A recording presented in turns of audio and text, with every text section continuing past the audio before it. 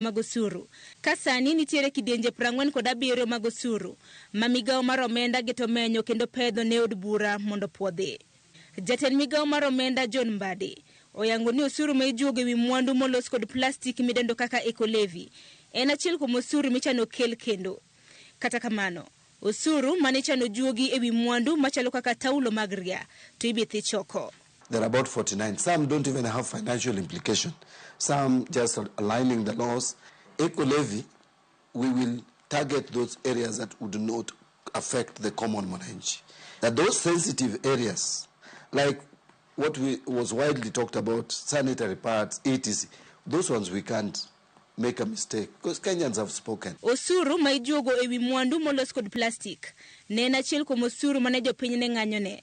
Okang' mabende nokwed mager gi kembe mosebedo kaloso mwandu makamago mawuok e pinje maoko. Ranyisi ne en kambi maloso math mayom mar Coca-Cola mane okwedo atamalo 10 mag osuru mane chano juoge. You know them, they are in business, but we also have an interest as a country. This country is not a dumping place. So we are saying if you are creating, if you are injurious to the environment, then you must pay for helping make good what you have, the harm that you have caused. Okang' makama medo nyuolo ng'ur kowuok kuom moko kuom jopiny. E mbui mar X, ywak makama osebed ka ichwalo kokalo e ote mar reject finance bill. Moko kuom jokenya matiyo gi mbuino osebedo ka ng'ur ni ok owinjore kel kata bath paro mar chik mar omenda mane osego piny kendo mane okwedi gi kukune. Piny owacho bende geto medo choko osuru kokalo kuom choro nyime kinde mowinjo ganda mapacho kae yango godo osuru magisechulo e kinde thuolo mar dweche 6. Okang' ma igeno ni biro chiwo thuolo ne jokenya mathoth mar yango osuru magi. Last year we allowed for tax amnesty and we collected. Because of that, the government collected 43 billion. So tax amnesty is beneficial both to the taxpayer and also to the government. Piny owacho bende nitiere gi chenro mar thicho oko osuru kowuok kuom mwandu mamoko machalo makate. Dwaro mowacho ni biro kungo omenda maromo siling bilion 70. You find that there are goods which are very essential commodities, basic, that we need, that Kenyans use every day. So we must protect the consumers. So we decided to put a lot of these goods under zero-rated commodities. Mbadi bende yango ni lokruoge mathoth ichano time duol mochung' ne choko osuru KRA ma igeno ni biro medo ageta mar choko osuru gi siling bilion 105. Magi duto ichano tim ka odin bugo mag kwepo choko osuru kokalo e yor lony manyasani. If we do reform KRA the way we want, the way I am thinking about KRA, we can get no less than 400 billion more. In fact, some people project even 600 billion. Miga mochung' nomenda chano kete tim lokruoge makamagi chop giko mar dwe mar 9 mar higani.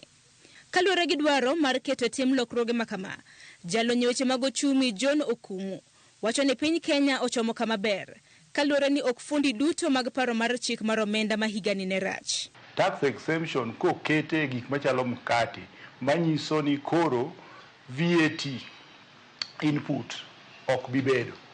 Sama input ok bibedo, refunds mano sirkal biro save on tax VAT refunds maybe dware mondo duoki. E kinde mokalo jatend piny andolando ni piny owacho chano duoko chien omenda motiyo godo gi siling bilion 177 gi dwaro mar holo siling bilion 169 mar dino fuok mayando we bang' paro mar chik mar omenda ma higani yando thi choko. Dwaro manyien makamago piny owacho yango ni biro konyo e chudo mag jopuonje mobwogo dhi ng'anyo, chulo jonyar rita kwe kaachiel gi konyo e siro somb mbalariany. Sharon Ong'ao, Ramogi TV.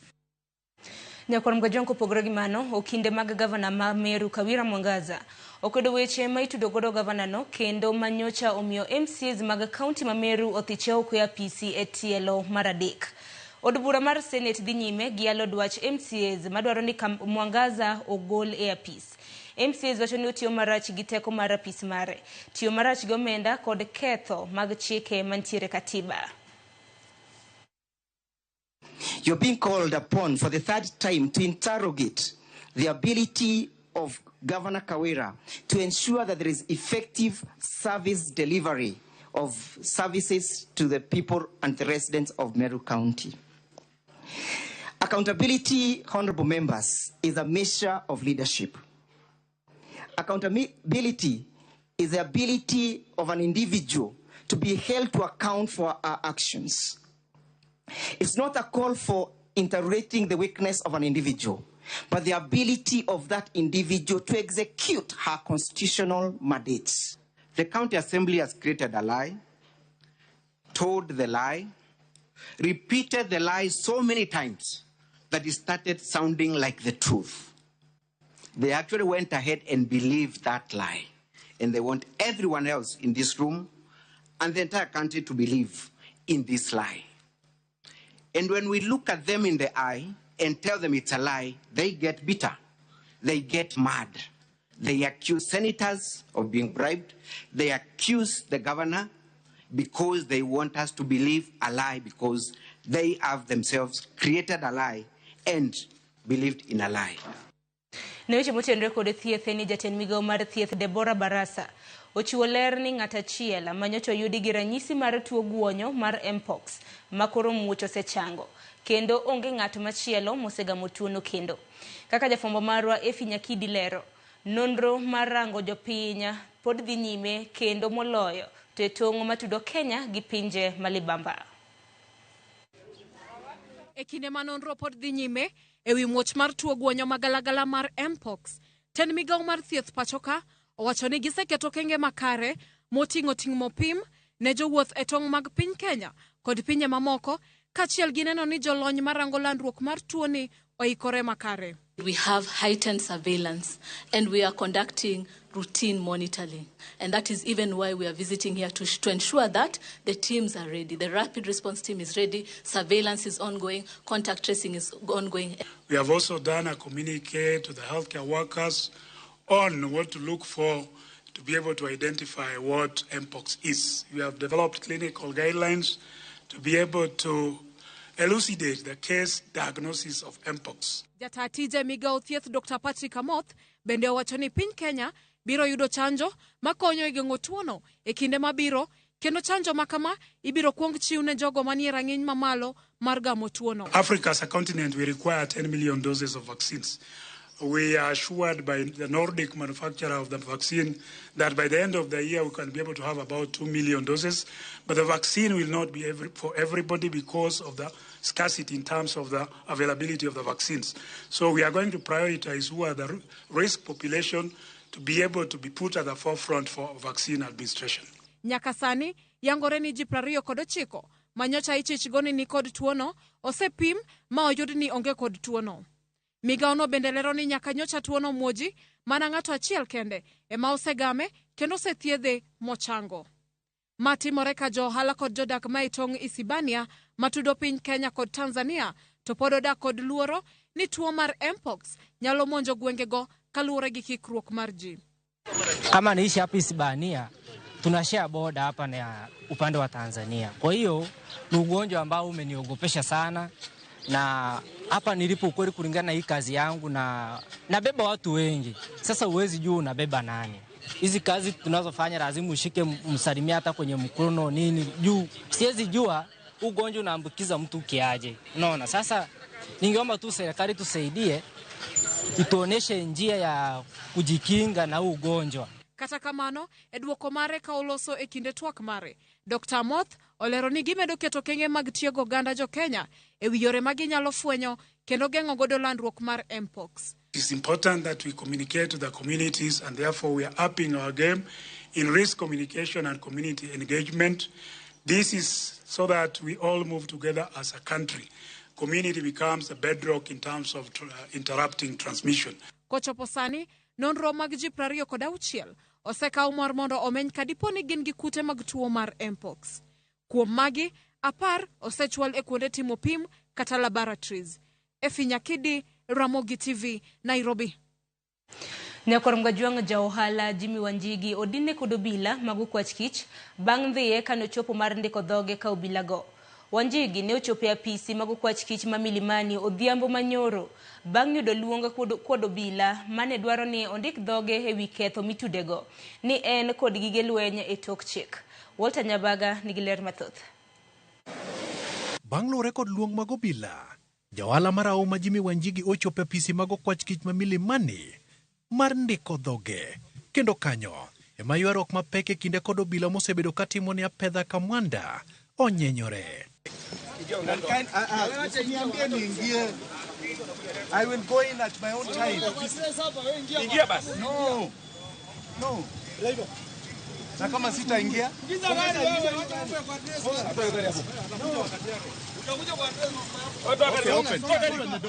we respect you, Mheshimiwa. Ingia kwa gari. Don't order me. No, we are not ordering. No, then keep quiet. Ingia. Keep quiet. Wanjigi kanyakla kod familia mare makoro ne odadhogi kuom seche maromo adek ka obila temo kolo mathoth kotenone kod gige lweny kaka mirutito kod bunde kendo konegi ni owinjore fwek dalane. Kendo jatelo no itudo kod ketho mar bedo kod bunde e yo ma ok opwodhi kod bod ma puodho jopiny bedo kod bunde. Another senior officer came and he started talking about guns that Wanjigi, they wanted to carry out some searches in Wanjigi's home about guns and so on. Now, I told him that I had no instructions about this story about guns at all. Don't be rough. Stop. Don't be rough with our client. You are assaulting in my... E pichani, Wanjigi kod okinde mage moting'o Willis Otieno nenore ka babni kendo mutni kod obila. Ka Wanjigi okora tege kende sembe mondo soye nyamburko mar obila ka ikone ni osemake. One senior investigator just came and said to us that, look, we are taking Wanjigi to court tomorrow and we are putting him in custody.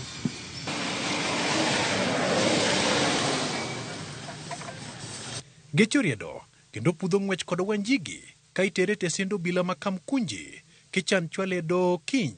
Kata kamano, okinde mage wacho ni obila odhi ataro kod chik mar doho manyotamo obila ma kata timo apedha e dala Wanjigi. No, he has been put in custody now. He is being taken, I believe, to Kamkunji, and tomorrow morning he will be appearing in court.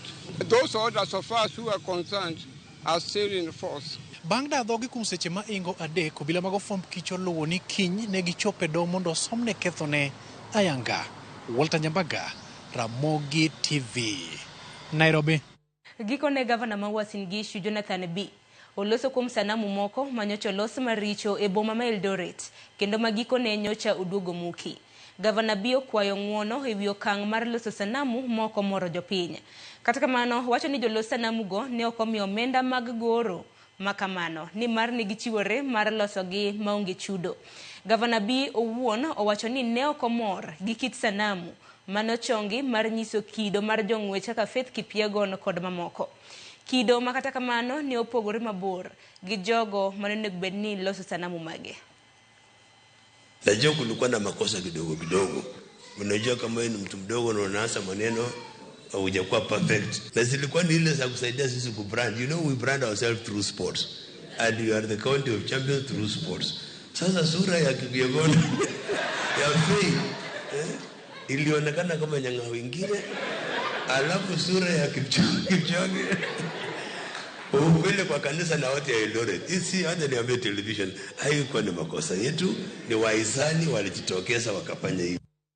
Aya, hiwinjo kanyo B wacho ni makosa noken margi. Kodhi nyime ni tendruok mar jopuonje mago magnate county ma Homa Bay olando ikruok magin go ne ng'anyo mag jopuonj manoselandi gi jagoro maduong' mar NAT Collins Soyo. Giwacho ni ok gibidok chien nyaka chieng' moro sirikal winj ywak mag jopuonje Thurka. Jatend NAT okoni onge japuonj moro amora mabiro donje tich e skunde mantiere county ma Homa Bay chakre chieng' tarik 26 mar dweni. Gikoni gidwaro ni tim winjruok duto mane NAT oketo gi sirikal moriwo ndiko jopuonj mag junior secondary e yo mongirore, medo jopuonj lemo e kind ng'ur mamoko. Bende gisiemo tend skunde mag ji giwegi e county no ka giwacho ni ok gibiyie mondo skundego ota chenro mag somo e kinde ng'anyo. Pesa mano chikwa nyaka miwa phase 2. Puonj 46,000 mapuonje junior schools. Ng'ani nyaka bed converted to permanent and pensionable terms. Jopuonj notimo interview jopuonj 130,000. Tiwacho ni jopuonj nofele interview. japuonj ma jahiga 58 mosepuonjo for higni 35 inyalo wacho ni nyalo fele interview. Pesa ming'ado wa mabi e bank, mabi e sako, mabi e schemes mag jopuonj ing'ado tok chiw. Wakwayo jatend piny President William Samoei Ruto ni owe go education sector piny chakre tarik 26 gi make sure ni onge japuonj moro amora modhi e skul. Skunde mag gi kendgi giwegi. Wayudo institution mokawo jopuonj gi nyithinde private. Wabro mobilize kendo wabro make sure ni jopuonj go wagolo oko te. Nyithindo go be wadhi riembe skul. Nitiere pesni mitere skunde makonyo bajede matimore skunde. Gi sani pesni go duok chien. Gino mono jopuonjwa madongo e sikunde go nindo. Gikia kaka gichan bajede gi madonji. Nyakorongo jonko ke kaunti ma Homa Bay atiri weche matimore kaunti ma Migori. Moko kuom jokanyogo mago mag Mau mawuok e kaunti ma Migori oseo piny owacho kuom rem miyo gi chudo magisebedo ka gidwaro kuom higni mathoth. Giywak ni piny owacho ok osedewogi kata bedi ne gikedo mondo piny Kenya oyud loch. Jafomo marwa ma Migori George Juma gi mathoth. Higni 60 nyaka ne piny Kenya yudo uhuru kowuok e lwet jowagunda. Moko kuom jogo mane okedo mondo koro piny Kenya yudo uhuru mawuok e kaunti ma Migori pod bandho chudo margi kawuok kuom piny owacho. Ng'eny gi hikgi oniang' kendo gin mayudo chudo kapod gingima koro rumo. Sirikal oparie jok machalo kamano manokedo ne piny kako nyango siasa baridi. Nikech negi kedo ne piny to okone ber mar kedo cha. Ezekiel Onyango mabende ong'ere kod nying kako nyango siasa baridi en achiel kuom jogo mane okedo mondo piny Kenya oyudo uhuru. Bende mano mnachiwra ni chwada lisasi ka ok ogol Kenyatta to mane rumba. Atimo gik madongo e dwaro loch mar Kenya ka. Andiko ne kata Queen Elizabeth through colonial secretary mondo Kenyatta owuog e lweti twitch. En achiel kuom jokanyo mag riwruogno mar Mau Governing Council ma osebedo karito chudo mare. Onyango mowuok e gwenge mag God Kweru e sab kuonde ma Suna West odiochieng' manyoro ne ohingo higni 100 nyaka ne nyuole. Duoko ni Nyasaye erokamano maduong' kuom rita ma chopo higni 100. Ji mang'eny ohero gik mamit kaka ring'o, abula, ang'o. Tan gima konyo okanyo ngimana ni asiko kod alot. Chamo alot adek ma suga, bo, akeyo, gapoth. Mamo put a tegno, put a strong. Makatini anyalo goyo dhoga chido. Owachna gisirito chudo kowuok kuom piny owacho makoro kata geno rumo. Asechandora ne piny gik mang'eny onge gimoro ma jo sirikal ma piny osetimo na kata para. E kinde twak maro kod Ezekiel Onyango wabende ong'ere kod nying mar siasa baridi ne oyango ni ka opogore kod kedo ne Kenya mondo koyud uhuru bende osebedo jasiasa marahuma kuom higni duto. Nikapewa jina la Onyango Msuba, siasa baridi, sikuingilia mambo za uchochezi. Kao chakiga mar 1963 nyaka sani Onyango osebedo e duond burano mar KANU kendo pod entie kanyo kananga ka achiel kod tai mar KANU mane nyiewo higni mathoth mokalo bende pod orito maber. Mae monoroko do 1963 emano pogo mage na dagi ni okaloki kama mnyuna achako godo siasa Kenya ka kata party moro kanyalo loko kendo. Josiasa mathoth osebedo kakoro loko duond buche maggi. Kata kamano Onyango to pod ochung' e duond burano mar KANU ma osebedo kuom higni 60 mokalo. Owacho ni josiasa mathoth loko duond buchego mag siasa nikech gimanyo pesa. Dwaro chiemo mochandogi. Tan chiemo mana dwaro ni onge gima dwaro ni piny Kenya oyudo loch. Onyango en achiel kuom kwan ji machuok ma osedak nyaka higni 100 e piny ka. Kabino wacho ni chiemo makare en achiel kuom yorego mag dak aming'a. George Juma, Ramogi TV, Migori.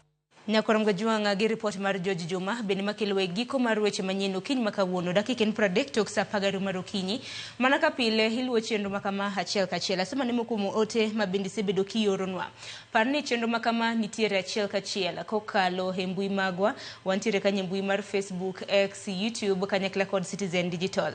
Aneno Harris Mati wacho ni sedonje chenro kaka pile e gwenge mag Rinya Awendo bina nino kota nino ote marikanyo Tino Blair wacho neno maler bel wacho ni sanamu rach kabisa maga paro ni sanamu mago maga Eldoret. Jackson Toby wacho ni Ramogi TV wachio makare Jackson Toby bende wacho na mos ni mamani kentiere e gwenge mago maga Kitale. Ne koronga juanga chenro pod ielach ni bangma wantiere koda nonro mano mara gazet okinyi makawuono wantiere gi The Standard gi Daily Nation jafwambo mabina ntiere goroka en Jobi Raymond ichio nade achio mabela michio godo pinyo chionad pinyo ru maber koda wang'eyo matimore siasa matimore wechego mag tuke weche sanamu weche mag ODM kachiel kod Azimio pro weche thoth mago duto te omipeke gazeti makawuono aneno kaendi Daily Nation omenya ahinya wechego mag Azimio kata ODM tamore riwore koda romo mano chan koda Azimio koro weche ng'eny gi kachiel koda chudo mag wechego mag university ma bende band 1 band 2 jonyuol pod ok winj gi maler patang'e wameny gi ane to weche motende kod band 1 nyaka band 5 go nyaka rom gajuange na ng'eni en chochni ma bende jonyuol nitiere godo nikech ipenyo ni nyathina ana atiere sikul kanyagora adake chan nang'we ni nyathi keto na e band 5 kar biketi kata ne band 1 duto te wabro bedo kwa yangu ni henondro mano mar gazet omiyo waka yo matin kik di mabora.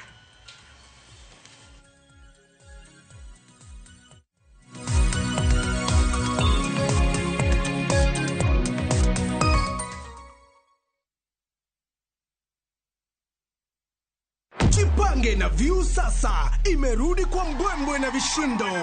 Jipange leo kwa nafasi ya kujishindia mamilioni ya pesa. Jipange ushinde na View sasa.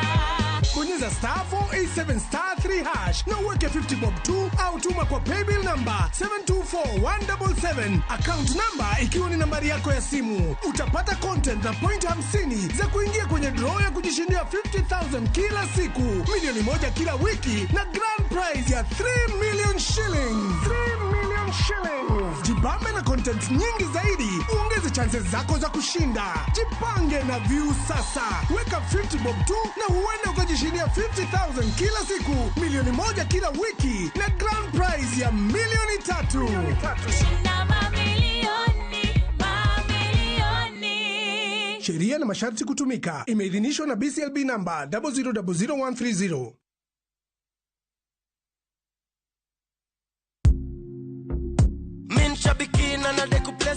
Naitwa Daniel Kimanzi, nimetoka Kitui County. Mimi kazi yangu ni an engineer by profession.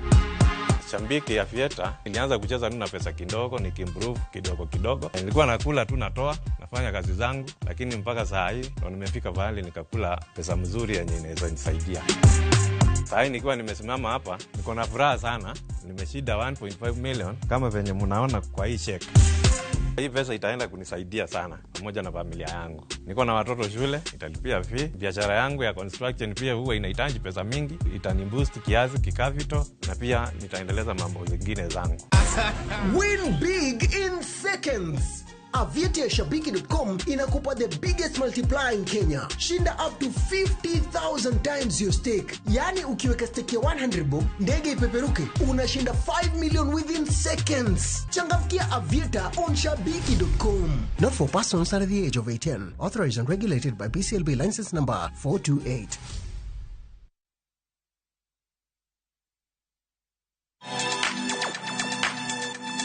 Dive into the vibrant world of Afrimax. Get ready for a whirlwind of color, flavor, and creativity on Viusasa. Watch as Dennis Chege transforms second-hand sneakers into stunning works of art for your feet. This is what I'm talking about. And that's not all. Beatrice brings a burst of innovation to baking with her unique and irresistible taste of creativity. We call it baking with love.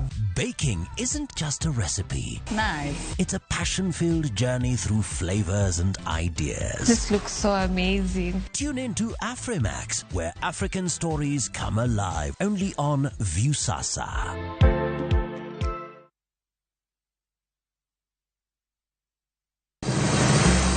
Be isepenjori e sigendni mayudore kuonde ma waluongo ni pachowa. Kapuonjani nobiro nikech gwenyruok e kind owete. Riwri kodwa mondo wanon sigendni mabeyo mag kuonde ma wadakie. Nitie ninyuo kongo kacha niluongo ni kilap joko wili. Kochakore bombe madongo nyaka gwenge ma iye. Otusenge en piny joimbo mar oganda miluongo ni Wasenge. Ng'e gigo mamiyo oganda ka oganda bedo mopogore. Nueng'o ma wan godo ka en mar kunyo goji. Urudi en kama ji duoge ji ok lal. Ng'e weche mane osekalo. Chon chande lweny nitie kor gweng'. Rwako sigendni mag kuonde ma wadakie. Iwacho ni kibedo piny e kom kineno ng'ama lwete fuare kama mano nyiso ni jakano mulo ka pigo sechope bwo mesa. Ng'e gwengewa chieng' tich ariyo saa 3 otieno mana e Ramogi TV. Escape to the coastal paradise by grabbing the 25% discount from View Travel. Unwind and indulge in an all-inclusive meal plan for a 3-day stay at the luxurious Diani Reef Beach Resort, where every moment is a blend of elegance and relaxation. All these for only 31,000 Kenya shillings via SGR and 38,000 Kenya shillings for the flight option. Enjoy unlimited drinks and snacks as you slow down to the calmness and tranquility of the sea through thrilling water adventures. Wind down the day with spectacular sunset views on the shores of the Indian Ocean. Don't miss out on this exclusive all-inclusive offer from View Travel. Call 0703-254-254 or visit viewtravel.com and book your dream escape now. View Travel. Dream, explore, discover.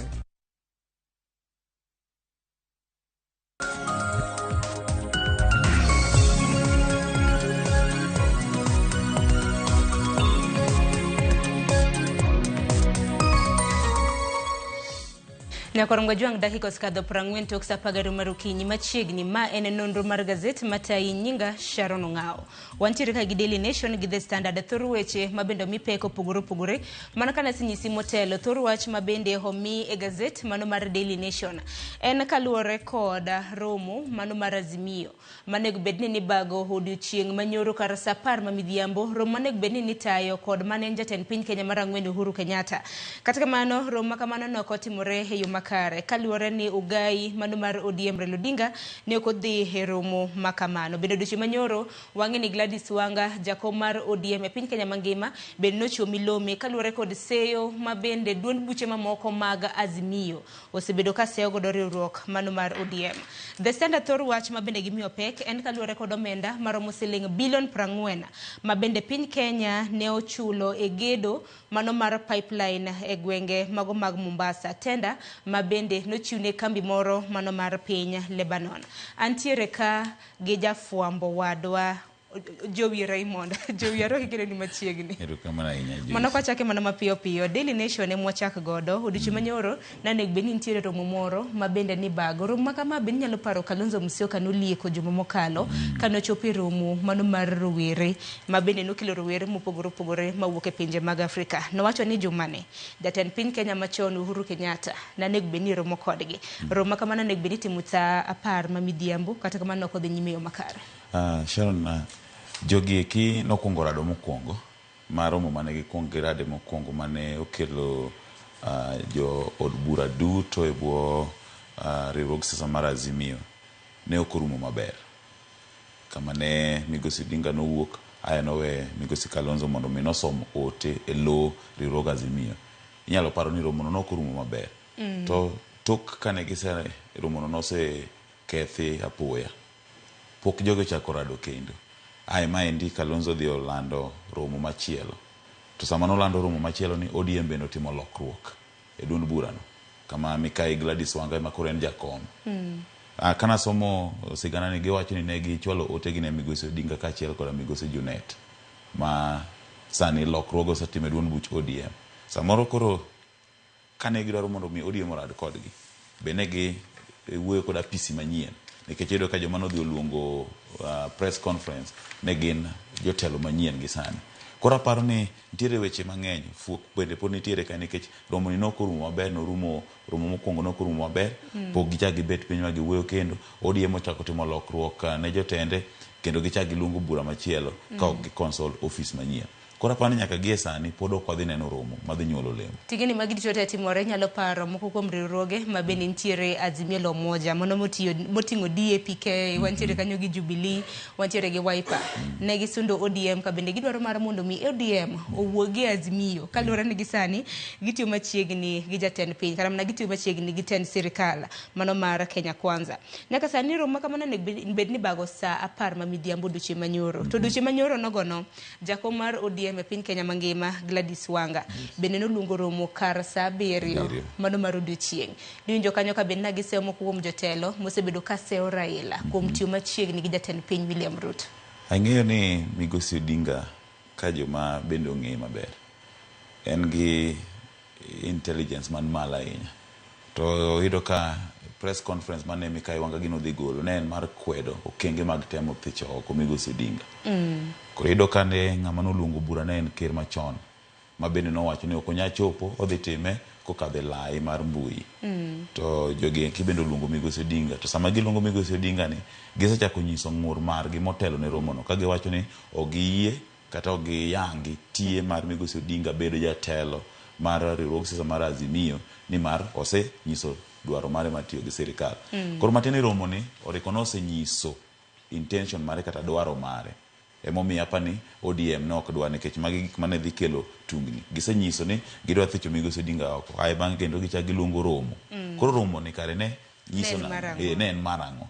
Ka dwaro margi to en mar golo Migosi Odinga oko. Kata ka niwinjo twak mar Gladys Wanga duche manyoro bende nowacho ni gin kaka ODM gikia maling'ling kotenre kod romo maket kod mano. We warita naka ponono ni romo makamani bichaki bago kendo nikech jatend piny Kenya machon to naonge pachoka. Romo makamano no dhi timo e yor lony manyasani mar Zoom mana kaka nisewacho. Kopogore gi manya kwa Mgajwanga bende wach momipeke ite mar 4 gi mano mar 5 midhiero momako gavana e kaunti ma Meru Kawira Mwangaza. Buche no chako winjo duche manyoro e od bura mano mar Senate. Kawuono duche mar 2 mabende bura makamano ibro bed ka iwinjo bura mabende chako kar sa 3 mano mar okinyi. Oduche manyoro Raymond neno kanyo ka Kawira no chopo gi okinde mage 6. King'yo MCAs e kaunti ma Meru gin bende na gichopo kod okinde madiroma 8. Kanya kasani niwinjo kanyo ketho mopogore mabende nodonjne godo.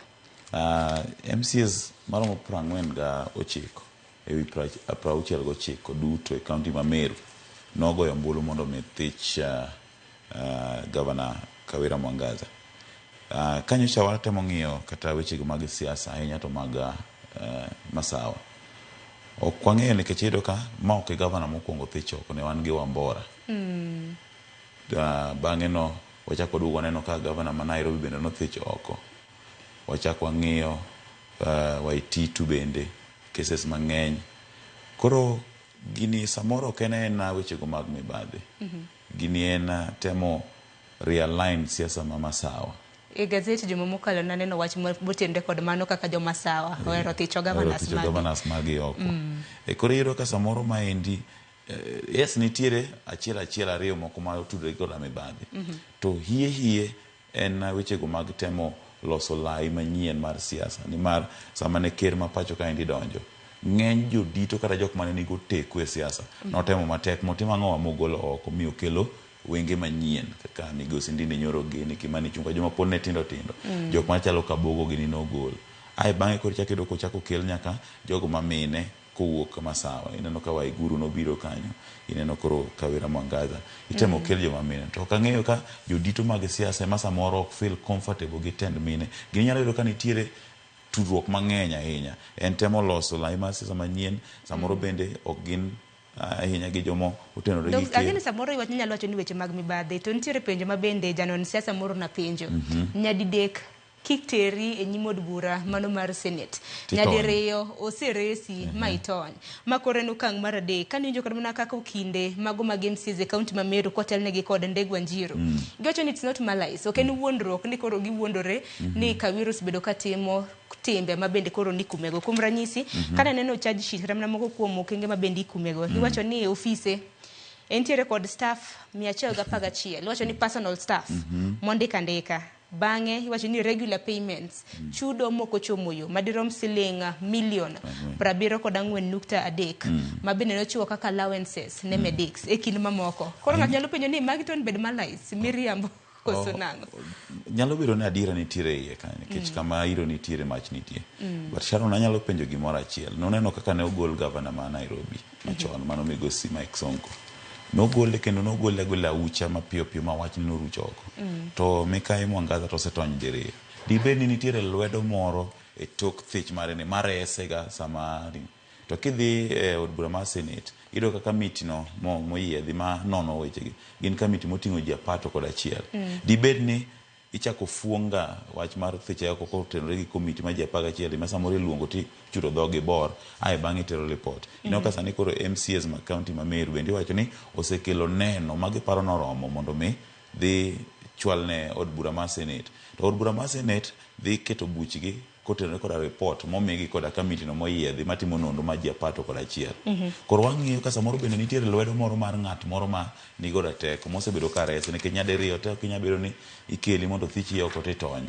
Ma indi koro kendo chako duoge kendo. Warito neno ka samoro gik mowach kaka ndiko e tich personal staff 111 mano mage ma bende iwacho ni ng'enygi gin wedege. Koro warito neno ka magi bende neno moromo. Samoro idhi wach ni koriemb ji 110 gi tich to koro en onyalo mana dhi nyime gi tije. Koro pod weche ng'eny e thicho mar Mikai Mwangaza ni ta chich ni nitiere samoro lwedo ma dhi poko rese kendo. Ineno ka gima nitiere lwedo maton bed ni nyalo rese. Nitiere lwedo moro ma opondo nikech ng'ama miyo tony ne diriyo ok en gino monyalo kawo mayot. Nikech waseneno jo dito joma ne nigi mwandu Tigene Kawira ni nochako go mana kodonje apisi. Koro chakre tam mara mokwongo nikech ene tam mokwongo chakre hike mokwongo nochak goye. Nyaka sani pod en nakedo. Makoro piny nyalo bedo ni sirikand kaunti ma Meru bende tich dhi yo makare nikech gavana sakasa odonjne gi ma sakasa entiere doho. Lweny moro amora ma ni mako gavana ng'enyne ng'iko ga tije mag kaunti. Koro ok wang'eyo maybe samoro chieng' moro ka koro mesa mar weche manyien omenyo manifesto kata blueprint mar Mwangaza gi nyaka sani kama wasegikeni to koro wang'iyo ni nowacho ma bose gine ma nowacho to giko ni samoro biro keto ni an samoro negatinu MCS gi mane chanda koro kuro ni mondo atinu maber MCS gi moduok na dala to miya manyien makonya tich. Aya bura makamano nyakoro mgajong nyaka gisani nitiere nyimod bura mano mar Senate odiochieng' makawuono en odiochieng' mar ariyo ma bende od bura mar Senate biro bedo kadayo dho iwacho ni okinde mage gin bende giwinje kama bura makamano ochomo duto te wenge wa bende kawuono nitiere od bura mar Senate odiochienge mar ariyo bura makama nochak winj odiochieng' manyoro. Kopogore gi mano bende jowi waringa ne ite mano mar aboro campaign ne Hugai mano mar ODM Raila Odinga mano mar dhi laro koma mano mar AUC ng'eni kom makamano nego bed ni election sitimo higa mabiro. Koro nitiere kaka jagoro mungirore e bwo migawo mano mar weche mag limbe mag pinje maoko mano mung'ere kaka Korir Sing'oei ma bende wacho ni campaign piny Kenya biro bedo ka chako machiegni mano mar siero Hugai mar Azimio. Ineno kanyo nyinge mopogore opogore ma bende Raila Odinga biro bedo ka kedo godo.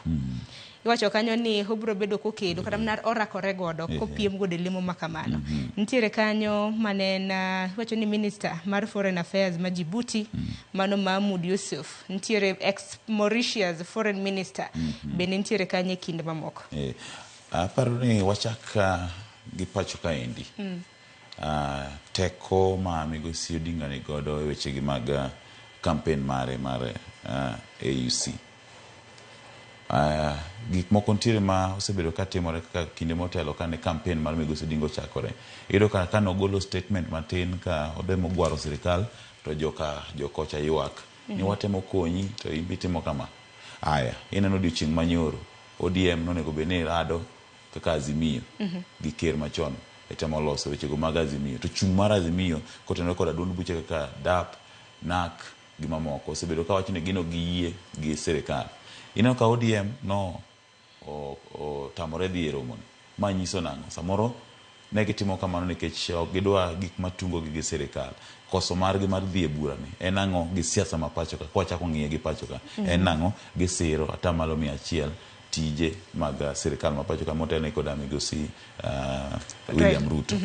William Ruto kaachiel kod joge mane opedho nying migosi Odinga, kendo migosi Odinga dhi kaka representative ma Kenya.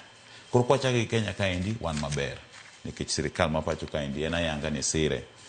Kwa dhi e pinje maoko wadhi ng'iyo jogo ma bende opiem godo kaka Djibouti, kaka Mauritius. To kiseng'iyo sir ma migosi Odinga ne godo, wachako gi Afrika ma ugwe, East Africa. Nonego bed ni Tanzania ne golo jachung' ma gikone to no gigolo. Migosi Odinga osetimo romo gi Salva Kiir, osetimo romo gi jomoko kuom migosi Yoweri Museveni ma Uganda. Manyiso nang'o kowuok Kenya, okange mare mokwongo go East Africa kapok odhi West, ma bende ng'at mosebedo ka sire malich mokadho en ker machon ma piny Nigeria mano kodhi West Africa. Nosedhi Ghana, noseneno kodhi nyaka Zambia kinde manodhi chung' e lojo Kenya kane liel nitiere Zambia. Koro kwang'iyo Kenya kaendi waneno ka en maber. Kodhi Afrika ma ugwe, East Africa, osewuoyo gi jatend piny Uganda, osedhi Kigali kana neno ka en gi migosi Kagame ma bende nochako yudo telo kendo manyien. Koro waneno ka East Africa migosi Odinga oseloso osiep maber. Wanyalo wacho ni oseketo e sanduku. Koro kwadhi West Africa, wadhi East Africa, South Africa kendo mamoko. Wanyalo ng'iyo ni gisani Djibouti, Mauritius gi Madagascar ok wang'eyo ni support margi ni kanye. Koro mae be nyaka wadwa ng'eni to nikech gin bende gisegolo ji nikech kineno kwan mag ji ma bende biro bedo ka ringo ne lemo mano mar kom mar AUC gin pinje 4. Iwacho ni candidates 4 mawuok e pinje 4. Ogai mar Azimio Raila Odinga en achiel kuomgi. Kata kamano campaigns ka biro bedo ka chako hanno kanyo ka Korir Sing'oei wacho ni giseiko lai manyien mano lai makare mano mar timo campaigns. Nikech anno ka sa ringo matek dongo wadhi na nyime e ite mar 10 omi wach motenre kod somo. Wang'e ni juma mabiro nyakorom ga juang' skunde e kor gwenge mopogore ibro bed kiyawo. Kata kamano riwruok mag jopuonj mago mag NAT gi Kupet to nobwogo dhi ng'anyo kaluwore kod CBA agreement singo ma bende poko omigi nyaka sani. Kata kamano aneno ka juma ni nitiere kaka twak ochan tim e kind migawo mochung' ne weche mag labor, treasury kanyakla kod migawo mochung' ne weche mag somo. Duol mochung' ne ndiko jopuonj TSC bende biro bedo achiel kuom duonde ma bende biro bedo ka romo mano mar gayo ng'anyo makamano.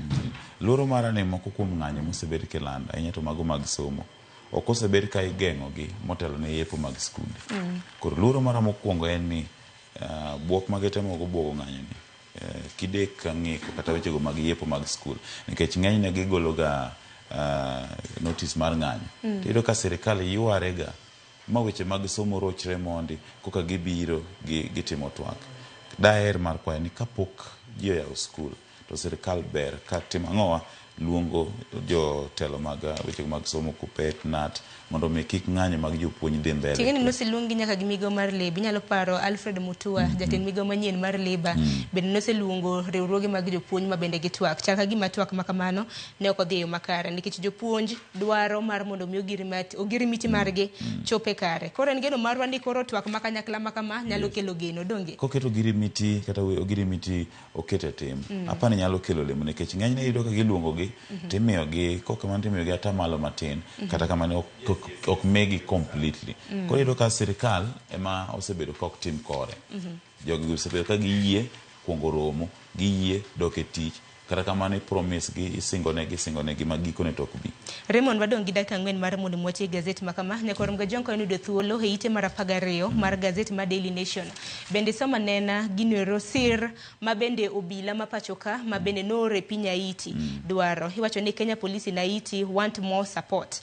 Gidwaro nyamburko moko e kind mamoko nikech nitiere nyamburko ma bende nomigi ma bende jomaundu magwe pinya iti bende noketho. E ite mar 14 weche motenre motenore kod weche mag thieth. Bende piny Kenya osetiyo kod siling bilion 22 mano mar chwalo thieth mag kansa. Chutho to nyiew yedhe kata yien mago mag kansa e kind thuolo mano mar higni 3 ma osekadho. Subtende 5 ema noyudo ber makamano. Nanno kanyo nitiere Nairobi Hospital, Moi Teaching and Referral Hospital, nitiere Nakuru Provincial Hospital, nitiere Jaramogi Oginga Odinga kanyakla kod Coast Provincial General Hospital.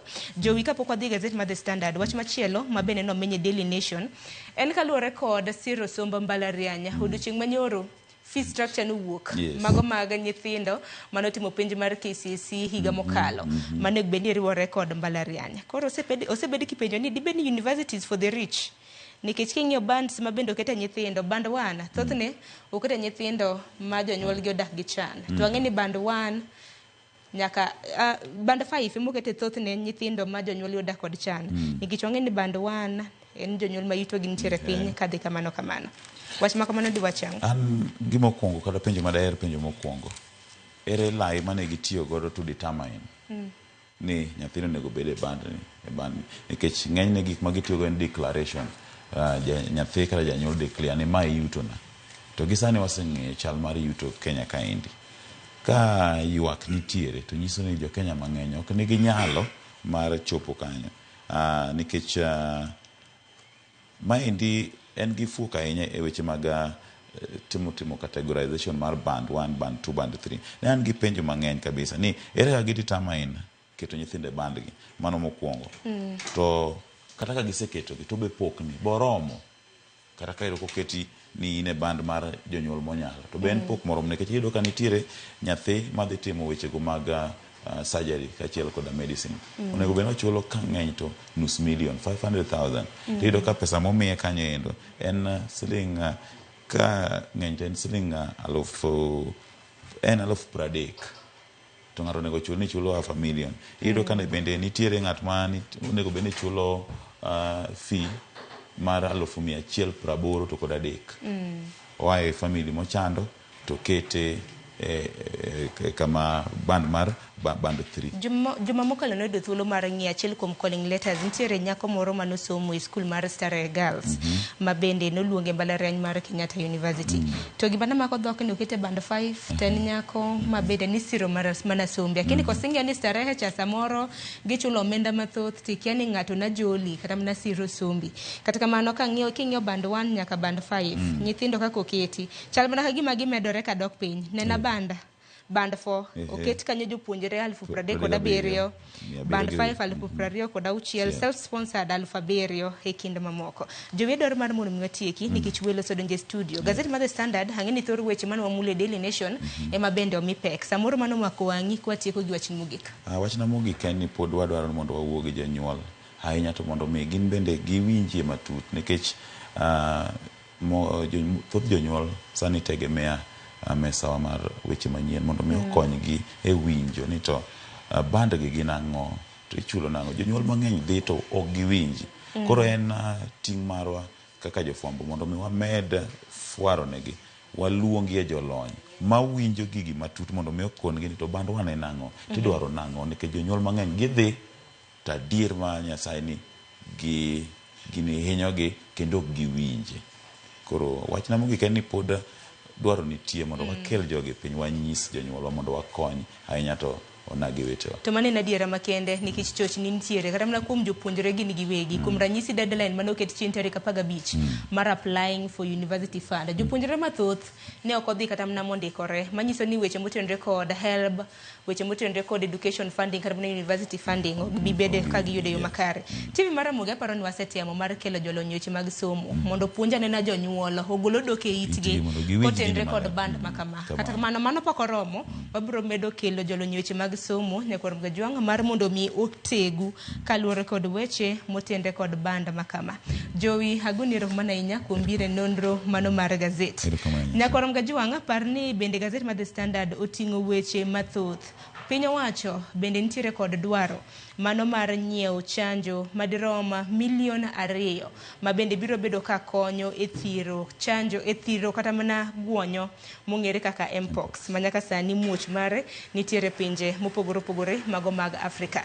Odiochieng' manyoro kanoloso jatend migao mano mochung' weche mag thieth noyango ni piny Kenya pod onge confirmed case, nantie mana confirmed case achiel ma bende nyaka sani en jalnero ma bende nen long distance driver kata mana derepe ma bende riembo ng'we maboyo manyaka sani ne osechango. Kano somo ite mar ariyo bende wang'wa odiochieng' ma kawuono biro bedo e od bura maduong' ma pachoka ka bende igeno ni chokruok biro bedo kanyo od bura. Iwacho ni Moses Wetangula mano speaker mar od bura mano mar National Assembly bende noseluongo romo mano committee mano tel mar education kata mana mar somo mano tel ne kanyo kod Julius Mili.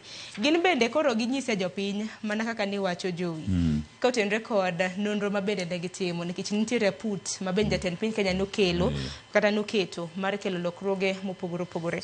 E kinde mamoko hang'ini nyawadwa Cleophas Oluoch biro bedo katwake antiere gi jakisumo ka Cleophas Amose ni misawa Berainya Sharon Ong'ao weche thoth ahinya ma bende waikane odiochieng' ma kawuono madhi bedo kae ka waluwo kendo wabiro godo achiel kachiel ka warango chal mar piny Kenya. Welo osedonjo kar ka warito mana chako twak to mana kaka ilero wadarangane ni weche mag siasa to gin mage weche motenore kod ngima dhano biro da bedo kae ka warange lokruoge bende ma ilieko nyalo bedo e paro mar chik mar omenda ma bende nowete kinde mokalo ka koro sanda duok osuru moko tiende nang'o ne japiny kata jadak kamoro amora ma gintiere e alwora ma pacho kae. Ma en twak ma bende wabedo kwaluoni achiel kachiel kendo wadhi chako mana sani to ka isekelo gazet antie ka koda welo adek antie ka kod okil Kamaloka Brenda Ongalo kachiel koda ka jod bura ma Suba South Karoli Omondi kod jod bura ma Dhiwa Martin Peters Owino Ward Chief wada penjo mathoth to ng'ene ni duoko wadhi yudo mana kar kae Sharon. Mana kamano nyakoro mgaji wangu wana jafumbo wadwa Cleophas Oluoch mabendo oseikre e yo makare we anaka yo matin warad kende chenro mar mbako romo chakre saa 3 nyaka saa 5 mar onyango. Nyinga Sharon Ong'ao.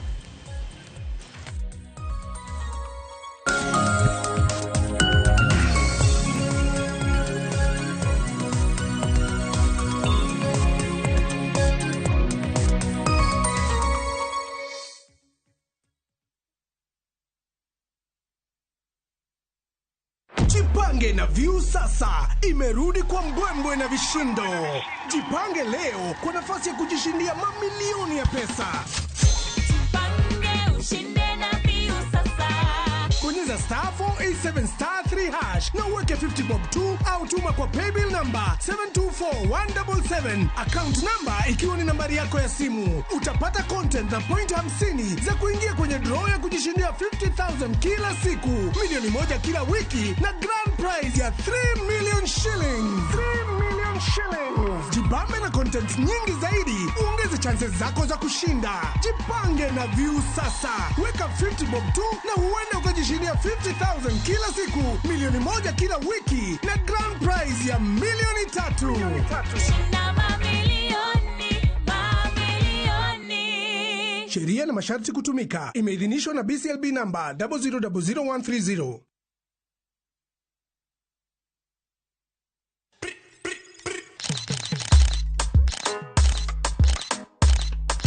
Rewind and come back again, Selector. Nostalgia is the name of the game. Join me, Anita Mbuya Damiano and Terry Mikamba every afternoon from 1 to 4 p.m.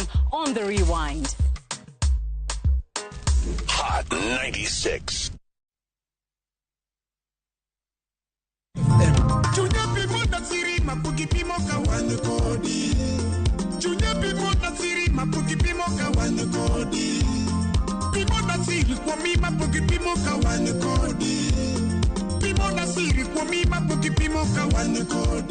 Ma an abongo jaka bwana kaka ung'eyo mondo mi yud thuma mar Promise of Love kaka sikiza tip idio *860*416# Ramogi TV e od jothum duto.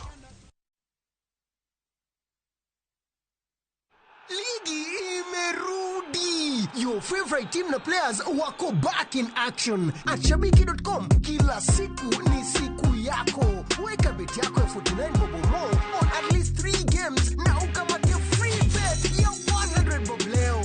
Not for persons under the age of 18. call number 428.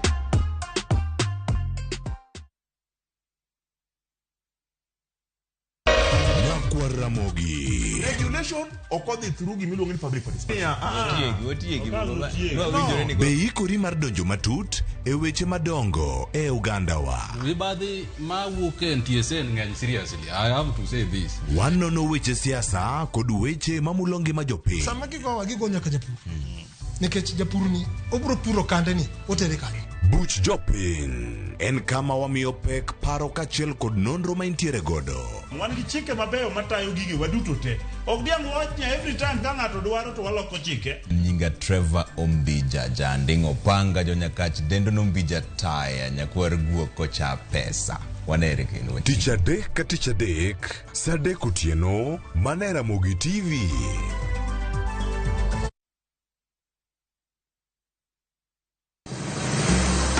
Isepenjori sigendni mayudore kuonde ma waluongo ni pachowa. Kapuonjani nobiro nikech gwenyruok e kind owete. Riwri kodwa mondo wanon sigendni mabeyo mag kuonde ma wadakie. Nera nitie. Ninyuo kong'o kacha niluongo ni kilap jokowili. Kochakore bombe madongo nyaka e gwenge ma iye. Otusenge en piny joimbo mar oganda miluongo ni Wasenge. Ng'e gigo mamiyo oganda ka oganda bedo mopogore. Nueng'o ma wan godo ka en mar kunyo goldi. Urudi. En kama ji duoge ji ok lal. Ng'e weche mane osekalo. Chon chande lweny nitie kor e gweng'. Rwako sigendni mag kuonde ma wadakie. Kiwacho ni kibedo piny e kom, kineno ng'ama lwete fuare kama mano nyiso ni jakano mulo ka pigo sechope bwo mesa. Ng'e gwengewa chieng' tich ariyo saa 3 otieno mana Ramogi TV.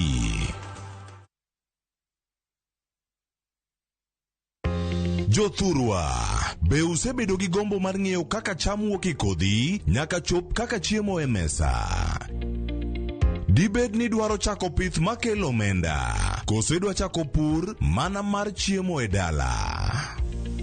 Wakelo ni yore mag chako magi duto e chenro mar pur gi ohala. Pur manyasani kendo manigi okang' mamalo to kelo yuto mathoth. Piny olokre dhi e teknoloji kendo puro kenana pur kaka ni manyachon. Kuonde kwath osedok matin. Tinyalo bet gi dhiang' achiel mar grade tikete e ot tiomone chiemo to ochiemo. Pur mchele ber kendo nyalo teri mabor. Ngimani be nyalo lokore gi higa 2 kende kitiye yo morere. Pur gi ohala kelo ni jopur kendo joma olony e weche pur. Chieng' tich adek saa 1:45 otieno, kik bai.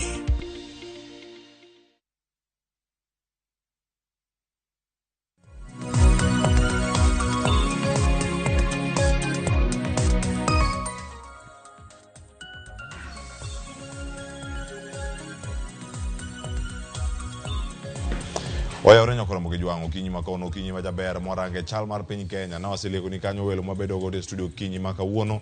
To ka warango chal mar piny Kenya wadago tarubine konde mopogore opogore mabende wasingo nini wadhi bedo ka wamulo tainya mago bende machiegni kodwa kaka onagi ka wagoyo mbaka kaka joka ng'ato. Okinyi makawuono adhi bedo katai e chenro okinyi makawuono. Nyinga Cleophas Oloch jakisumo kanyakwar mokeo nyaka Chisango arwakini machiegni mana koro kaka nasekoni welo madhi bedo godo kori thuolo mar winjo duondgi kendo neno gi achiel kachiel ka wantiere kar kae. Wan ka koda Mheshimiwa Karoli Omondi, jaod bura ma Suba South. Oyawre kendo erokamano kuom thuolo mar chopo Ramogi kawuono. Oyawre nyaklew. Kama chielo nyakora Ramogi jwang' wantie ka kod Brenda Ongalo, okil kama loka kendo jagoro maduong' mar duond bura mano mar United Green Movement. Oyawre kendo machiegni. Oyawre nyaklew fa samor mar bedo ka. Erokamano ahinya kendo machiegni. Kama chielo nitie ka koda jaod bura ma Ndhiwa, Martin Peters Owino, Wood Chief. Wantiere kode kachiel oyawre kendo erokamano kuom chopo. Oyawre go sana. Aya, mana kama chope kar kae nyakora Ramogi jwang' nitie duond buche ma osebuogo duond bura mar ODM ni mondo ODM owuog e riwruok mar Azimio la Umoja. Tiende nang'o? To mae duoko mane giyudo ka wuok kuom jakom manyien mano mar ODM Gladys Wanga ma bende en governor e county ma Homa Bay kotenore kod dwaro ma kama bende ni gimoro manyalore gidhi bet koso gidhi wuok kaseyo podi medo mana biunegi. Owinyane sigana ni molos maka kod jafwambo wadwa Eric Owenga. ODM koro okoko mar kone duond buche mamoko e Azimio ni onge kama gidhiyoe kendo gibiro dhi nyime gi tiyo tijgi mar keto piny owacho tesre ma onge buok. Jakom mar ODM Mikai Gladys Wanga e twak mare mokwongo bang' yudo lemo mar telo ne ODM e Kenya mangima nowuok tung' mosuo gi jotelo ma osebedo ka soko ODM. Gima wacho kawuono ni wan minority party kendo wan ei Azimio. Kendo wach moro amora ma ng'ato wacho ni nikech jowa mamoko ni e sirikal ni koridwa no golwa e Azimio kendo mondo golwa e kombe mag bunge ma jowa obete. Mane gimwa kwedo ka odiochieng' ma kawuono. Kweth machielo mar Azimio kotel ni kod Kalonzo Musyoka gie sani othir kendo gichano bago romo mar kuku mar riwruogno, romo bende biro twak ewi okang' ma gibiro kawo ni duond bura mar ODM. Wawinjo ka jowa moko mag Azimio wacho ni gidwa golo ODM e Azimio. To gima duong' ma wacho kawuono en ni ODM onge gi winjruok moro amora gi Kenya Kwanza ma en official mitero ka registrar of political parties magolowa e as a minority party. Raila Amolo Odinga e jatelo mar Azimio coalition. Mang'ama dwa gole e komeno bewewa mana kaka ODM piny. When Honorable Kioni talks about Jubilee, which Jubilee is he talking about? We know we have two factions in Jubilee. We have the Sabina Chege's Jubilee and we have Kioni's one-man Jubilee. You cannot intimidate a big party like ODM. Mheshimiwa Raila does not need to lie that he spoke to Uhuru Kenyatta to cleanse himself as purported by Kioni. Cleanse himself from what? Ywaruok Azimio medo tedre tok ODM chiwo mokum jotende tiyo gi Ruto, okang' makoro yudo sir kuom jod bura mag ODM.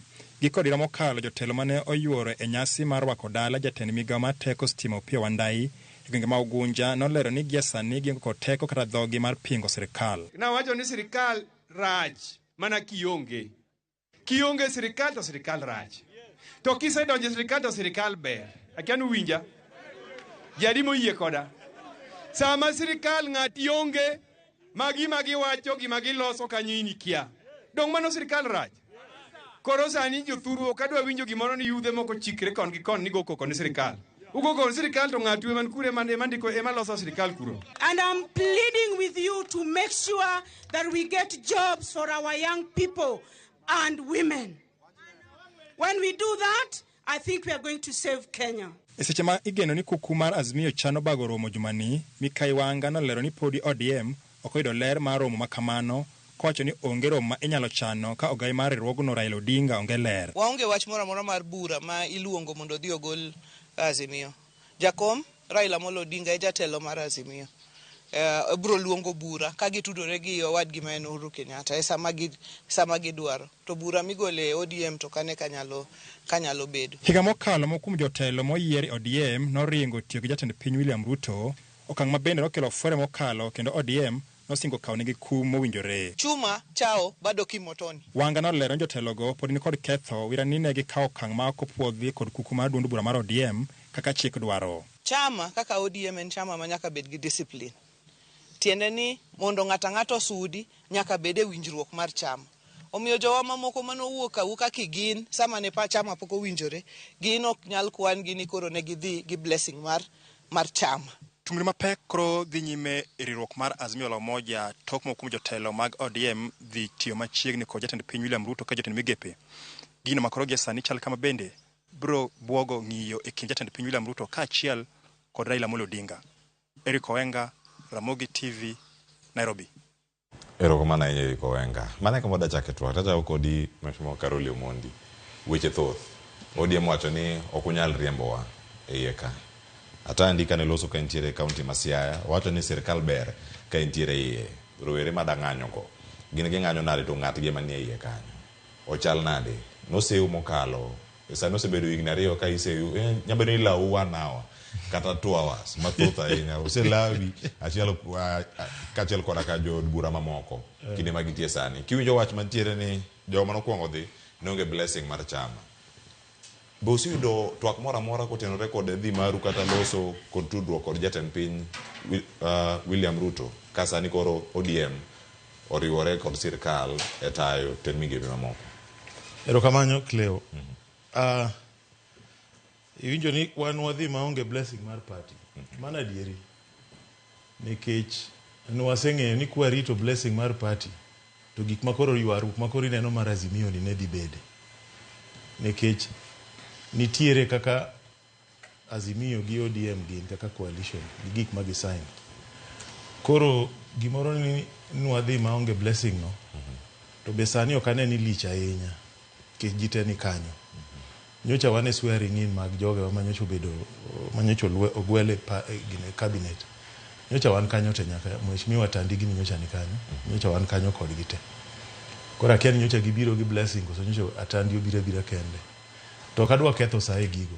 Gima timre kata kana an kama mogik na kono uni Azimio to en gima themba pani ni na nyisi man. Koro unya neno Azimio en gima ma themba. Azimio ni kinene maber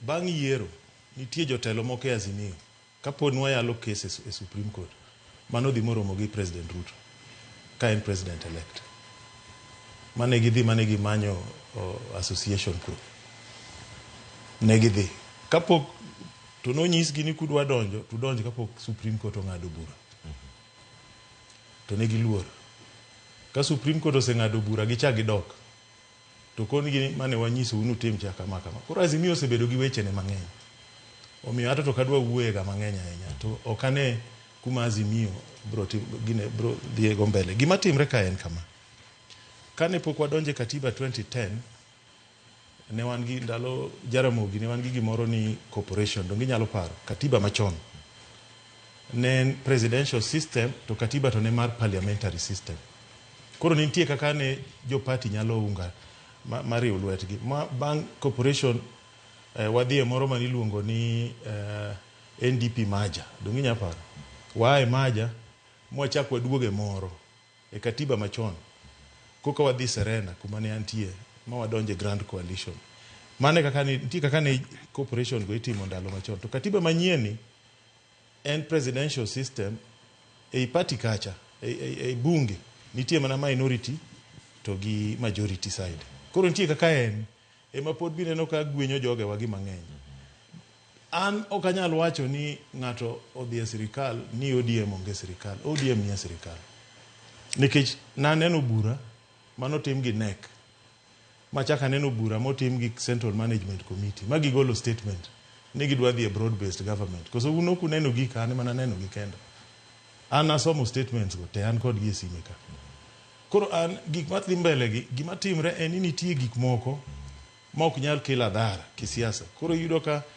dhok achiel wacho kochomo koni dhok machielo wacho kochomo koni en ratiro mar duond buche mamoko mantiere Azimio dwaro ni ODM owuogi e kanyo to ODM oseramo ni ok giwuogi ineno gima timre ODM kondiko maktaba mal adieri ni gine coalition arrangement kata any form of arrangement gi Kenya Kwanza nyaka giwe minority positions emomiyo ok ginyal sign gino William Ruto be ok dwa no sign gimoro gi ODM kech ok odwa ni sirikande oneni ni gi lines fault lines ni magi jokoni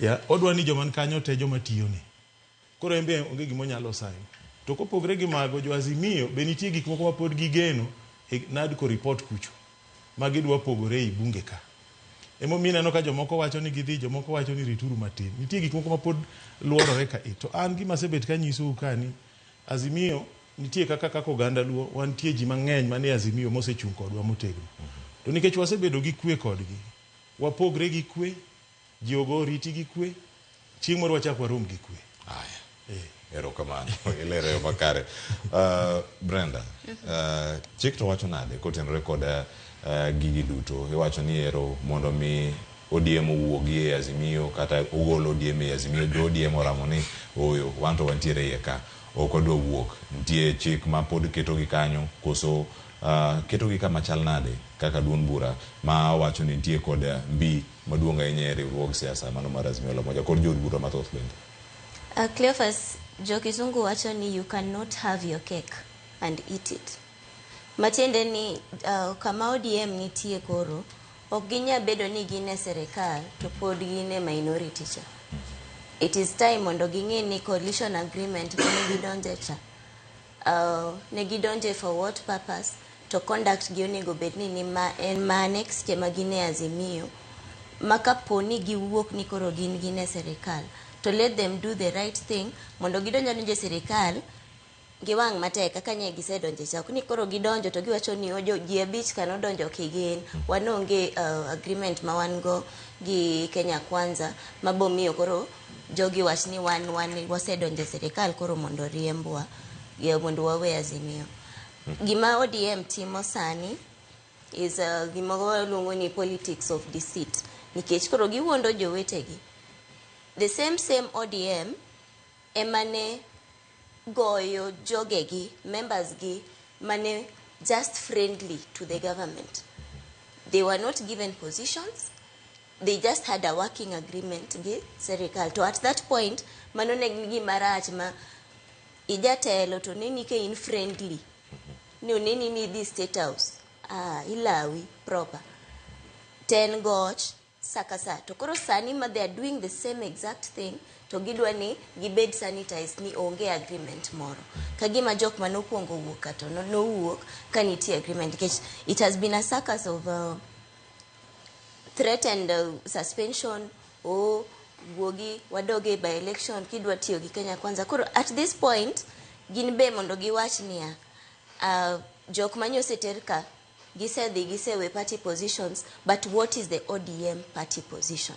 Nikech kinde ka kinde asoje ni gima kelo problems gi any coalitions kata political parties mag Kenya ok los gigagi based on ideology. Nikech yudo ka Jubilee no biro DAP Kenya obiro, ODM obiro, giriure purposely for that election. They did not share ideologies at that point.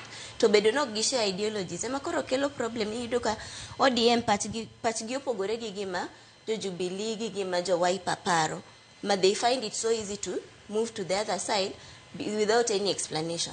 Nikech koro ka questions have been ni kane ji dhie yiero Kenya Kwanza ne nigi manifesto gi which was directly opposite mar gima ne Azimio ne nigo. Koro seche ma ng'ato dhi modonjo cha, what are the modalities? Gidwa operate nango. To bedo ni sani gidwa ni ji abich manodhi ka onge agreement mora mora moseket kanyo which gives ODM leeway mar wacho ni wan pod wane minority joka odhi kigin.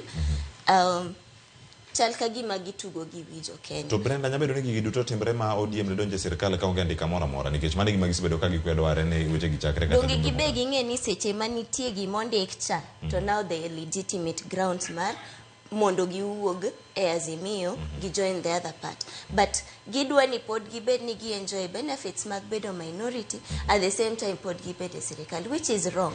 That is being greedy. Erokamano. Wuod Chief nyigi no wach juma mokalo mathoth ne wan kota kode weche manyien ka winjo kanyo wacho ni de oher ni Wuod Chief obed jakom mar ODM county ma Homa Bay kendo leo ma kamano jo ODM no se lero kaka odhi bedo jalopa Gladys Wanga mana Milton Orata koro dhi bedo e thuolo no. To in koro kaka jak chama kendo nyigi osebedo kacha chama kinde malach ahinya. ODM ni sirkal to ka gine sirkal ang'o mo giwacho ni ok de riemb gi e Azimio to Azimio emo osebedo ka edo sirkal tesre. Ing'e ber siasa ni nitie koko to nitie action bende. Ng'eni ka ji wuoyo jomoko payuka jomoko koro watime nang'o.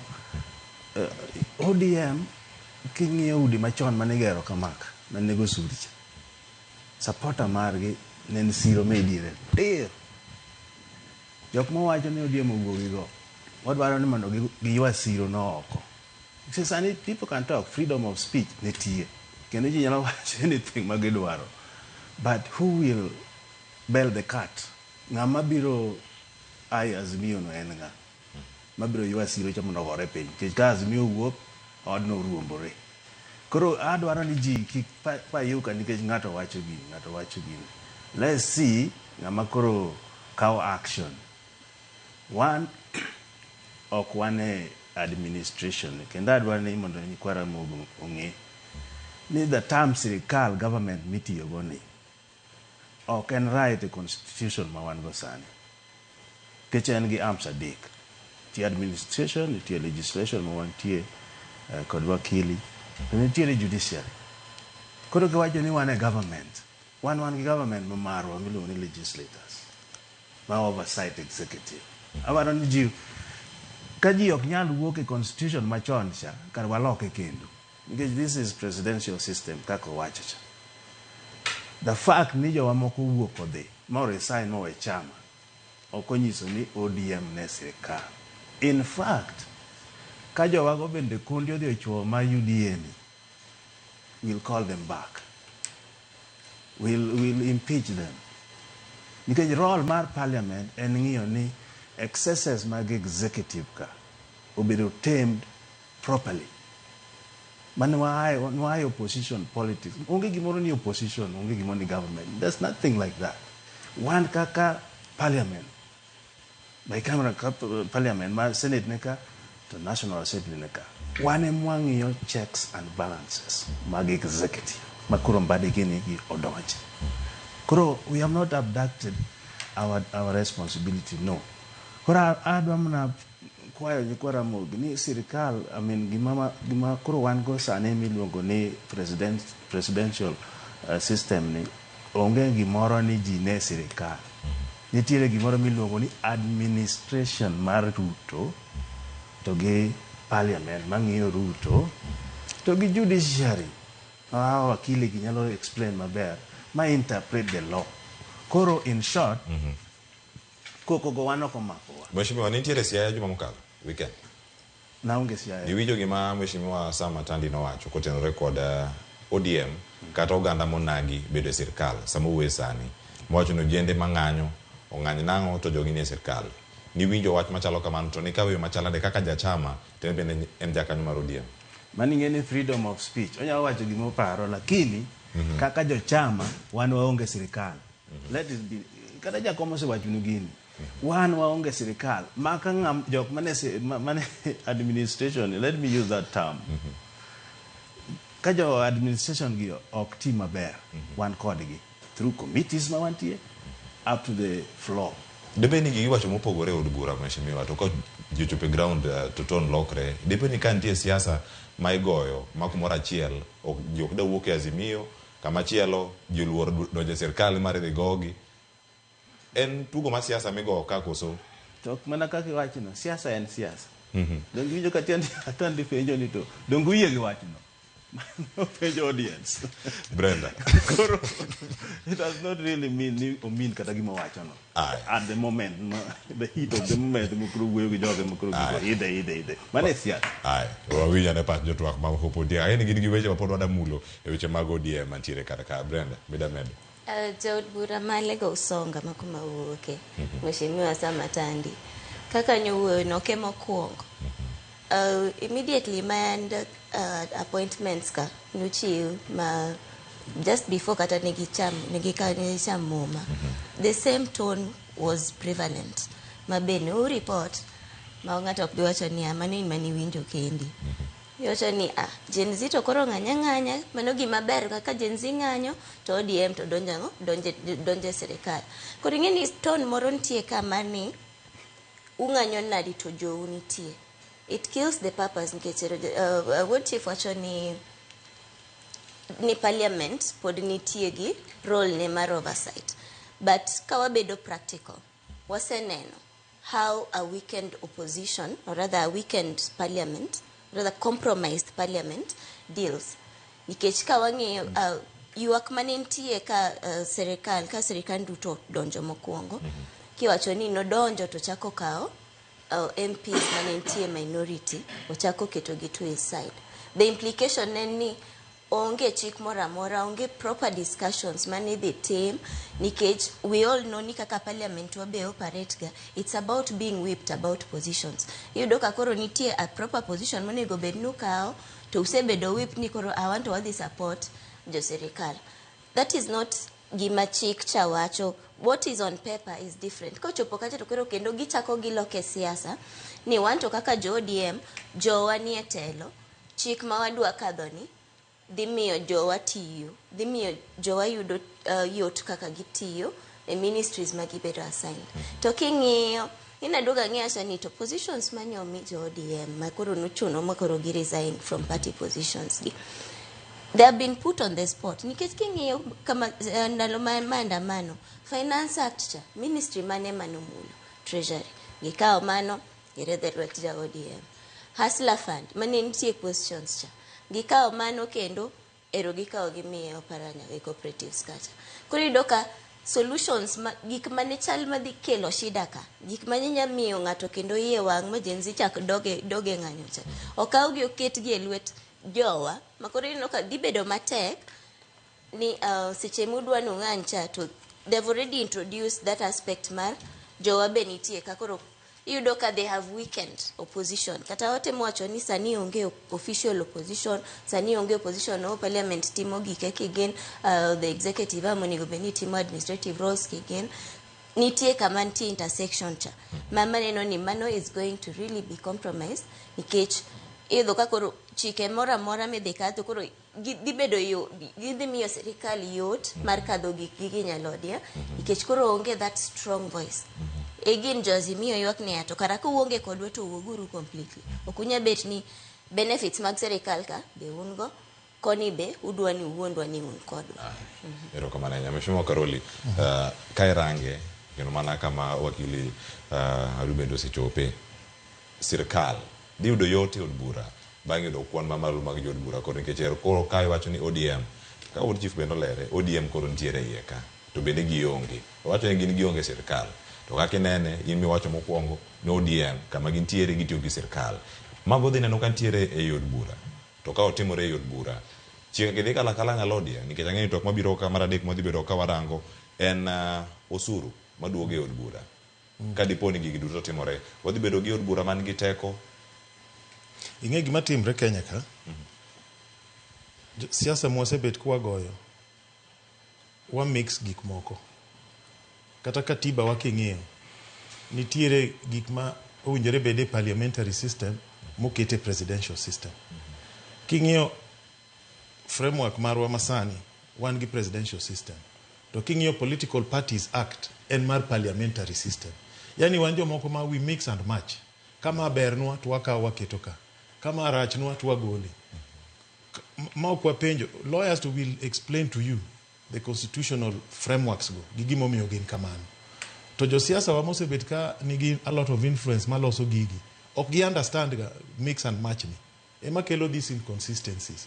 Kidhi America, a member of Congress nyalo dhi White House mawuo gi president matim kaka wan wadhi wuoyo gi Ruto maonge gimitimo ne. Kidhi kata na UK ka nitie sama members bedo whipped then parliamentary system nitie sama ok gibed whipped. Nitie sama kata nyocha ka nitie joma nyocha wae party makoni odhi makoni koro gidhi gibedo e bunge kumoro ni cross bench. Kidhi South Africa gin gi a president en a parliamentary system.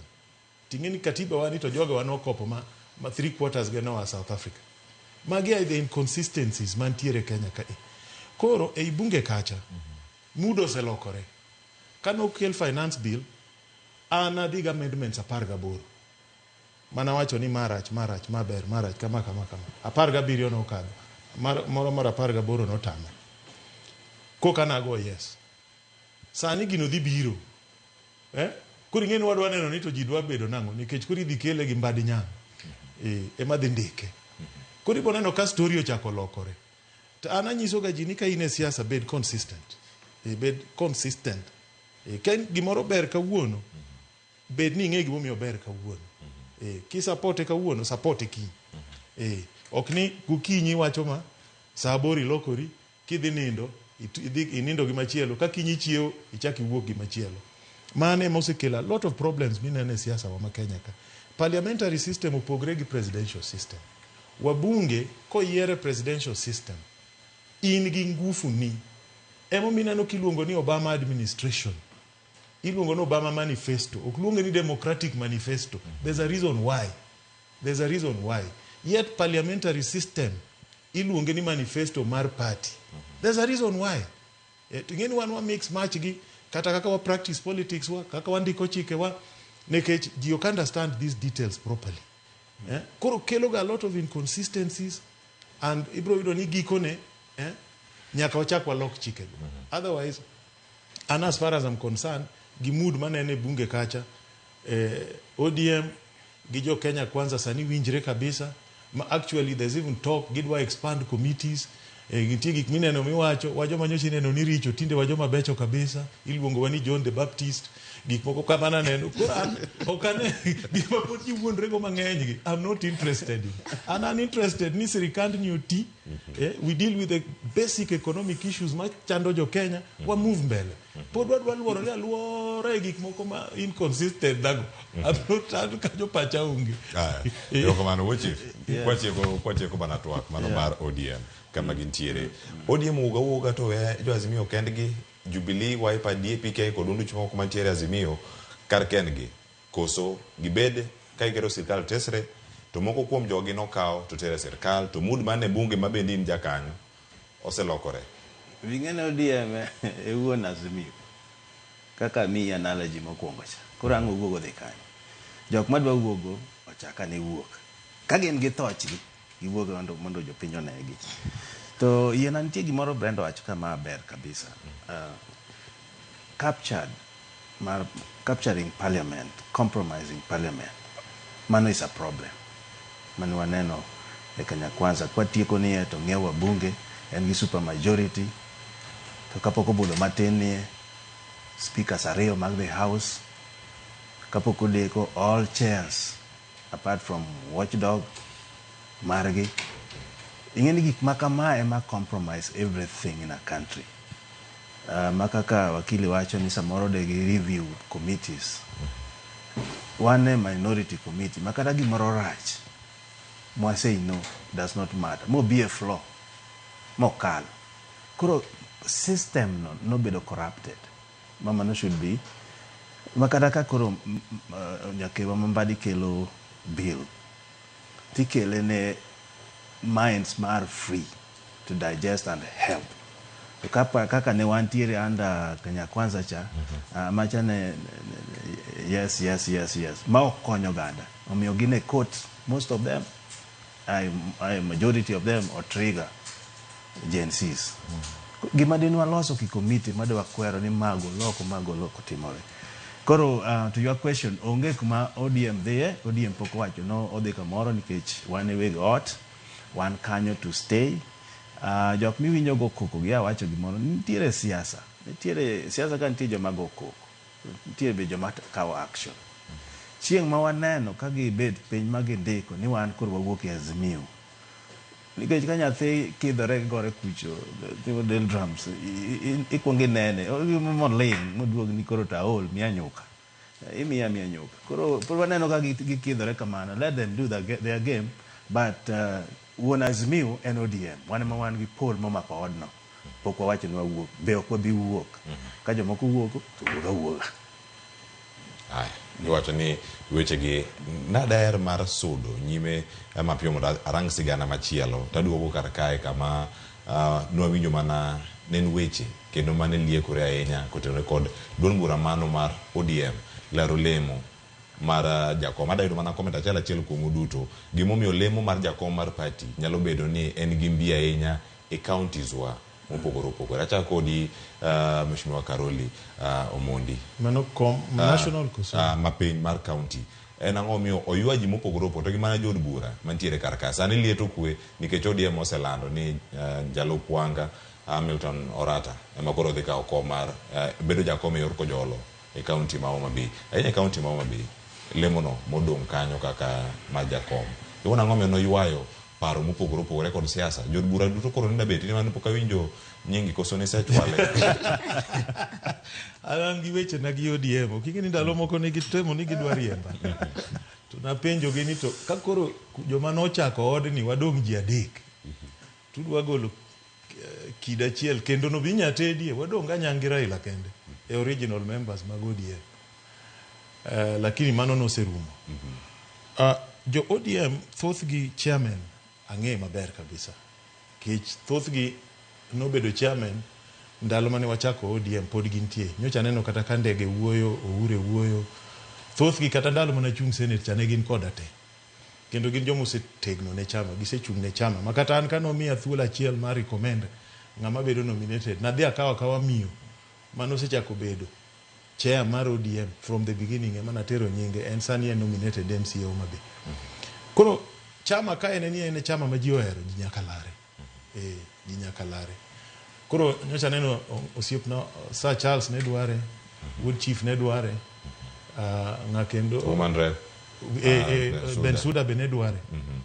Ok ni gitimo gimo marach. Gin jo chama nyaka giwuog oko ma giwachi mwang'e ni gintie. En mani koro yiero koti okotimo ket. To tiegeno ni koro odhi bedo ka time. Yiero to nyaka chieng' moro bitim. Do sani to kapani ODM botimo yiero. Nikech party pod dhi lokore. Dwe mar apar pok orumo. There are going to be major changes in ODM. Man, I can tell you. Before October 30th. There must be some changes in ODM. Wabo bedo kodiga ponyi. Mono me warange. Brenda, gigi duto kelaro. En mana rango mbi koso, iwacho ni dundi muche giduto gini gigi moro madhi demokrasia egi. Joma mokalo ka nwalo racho demokrasia nya bedo concept mano bedo boro duka wuoke pinje maoko pinje wasunge to wan wawegi.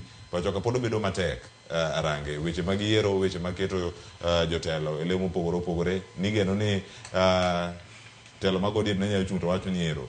Wood Chief, be Jacob, Marodi me county ma Homa Bay. Demokrasia paro ni entiere kata chendo mantiere kata ng'omiyo ilare en gi mbi mane ahinya e county so. Telo tapa ni ji dwaro te. Ten mani ka useketo nying democratic e nying chamau. Then ber ka utemo bedo democratic no. To gin gi reasons momiyo koro nye giwacho ni gidhi e yiero gingeto ng'ato e yor kojolo. Just so that they also have to move. Tomba kaka Karoli owacho. En ni ODM kata sani kata giwuoyo ni ginewega Azimio, ginewega ng'o. Gik matimregi. There's a lot of changes ma can happen.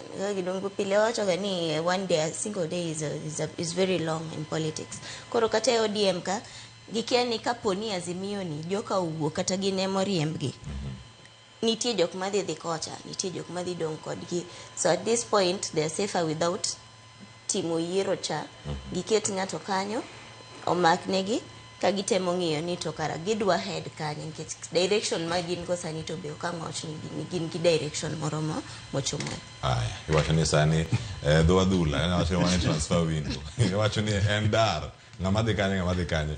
Lendo mar keto Hamilton orata kaka jakom yor kojole county ma Homa Bay. Lemo ma jogi nogo ni debe ahinya mondo mi kido thuolo ka ODM odo thuolo tibedi kan jakom mar ODM county ma Homa Bay. Ni ka lendo ne machal nade. Iting'e ni joga nene kare nikech idwaro ni kitiyo matek tiyud promotion. Kidhi ndhiwa. Party office mas nyaka nadonji 7 years. Iyawo dhoge kendo nitie ng'ama ndiko machulo gi pesa na. Okata party. Otno bachulo gi pesa na 7 years. To jo ODM mandhiwa are united. Mapok yudo kata ni UD odonjo kanyo. Why? Leadership. Ane patron.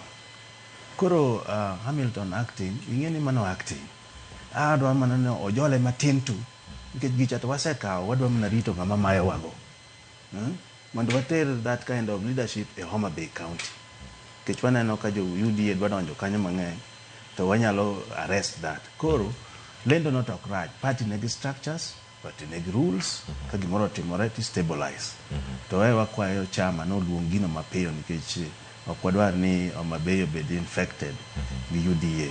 To leadership mandhi wacha, ber kwa replicate malo kacha. Mondo chama obed stable. Kinde bochopo.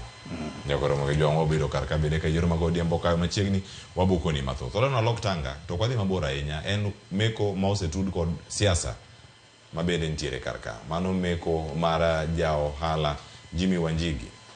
No donjne kanyo kendo no gwele mondo mi odhi ondik dhoge mano ka ukwach kich ma Milimani bure Nairobi. Odhiambo manyoro kano chopo bang'e no miye thuolo mondo mi owinje kaeto bang'e ondhiye mano komake kachiel koraka jode oring kod uteri nyaka Kamkunji.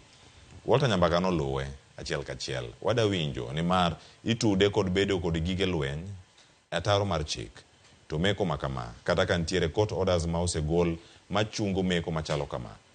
Keto waka machal nade kaka oganda kata kaka wanene bende e chenro ma okinyi ma kawuono anga winj kuom welo mantiere ka. Oja na sigana ni molos toka kod Walter Nyambaga. Bang' lure kod luong mag obila, jawala marao ma Jimmy Wanjigi ochopo e pisi mag okwach kich ma Milimani mar ndiko dhoge. Kendo kanyo, ema ywaruok mapek e kinde kod obila mosebedo katimo ni apedha kamwanda onyenyore. I will go in at my own time. No. Na kama sitaingia?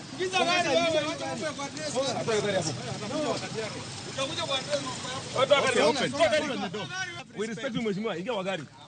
Don't order me. No, we are ordering. No, then keep quiet. quiet. Keep quiet. Wanjigi kanyakla kod familia mare makoro ne odadhogi kuom seche maromo 3 ka obila temo kolo mathoth kotenone kod gige lweny kaka mirutito kod bunde kendo konegi ni owinjore fwek dalane kendo jatelo no itudo kod ketho mar bedo kod bunde e yo ma ok opwodhi kod bod ma podho jopiny bedo kod bunde.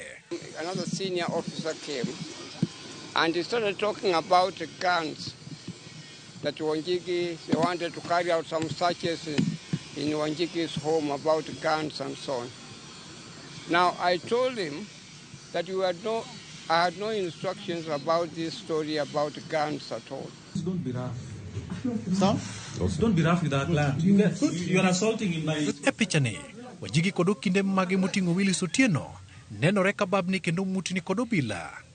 Ka Wanjigi ogora tege kende sembe mondo soe nyamburko mar obila ka ikone ni osemake. One senior investigator just came and said to us that, look, we are taking Wanjigi to court tomorrow and we are putting him in custody.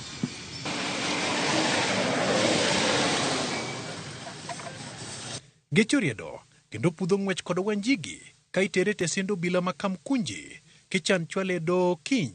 Kata kamano, okinde mage wacho ni obila odhi ataro kod chik mar doho manyotamo obila ma kata tima pedha e dala Wanjigi. No, he has been put in custody now. He is being taken, I believe, to Kamkunji, and tomorrow morning he will be appearing in court. Those orders, so far as who are concerned, are still in force. Bang' dadhogi kuom seche ma ingo 3, obila mag ofwamb kich oluwo ni kiny ne gichope do mondo somne kethone ayanga. Walter Nyambaga, Ramogi TV, Nairobi. Erokamano Walter Nyambaga. Brenda Ongalo, achako kodi. Jimmy Wanjigi ondhi kano dhi ndiko dhoge. To ntiere orders mowuok e do mane chungo meko mare. Kete kama chal nade, luwo chike kod gik mantiere kar ka. Meko odiochieng' manyoro mare bang' kano osemanye juma mokalo. Mano toka 8 cha. Mane koro dhi dalane to wacho nan mane ot. Kanano gima ne gitemo to nok ginyal yuda. Koro oluonga mos odhi ka polis kama odhi kanyo tema koro make.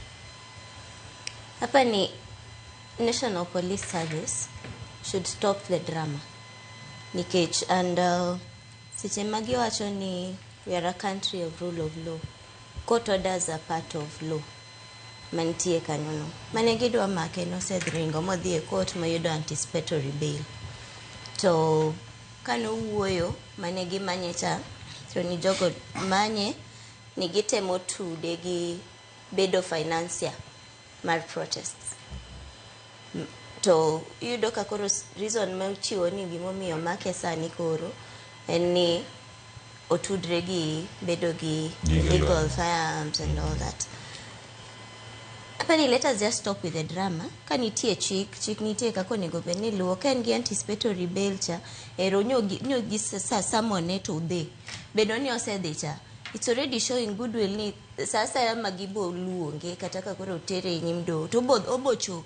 Nikech is already shown ni enti kanyo dide. Let them do the investigations, let them present proper charges, obed charged. Kaka they are able to prove gik magi alleged go. Then let them follow the law as it is supposed to be. Nikech seche makoro gitimo drama ni kata the public confidence chako dok piny. Nikech ingeni in as much as wacho ni courts are independent, the National Police Service is supposed to be independent, pokwa neno independence man National Police Service. Nikech doka kisekete drama mang'eny ni to confidence kata ana wuon kwa penjra ni to ochuno mani nyaka uone no dhi kamore kuchako make. Waseneno the kind of drama ma police osenyiso kagitimo arrest sana ndalo maandamano nitieni. Tok just recently kata maandamano manezi miotimo tok yiero cha. To kata manitimo e sirikand Uhuru kanimako jok mane perceived nikech perception cha ni nitie ni maki nikech itemo pingo sirikal. To with all this drama, iduogi penjo ni to kara police tiyo by themselves koso nitie interference moro kamoro. To ka charges nitie, we never see the end of this. Nikech ok en mokwongo mimako Wanjigi. To case mane nitie mokwongo, indo ka cases gi dhi lala on thin air, makori penjo ni to did they have grounds? Nikech mondi mak ng'ato, onego bed ni nitie sufficient grounds ma in go, okang' ni wach ni we amaki, eka dhi atim investigations na, eka yud kaka charge. Kuongi team investigations bed gi sufficient reasons, momiyo bed ni mako ng'atni. Kasto kitere nyimdo kaponi pokitieko investigations cha Kenya ask for more time mondo itiek gimitimo cha but okinyal waka maka ng'ato ekidwa dhi chako manyo charges kinde kinde oseneno ka ng'ato maki to kuchope court ipenyo ni can you produce the charge sheet ngisini awadwa ni wamak ng'atni mondo watim investigation so what is the basis momiyo o make apani National Police Service should be National Police Service kaka gi operate ni apani pok gi understand ne wasewuok kama ne gin police force. Let them be a service, let them stick to the law. The National Police Act is there, let them stick to it, let them read it as in accordance with the Constitution. Which they end up violating rights magji mang'eny. To wabo chopo point no kasani, ejeni gi cases mang'eny ahinya, ma kaji odhie doho tiyudo ni ma has been declared unconstitutional. We are staring at a position ma National Police Service, di bedo ka face a lot of cases, nikech illegal detention, kata the way arrests are being conducted, they are opening themselves up for very many legal suits. Mheshimiwa Karoli Omondi, inugil kama loga to bende in kaka jaod bura. Debe ni ntiere siasa igi duto to nego beni pogo siasa kod tiyo gi obila yo machalnade. Sirkal masani ne osingo mano mar tiyo kendo luwo chike mapacho ka. Kendo wacho noge jok ma ibro maki ka itudogi kod weche go maga siasa kata miyo kumora mora madhi bedo kata ni en politically instigated gik machalo kamagi oketo obila e wang' jopiny chalo nade gini an kana neno koma Jimmy Wanjigi osiepna kendo Jimmy the Wanjigi family were my neighbors Karen for over 18 years gi Jona Mino jaduong' maneno kanyo nwadak moni Rhino Park Road kane pokadar Afrika ka siasa ni osebedo ka dhi mbele igni mang'eny Kenya ka ndalo moko ni maka Raila tiwe kata President Ruto ndalo moko maki wadhwa gole police station Kileleshwa ka kidhi Tanzania ndalo moko mak osiepna Mbowe to ka pokwa gole to Tundu Lissu bogo lisasi okel Nairobi ka otere hospital ichiwo wagotieno wadwa chul kaka idwaro wake hospital kidhi Uganda iyudo ka Besigye nyaneno ka wuoyo aneno kanyo duogo kotek embe ndalo moko ni maki amaka inyono tiende kata mana the late Changira ekani dhi Zimbabwe ma kelo tiyo gi polisi siasa ok en gima ber apa ni siasa owinjore go kisiasa kani tiyo siasa to time uru kisiasa siasa ok kele polisi to ka ng'ato timo makosa Jimmy ni ndalo moko naneno ni omake ni en gi bunde moko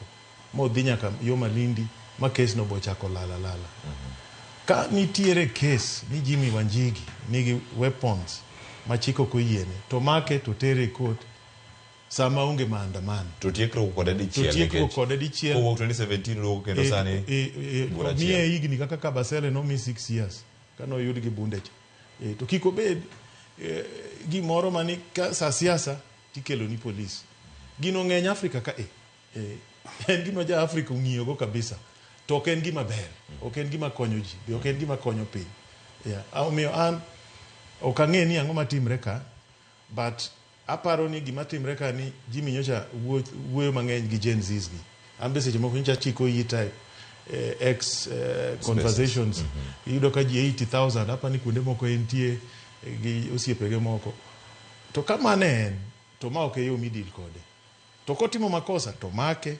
sirikal ong'e gik matimore ka gidwa make ni en gi gimoro amora marach to gitim gino mondo jo Kenya ne to dhi e ode ketho gigene go nyithinde gin joma ng'eyo ok en gima ber ka ting'e ni jomuneno jo siasa gi jogi ong'ere te Iboyudo ni kawuono nyithi Jimmy nigi nyathi ja siasa machielo ma giywarego.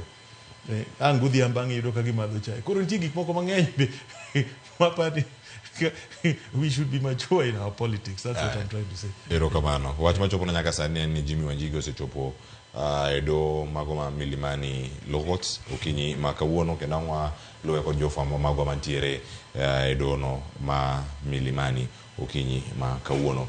Ameshwa Wood Chief, kama tieko wach mar Jimmy Wanjigi ni dimede ang'o weche mag siasa tiyo kod obila kadiponi die siasa iye kanyo. Kaen mocho motor en ang'o mchako nene kachako duogo gi buche manodonjo nego igni 7 mokalo. Sani pod wan ka gin buche utol. Inge en kuyo maduong' ahinya ni gigi potimore e Kenya. What is the first hand? Chieng' moro nwatero barua e office of the president. Kwa e parliament kacha. Mwadhi gate mwakoni, we want to drop this letter to the president.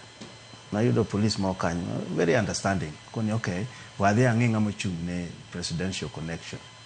Kuro kodhi to another inspector. Mana butwa kama. On a walkie-talkie. Okoni to maonga ni magiwa jumbe okelo barua. Ng'ino wuoyo gi boss ne malo kucho. Ititimo gi joga ang'o kanyo. Within a minute, gisego watia gas. So you can feel what Wanjigi is going through. And a colonial syndrome moro mane wasungu gweyo sianda wuonewa luongo gi ni boys. You know, manema is lingering. Boss versus leadership is very sad. No atemo no mondo wakiwa mondo wawach ni police service, but they are still in those forces. Police has themselves obedo trained and ginge gimonego gitim. The problem and orders my work from above. Kaka wakile wacho Africa is an epidemic. Gimose konyo kata jo West ka. Gisekelo police leadership into accountability. How? Even a new sheriff in town. Okay, not a new sheriff on appointment. No. A new sheriff no better elected with the people in that locality. Dwaro to nyakibed gi qualification midwaro. So now you are elected police boss within a county or a city. So you are accountable to the people. We need to go to that extent because English watching whoever pays the piper costs the tune. Gigia from the presidency. Executive powers my excess. Emakuru Biro regional. Buge igowaka gibunde for no good reason. JNC no. In fact, Marwa was even worse. Kaka ninano kagitimore gi Jakom. No reason ngato chika ge tiagas ni nikechokone. So what we are suffering, and I would say ni and boss versus leadership. A leader connects citizens gi dreams gi. Boss another one nene obed felt oluore gi thuon and all that.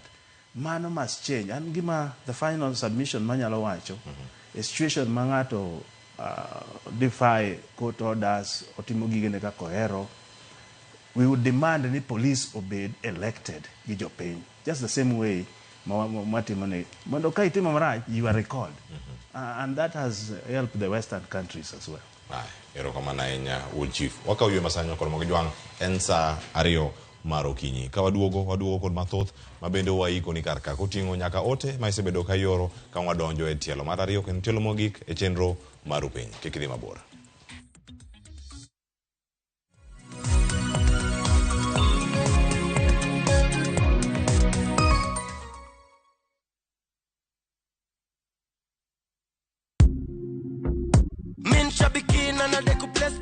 Naitwa Daniel Kimanzi, nimetoka Kitui County. Mimi kazi yangu ni an engineer by profession.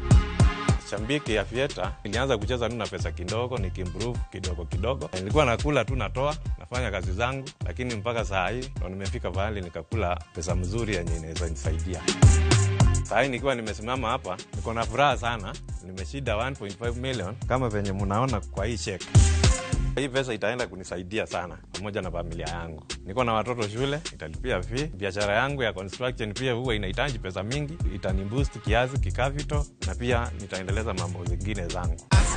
Win big in seconds. Avieta ya Shabiki.com inakupa the biggest multiplier in Kenya. Shinda up to 50,000 times your stake. Yani ukiweka stake ya 100 bob, ndege ipeperuke, unashinda 5 million within seconds. Changamkia Avieta on Shabiki.com. Not for persons under the age of 18. Authorized and regulated by BCLB license number 428. Experience the coastal bliss with View Travel's exclusive offer. Unwind and relax in an all-inclusive stay at Sun and Sand Beach Resort in Mombasa. Enjoy unlimited drinks and snacks as you embrace the tranquility of the sea, beautiful sunset views, and relaxed beach walks for only 21,000 Kenya shillings via SGR and 34,500 Kenya shillings for the flight option. Don't miss out on this exclusive offer, only available to View Travel clients. Call 0703-254-254 or visit viewtravel.com and book your dream escape now. View Travel. Dream. Explore. Discover.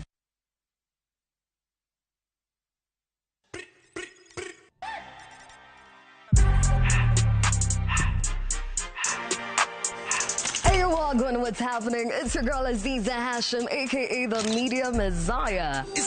And we're back on radio. Na tumekuja kwa ubaya, tumekuja na maform deadly. We are breaking out of the norm. I hope you're ready every Monday to Friday on Hot 96. It's hot when I'm on your radio. Everything litty, I love when it's hot. Turn to the city, I broke Hot 96. Jipange na View sasa imerudi kwa mbwembwe na vishindo. Jipange leo kwa nafasi ya kujishindia mamilioni ya pesa. Jipange ushinde na View sasa. Bonyeza *487*3# na uweke 50 bob tu au tuma kwa paybill number 724177. Account number ikiwa ni nambari yako ya simu. Utapata content na point 50 za kuingia kwenye draw ya kujishindia 50,000 kila siku, milioni moja kila wiki na grand prize ya 3 million shillings. 3 million shillings. Jibambe na content nyingi zaidi, uongeze chances zako za kushinda. Jipange na View sasa. Weka 50 bob tu na huenda ukajishindia 50,000 kila siku, milioni moja kila wiki na grand prize ya milioni 3. Shinda mamilioni. Sheria na masharti kutumika. Imeidhinishwa na BCLB number 0000130.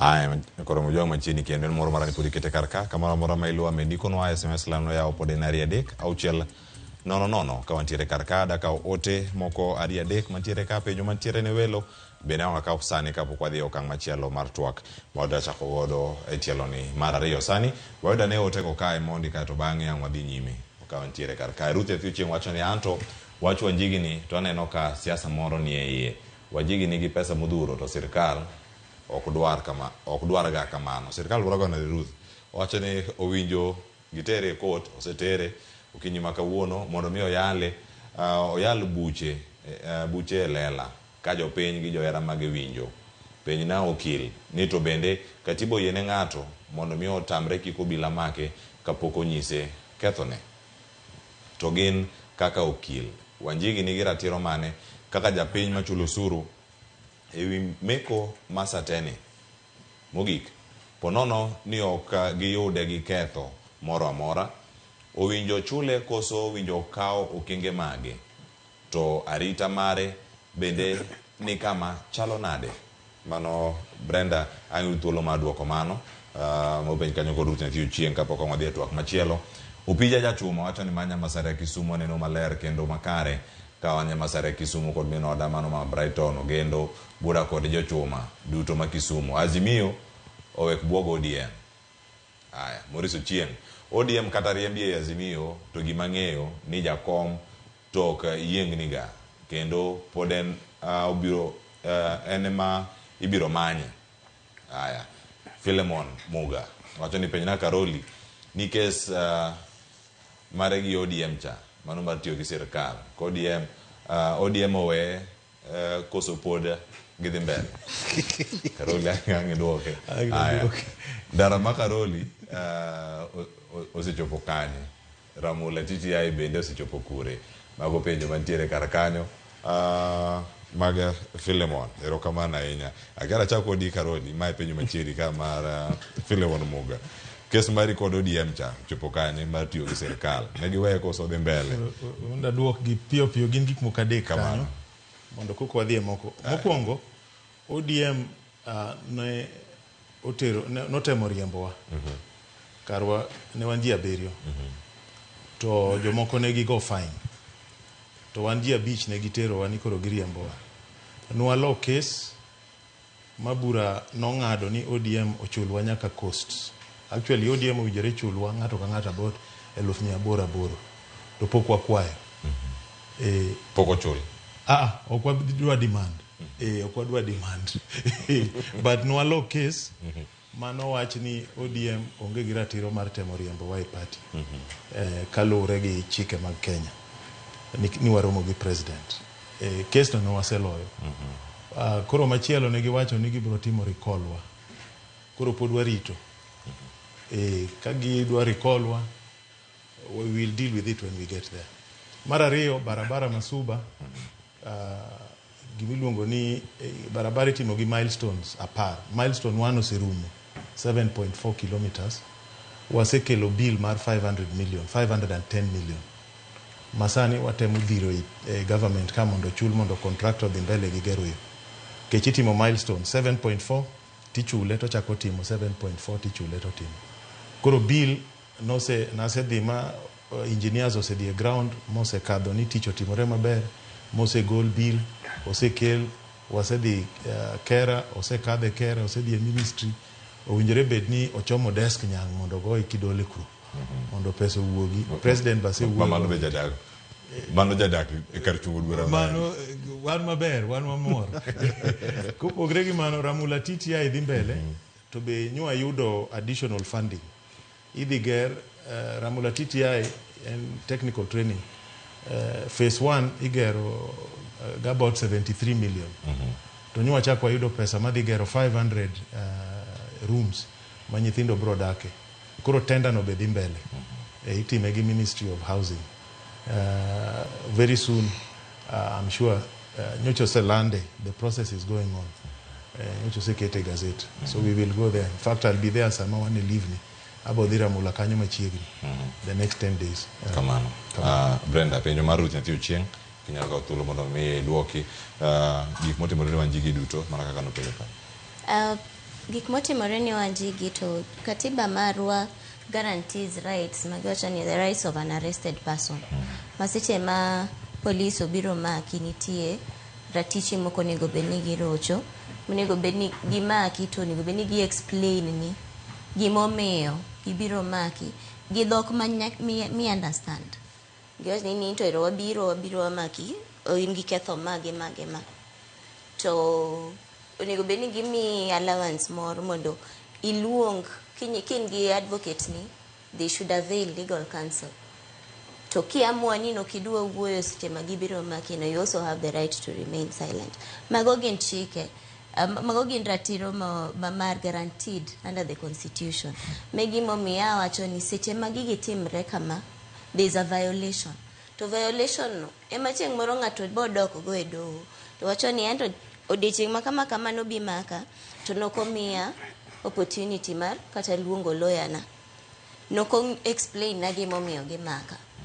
To such violations nya cost National Police Service nikech in the presence of such onge gima stop doho from awarding you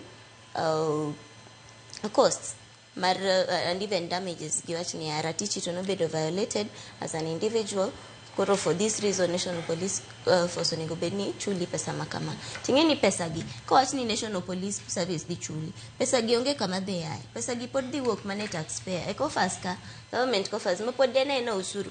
Kin kata siche moko wacho ni police ongi kaka gidil gi jopiny.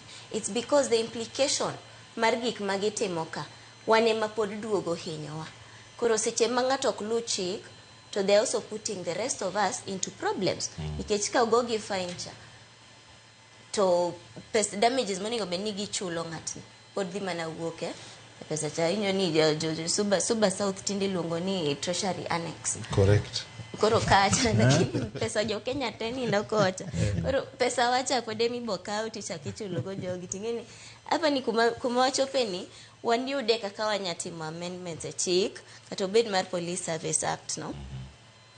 Mondo we are able to hold police on individual responsibility.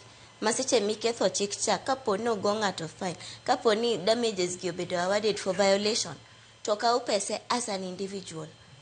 So that obed lesson makinge ni in police to inge maber ni chik nitie jogi obedo train inge ni chik onego beni mako ngato yo makama then let them follow that mondo gibe ni seche magitimo gigi they continuously do this nikech ginge ni consequence mora mantie is not on them as an individual.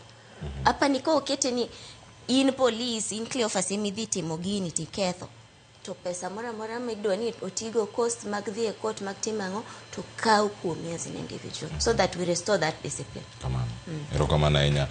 Wood chief ndiere like omenda macho ni ero mos na wood chief mano ka ndiere kanyo constituency mari Mandhewa machielo oduogo ka to wacho ni oneno chenro wacho ni nyinge Dan Hughes wood Kobodo wacho neno ka ndiere Kobodo Manoma Bay County Ndhewa sub county wach gipak ne migosi Martin Peters wacho ni kom mar ODM no ibiro chopo mana Kenya sai oloso thuolo mathoth pod ntiere karka ngeni mag ODM obila tiyo gi teko mathoth pod gin paro matie chunyi kendo kata ka en neno kaka inyalo lokgi otim gi yo machal nade ma opogore mondo ke lokruok kata ne oganda wa mabende yudo lal kata ng'ol machon e lweto bila. In fact, wase inyore kabisa kata mana gine mokalo ka wawito nyithindo mang'eny kabisa kaka oganda Luo unyalo paro ni jok mosebedo steady chakre independence ma fight for good governance and accountability in oganda wani wase sacrifice kabisa kuro gima wanyalo timo one nitie problem in excess power my executive president negodo en call all these shots. Eko wacho ni commander in chief of armed forces when police are armed kendo negoji is under his direction. Kaka Kenya wabiro bedo piny mwang'ini to this executive presidency be ober ne jo Kenya kuso wa change katiba wadoge ceremonial chato gi prime minister ma nyalo bedo accountable in the house. I think a discussion monego wabed go kaka jopiny. Mara riyo ma wacho cha to tiyo kata US kumane wantiere no Sharif igone mna kura to nyaki bed gi qualification in security system. Koro in jopiny moketi kanyo kaka police other police tindiko but ngama bedo ni jalo ni ng'iyo gi kaka gitiyo en ngama raia moyier gi jopiny. Koro nitiere accountability moro kanyo nikech okina appointed mane mabiro kelo independence jamoa wacho cha to ka in appointed by somebody they ponta negi power mar koni mondo tim gima against chik temi waneno kani. Koro there are two issues wang'ia ne executive presidency kanyo is the major problem ai wang'ia ne kaka wanyalo yiero area police bosses in fact wenyalo wacho ni wan gi 8 provinces machon any provincial police boss bedo Sharif miyiero gang'owa gombolo accountability starts there. Ero kamano ka en paro mabuchopo ni kai bobedo gi Karoli Odugura ukadhe mondo mi oganda yure kamano nyalo kelo lokruok mopogore nyakoro moge jwang sani wada loko tanga sigana no bor matin dakika 5 kata man mise winje weche manyien nyoro tiyo nyaka kawuono gokinyi kotenore kod osuru manyien kata osuru makoro giduogo yo machal nade. Mokwongo nitie moro ka mabende koro kelo paro mopogore tani mondo welo mantie studio kawuono okonwa ni to ochal nade nyaka sani jomadongo man go e studio kawuono ka ntiere paro mano mag duoko moko kuom paro mag chik mag omenda mago mano witoko ka mano kelo ng'anyo ka. Jatend migawo mochung' ne weche mag omenda John Mbadi chano duoko gi e od bura mano ka twak makamano osedhi nyime morumo kata koselos gi kochopo giko dwe mar 9 mano dwe manyien odhi bedo e yo machal nade ka waneno gi kar ka nitie malo ni eco levy ni gino modhi kelo kata lokruok ne bech mwandu mopogore opogore ka obed makati obed mauta mar taya obed gimoro amora matiyo kod plastic kata kembe moko maloso gik moko magi package kod plastic mano kende ka dipone na achiel kuom gigo madhi duoko kar kanyo nitie mano ma tax amnesty mabende nitiere iye ka kod paro mamoko en paro makare e kindegi bang' ng'anyo mapek maseneno ka ikwedo godo usuru e pacho kata ahinya jumbe dweche ariyo mokalo Karoli. Ing'e ni finance bill ne nitie gi gik mane becho to nitie gik mane richo kabisa. Emomiyo gik moko nodhi kaka ne gidhino. An asebet ka nyisi na tero amendments 18 e gik mananeno ni nok becho. To nitiere gik mane nitie iye kanyo maber. Lakini sani sirikal oyudore kama teke nikech iyudo ni finance bill made koro itiyogo sani koro onge. To mano telone be court nyo wacho ni unconstitutional. Koro ing'e ni wadhie mano Uhuru oweyo mogik ema koro tiyo sani kisheria. Manyiso ni sirikal sani onge gi finance bill manyalo konyo kaka gitimo usuru. Kata mana pesa mabro dhi ne county governments. Kidhi ng'iyo pesa kigo kwan kaka last audited accounts gin pesa ma 3-4 years ago. Manyiso ni kiluwo sheria strictly county governments bro yudo pesa matin. Koro gimonya katimre ka problem mantie ni katiba oketo timelines mag loso budget oking'e ni en finance bill en ga budget policy statement finance to gi appropriation bills. Koro ineno gigi adek gi nitie kaka giringo gi sama gichakore gi sama nyaka girume. Ting'e ni macha no sekadho. Koro okinya chako kelo an gi pacho kapa ni nya chak kel finance bill manyien. Yeah. But inyalo lok chike moko ma deal gi usuru e various acts as independent amendments. To kelo finance bill manyien sani kaka moro ni nose gol mosetho nyaka chak mana gi budget policy statement manyaka idhi e public hearing nyaka idhi chake chaka kumi chake ga dwe mar 2 cha mama ni dhi e process no mi dhi miluori mi dhi e committees mi dhi e gine koro kane kaka finance bill machielo nyalo biro kaluwore gi timelines mantiere katiba. But sirikal to nigi nguvu mar loko chike mag ang'owa tax kaka miwacho mar tax waiver ne gikele mano under article 210 ne ene one of the amendments mana pingo nikech ne giwacho ni KRA bro ndiko report to tero ne minister mar treasury ni usuru ma Cleophas nigo has proved impossible to collect otamo waso kaeto gi decide on their own ni koro gimi waiver to ka gimi waiver then gibro report to bunge analoke upside down na wacho ni taxing power nigi bunge to ka bunge osekadho chik ni umayo usuru mi sebedo gi gop usuru mano koro en asset mar sirikal bunge kende manyalo golo asset no ok treasury. Koro an amendment na ne wacho ni kama KRA oneno ni ok ginyal solo usuru gindiko report kaka katiba dwaro under article 210 gimi reasons momiyo ginyal solo imi FCS finance kelo recommendation to bunge makoro bedo timo public hearing interrogate ni Cleophas ok nya chulo gini reasons gi are valid bunge man gi power mar tax cha ema koro wacho ni wapitisha iweni imi waiver ok treasury kech system no bro bedo ga lot of abuse ka wan wayudo mana report to mheshimiwa kan tiere karkae kama jatend migawo mochung'ne weche mag omenda John Mbadi chano dhi nyime kod weche mag tax amnesty kata ng'uono ma ichiwo ne jogo ma osego fwai e weche mag chulo kata duoko osuru magi kuom dweche 6 en paro mag chopo bura kien kaka entiere karkende kikele kaka amendment idhi sire kosi dhi bedo gi paro maket kod mani bedo article 210 wacho ni tax waiver nyaka bed anchored in legislation nyaka bed chik mokadhe koro chik no pok okel koro nyaka wakel chik no ka gidwa kelo chik ni wa amend ni waketo nguvu minyalo ng'wone go ng'ato ka in usuru mano is not the problem The problem en ibo time nade. Ibo process mibo lu nade. Gimate mowacho ni kikatiba ng'ama nigi ngufu mar impose tax en bunge. To bunge kose impose tax, ma tax no bedo due and payable en government asset. Ng'ato ok nyal kawo government asset to wacho ni oweyo oko. Koro nyaka duoke e bunge. Ma jo bunge bed piny, ma jo bunge wach ni okay, KRA we recommend ni Cleophas nyocha nigi ka gi $2 million to wayudo ni en ng'at ma koro noselal igna par wakia kuma entie. Pok okonya bedo traced. Koro wang'won something like that. Or tok nigi time ni treasury gi KRA matime. KRA ok nya bedo gi power to waive tax nikech gionge gi power to impose tax. Ng'ama nigi power to do something, ema nigi power to do something contrary. Obro nyisi. That is how the law works. Erokamano. Wakili Brenda, ochal nade nikech kirango gigi duto chal ka gima wadok kama ne wantiere kata ka lokruok e sirkal ne pok otim.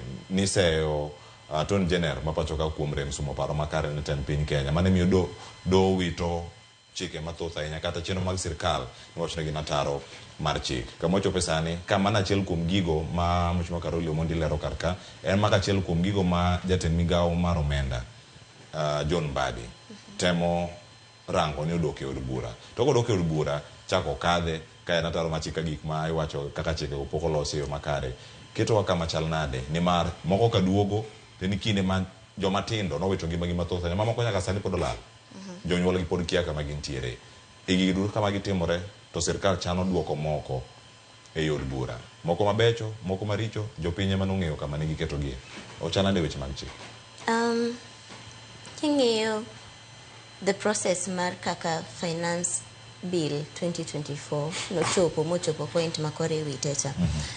Implication manentie ni koro serikal odong ka koro onge gimotigo kech the fallback plan was ni koro waendelee tiyo gi Finance Act 2023. To Finance Act 2023 ni be ng'ato noseringo modhi e doho moyudo orders mobedo declared unconstitutional.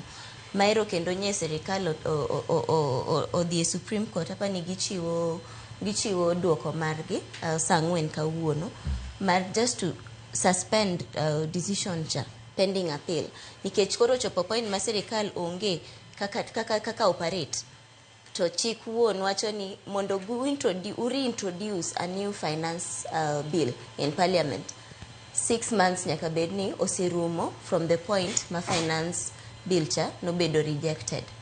To 6 months go poko kadho. Koro crisis ma wan go kae ni 6 months gi poko kadho, serikal be onego bedni operate. Finance Act 2023 be osebedo declared unconstitutional okunyal tiyogo. So technically wan kama onge gimora mora manya move. Again koro there is now a move mondo we introduce amendment acts mang'eny. We introduce amendments in all finance acts mantiere or the specific legislation matach on taxes. Mamane koro that is the only way mawanya move.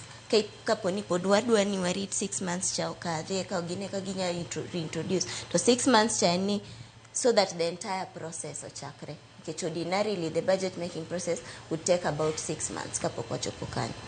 Koro wang'eni gik magidwa reintroduce ni are they what were the good a finance bill? Nikech finance bill cha rach to nokorach te. Clauses mane richo ema nonego bedni bedo dealt with, but serikal kaka nodika how parliament dealt with it was not the best way. Nikech ne nitie public participation to ne duond jopiny okowinj malong'o e ywak mane gin go ka clauses mane gineno ni richo ka were not dealt with properly. Asto siasa be obiro donje ma gik moko koro kethore te. Makiwacho finance bill to in the mind of a Kenyan, finance bill inen gima rach kabisa. So the bad clauses overweighed mane beyo. Mabeyo gi ema koro pani gidwa ni reintroduce through amendments mondo serikal oyud kaka tiyo nikech kama koro wachope ni to the government will hold to a crisis nikech koro onge means mora nikech mane nitie cha usewacho ni unconstitutional mawatemo kelo ni rach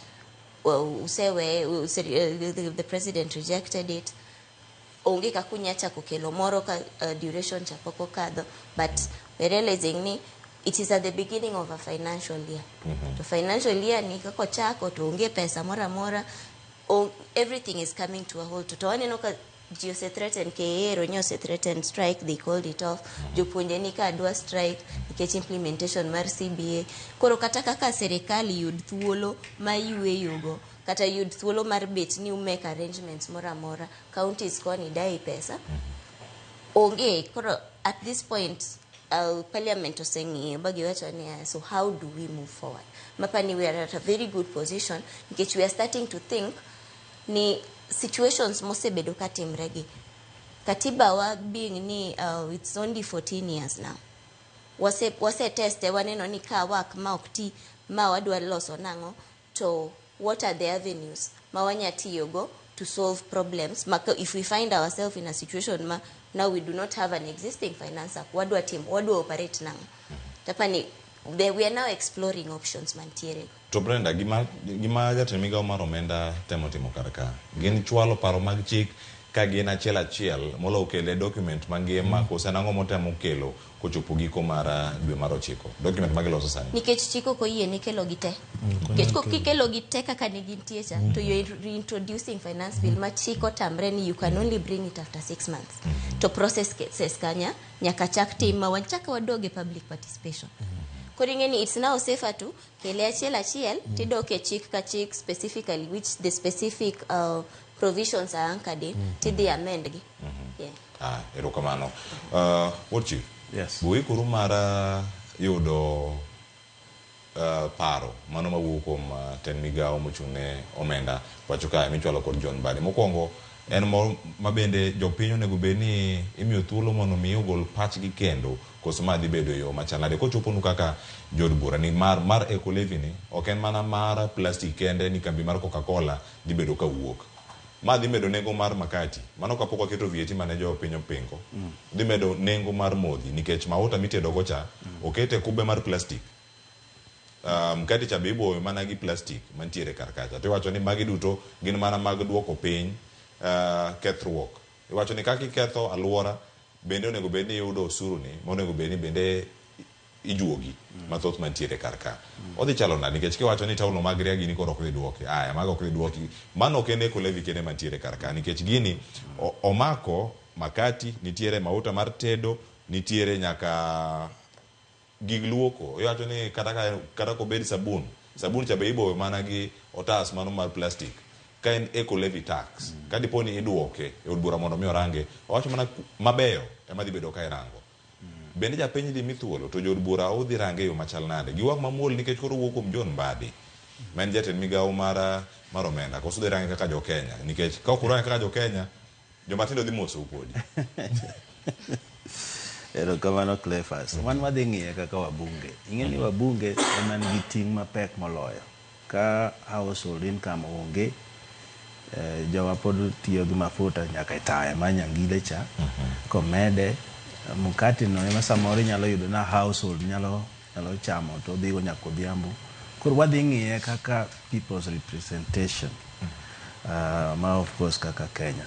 To an gi faith ukiwa Mbadi an gi wich maler en ng'ama bende osebedo parliament for a long time. Ok adwa preempt nito biro kele nango. Wabiro ng'iyo kaka okele. But gima nyalo wacho kata advice manyalo chiwo. Nyocho wacho gima maber odwa chako KRA. Reforming KRA is a must. Nikech ng'eyo solo osuru is one thing. Kaka ikawo osuru no madhi kama idware is another. Kaka otiyo is another. Nitie gik moko adek ma kok wadil go to kata wamed taxes on Kenyans will not work. Corruption, theft, and avoiding. Jomoko ing'eni tax evasion ni is so rampant. Kendo en rampant from even the treasury. I'm happy Mbadi is there. Ma jomoko ng'eya ni gini web negi kinyume ya sheria to gikelo katgi. Mano should be taken head on. Kata wang'iyo mage nikech wan gi emergency anyway tough time calls for measures mabende ta wang'iyo mano to worldwide wakili ginyalo wacho worldwide over taxation pok no develop economy it doesn't work. Look, for example, Denmark. Denmark has the highest taxes. But don't give me joking Denmark go more long at angata. Why? Get you almost 37 to 50%, depending on categories. School, no. Healthcare system, robust. If compare with Spain, my taxes are low. People are not happy because they still pay those taxes. Second, nitire can kill you know the spirit of law. Nitire law, yes, and nitire spirit of law. Nitire taxes, kaka jinyalo chulo taxes. Nitire taxes mi mayoji e pay slip direct. Nitire taxes maji chulo kigen. Yani you empower them, they work. Nitire pesa mang'eny ofuke gi chulo taxes ka gitiyo gi pesa. Mane tax magero piny. Koro this idea ni wadhi kawo koka watiyogo bende dhi nego kembni mang'eny nikech kembni go bende ndiko ji. Seche mi impose that kind of tax magi reduce personnel, koro joma nonengo chul indirect taxes ka bende koro inego. So an aparo ni en a debate ma kokelnwago, of course obiro biro ti yosome ti tere ne committees to chako duogo. Wabiro wacho ni okay, nitiere emergency. That is true. Nitiere emergency maybe koro jigomane. That's true. The emergency, how do we get out of it? But long term, gima dongo economy and tax cut. Mondo jobed gi pesa mang'eny ofuko gi gitim go gichul indirect taxes kong'iew gini otimango. That is how the economy is built. To ki ywayo chalo ng'ama nyiedho dhiang' minyiedh nyaka remo ogwe chak kata mise keto gini ogwete. Sani people are suffering. Jomoko kata mana keto chiemo e mesa is not there. Tibiro wacho ni koro ma dhi increase bread, ma dhi increase mani nego gi. And koro employment bendo dhi interfere go. Joblessness is the highest now we have in Kenya. Koro kichaki introduce go koro let me okadwa jajo okewa sani but adwaro nongi okete nango to wabro wacho ni ama to dok inyo wacho maber ni gini kukelo to ok dhi inyo jopiny. So we will look at it to on two ways. Odhi inyo jopiny in what way? Kata ka ok odhi directly to jopiny to dhi inyo kembe mandiko jopiny. Koro mago be nyaka ng'i, but we give him a chance mondo kel mago kosetieke. Okamede gimo kanyo mati. Yes, Karoli. Ineno eco levy, taxes, nitie tax minyalo kel to spark consumption mondo ji oti gi gimoro. To moko inyalo kel mondo ji kik ti gi gimoro. Eco levy ni idwa ni o discourage use of plastics. Mano is the main reason behind it. Gimomiyo plastic dong nwase ban Kenya. To plastic pod nitie. Koro ikelo tax ni mondo manufacturers these other people or package gige gi differently. Inya paro ndalo moko kongo niketo nyaka plastic. To no wach ni koro igole plastic ikete chupa. Gima important eni o ikele nikech ang'o. To sami ikele no transition to dhitimre nade. Mondo kata kidhi e duka sani mkate king'iewo Elliot okum gi plastic dongi neno ga en gi kalatase mo machon cha koro idwa ni mkate te oum kamano mane purpose mar gini to reduce use of plastics as yani en gimo makoro mar konyo mazingira but nikech odhi affect jobs industries nyaka ne kaka gine nyaka kata kane EABL owacho ni kongo nyaka koro tere chupe. Ng'eni EABL kende mane loso chupe. Keroche gini ne onge chupe. UDV gini ne onge chupe. Distel gini ne onge chupe. Kambi achiel kende mane loso chupe ma kongo. Koro no migi time. Anya paro Tabitha gini no biri ofiswa. Mwa wacho ni okay, plastic kongo kubikete plastic. Lakini wamiyo wig ni ariyo. Ma keroche no dhi moka akeni billion adi from Barclays. Mo loso plant mare ma loso chupa. Koro mago are the details I hope NCS body will bring to us. Samukelo gini. Yeah, nikech gino we understand okay and to discourage use of plastics. Emo mikelo eco levy. Yeah. But koro kidwa ni Coca-Cola utimana gi kanska. Wadwa ng'e ni Coca-Cola will make the transition after how long to be bro mbele. What will happen? Magi gik makoro nyako explain to us. To mheshimiwa bende one odhi yudo thuolo mar lero ne jopiny ni mar kae ke wacho mkati. Mkati sani ka en siling 65 mano gram 400. Kae kulevi ni okete mochako tich. Ka ngeni kila chiel mar plastic no be ni chago pesa di. Odhi kelo medruok enengo makati gi siling 9. Tiende ni order discourage jopiny mondo mi kik ti gi plastic koso jopiny kik nyiew makati. Ere kaka japiny dhi bedo gi thuolo mar pogo gigi nikech kopogore gi mano nitie mauta bende mantiere karka. Mkati dhi bedo gram 400 mano iwacho ni koko chopo family bread maduong' cha koro nitie mar Buffalo ni kama nitie grams 400. Kodhi bedo siling 74. Tiende nango ne japiny iwacho ni kik giti gi plastic to plastic mitiyo kaka packaging kama chal karkae.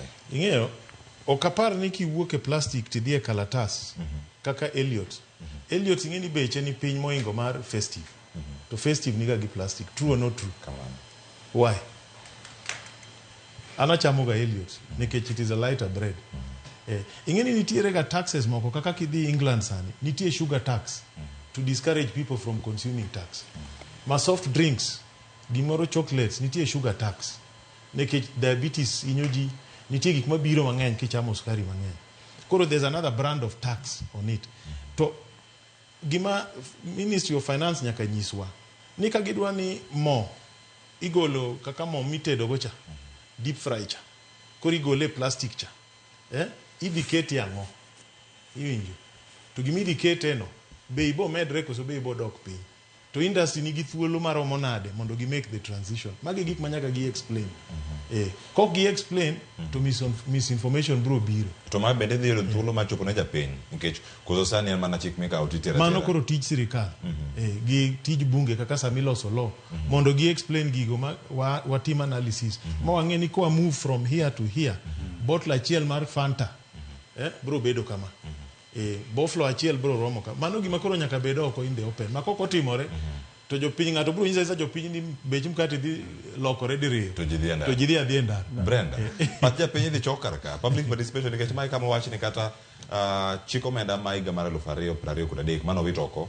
gima duong' ahinya mantiere karka en choko pat jopiny kata public participation ni bende wadhi winje kikelo gi achiel kosa achiel nitiere ni gibiro ka iwuok ka dichiel kaka notimo kalo mano wito oko kod jatend piny bang' jopiny kwede koso odhi bedo e okang' mano Kating'eni koro on the individual clauses to onge kaka inya timo public participation kanyo to koro wan gi representation cha koro ka it is upon the individual members of parliament to explain ne jogo gi ni anto chik nitie kama paro mara en kama so it is not that collective public participation mabedo subjected on individual laws so paro tibo chok but ok be choke in that magnitude because it's a key component of law making currently but magnitude moro ma jibo neno maduong' mar ni jubet nitie baraza nitie ang'o but sani tang'eni given ni ji noseneno macha bagineno ni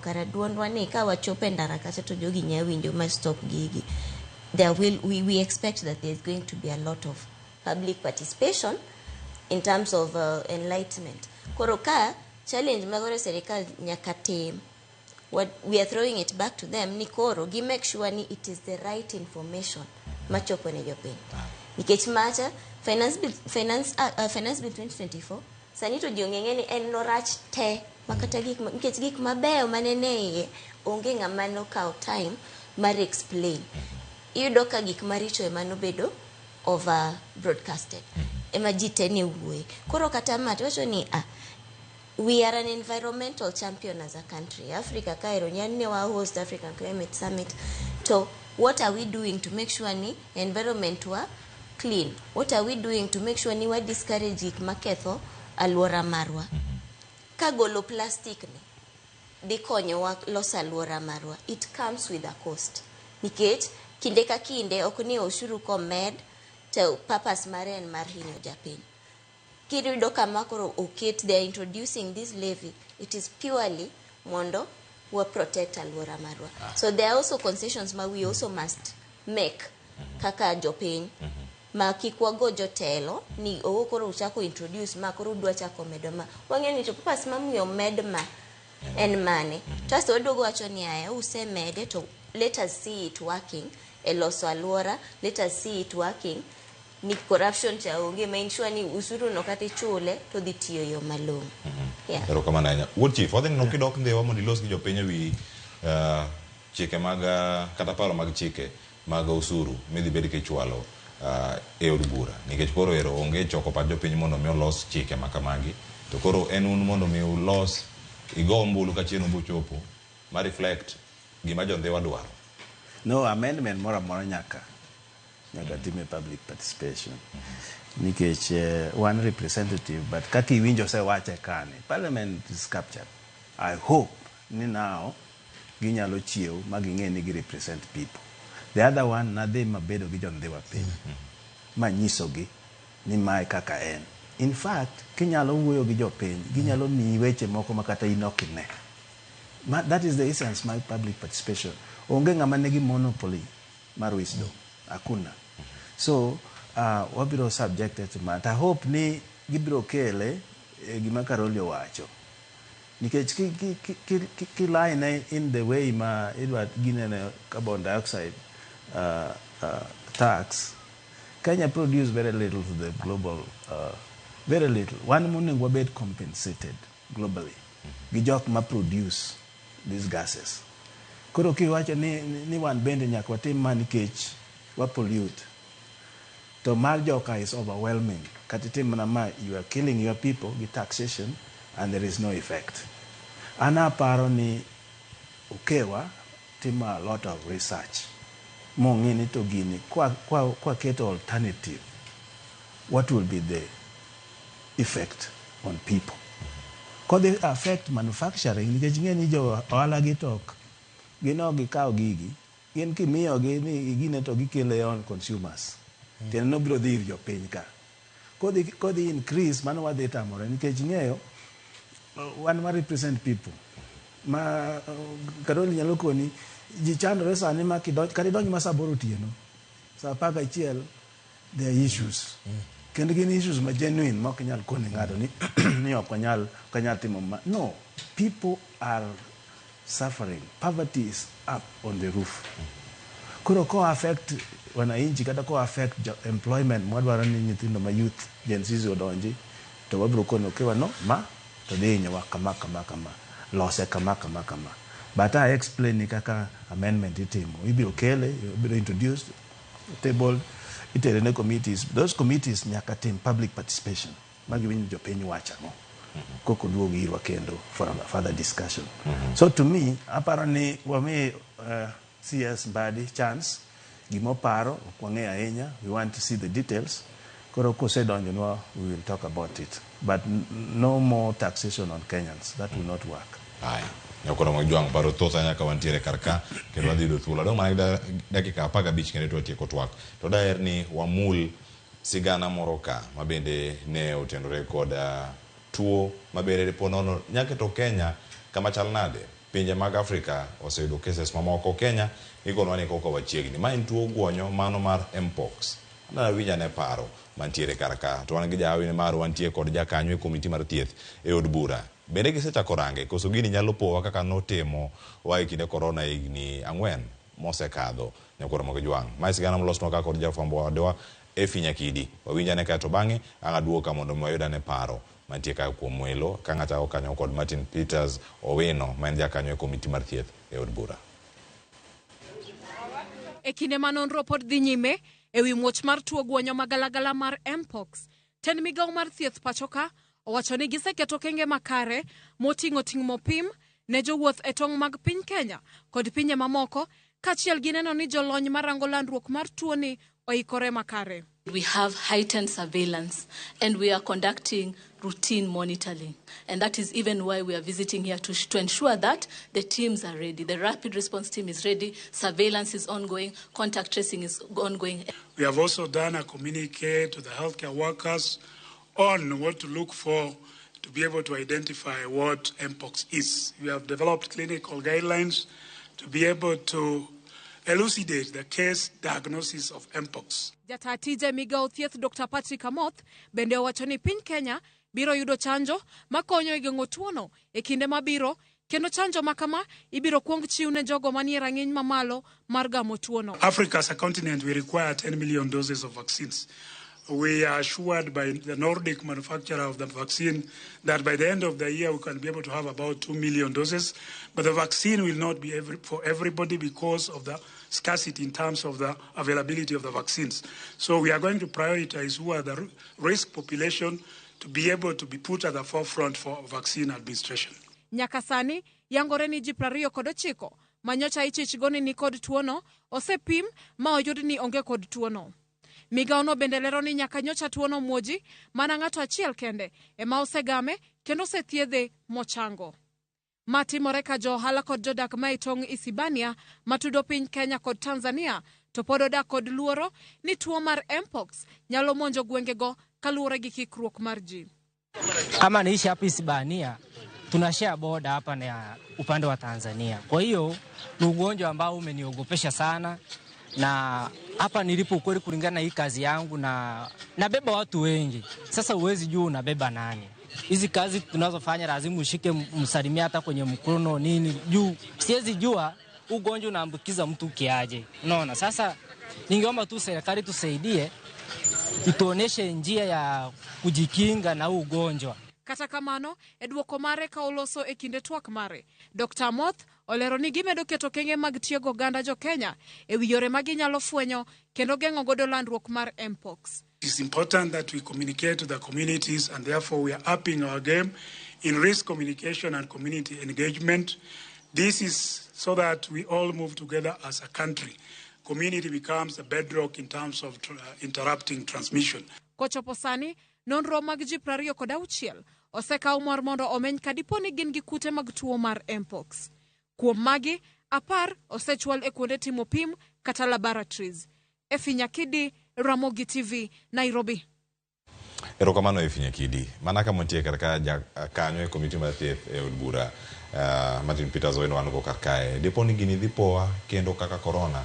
Nikech waneno gin cases mantiere ka gi ka to bende gionge iyudo jok mane gi chal kata science to bende gionge ikruok maru bende kaka jo komiti gin magi nikech sano osedo mana wach ka wuok e migao mano mar thieth. Aparo ni ikruok achiel mane ochwa timo maber kabisa en confirming the DG, Director of Health, Dr. Moth, because statement mo mekcha is very correct. Mpox and cousin smallpox. Mapano case mokwongo notimore DRC 1970. Ai moro dugo timore 2022. En gima kodonjo kuomi to tieko about 12 days tichako neno kiguonyori, kinegi lymph node gi kuot and all that. To adwa nyiso jo Kenya ni okunego gi panic. Or spread skin to skin, that is correct. To okwadwa panic moro ni okinya donje lift, okinya timango. Sani kama onyalo landre mana household maji rub shoulders. But more important, mabende ji okong'eyo ni the fact not spread from skin to skin no, and very efficient kodonje sexual contacts. Kendo odhi mapiyo kabisa. So anything mane dendi can also go eduong ni kocha. Maka uriworu onyalo bedo very effective. To gimaduong ni mokwongo mane nentie 1970 cha ne ok tek. Masani ni makori iluongo ni clay 1B sub 1-2 very efficient. Onego ji piyo, mortality ne malo momiyo koro nyaka geng'e. Korka public health control taparo ni wan sawa, wan gi a lot of laboratory makoro nyaka gitim magiyud ni manitie kata manitie. Right now it is only one case. The rest are suspects. But in Africa, Gimaskea in Africa, osenego ji malomi abich, and over 17,000 people are suspected cases. So oken gima wanyalo kao lightly. Omiao akwa Minister of Health, this is emergency. Maka nitiere funding magidwaro to giwach sani, because it can evolve to another thing. Kikwa depend ni wabro yudo doses from Austria or what. Nitiere Biovax gi Cambry mo bende osebedo very vital in this process. That process should be fast-tracked. Mondo waneni koponi gik kaka ne covid gik wanyalo manage nango kamano erokamano ahinya odani walok tanga kendo mondo mi warangane wechegi mag somo nyakora mag jwang' tarik 26 wach notieno ma piny ru godo tarik 26 kanyo ng'anyo mar atipo mag jopuonj dhi bedo ka chakore otimore counties mopogore opogore jopuonj mago mantiere e kaunti ma Homa Bay ogolo duondgi kendo ne giloso odiochieng' manyoro mathoth ahinya kotenore koda ng'anyo margi mabiro to e kinde molose weche mag ng'anyogi ang' warangane kae wechegi mag chal mar somo to ahinya weche mag university funding bende wadhi bedo ka warang kar kae ka watieko tieloni makoro wan ko kae chal mar somo ng'anyo kochakore odhi keto weche mag somo kama chal nade kinde ma jopuonjre mathoth bende mowuok e skunde mag sekondar ywak ni nengo mag somo dhi bedo malo ahinya ang' ayudo paro kawuok kuom welo ka mokwongo winjane jopuonj. Junior schools ng'ani nyaka bed converted to permanent and pensionable terms. Jopuonj notimo interview jopuonj 130 tiwacho ni jopuonj nofelo interview. Japuonj ma jahiga 58 mosepuonjo for higni 35 inyalo wacho ni nyalo felo interview. Pesa ming'ado wa mabi e bank, mabi e sako, mabi e schemes mag jopuonj ing'ado tok chiw. Wakwayo jatend piny President William Samoei Ruto ni owe go education sector piny chakre tarik 26 gi make sure ni onge japuonj moro amora modhi e skul skunde mag ji kendgi giwegi. Wayudo institution mokawo jopuonj gi nyithinde private wabro mobilize kendo wabro make sure ni jopuonj go wagolo oko te nyithindo go be wadhi riembe skul. Nitiere pesni mitere skunde makonyo bajede matimore skunde gi sani pesni go duok chien gino mono jopuonjwa madongo e sikunde go nindo gikia kaka gichan bajede gi madonji.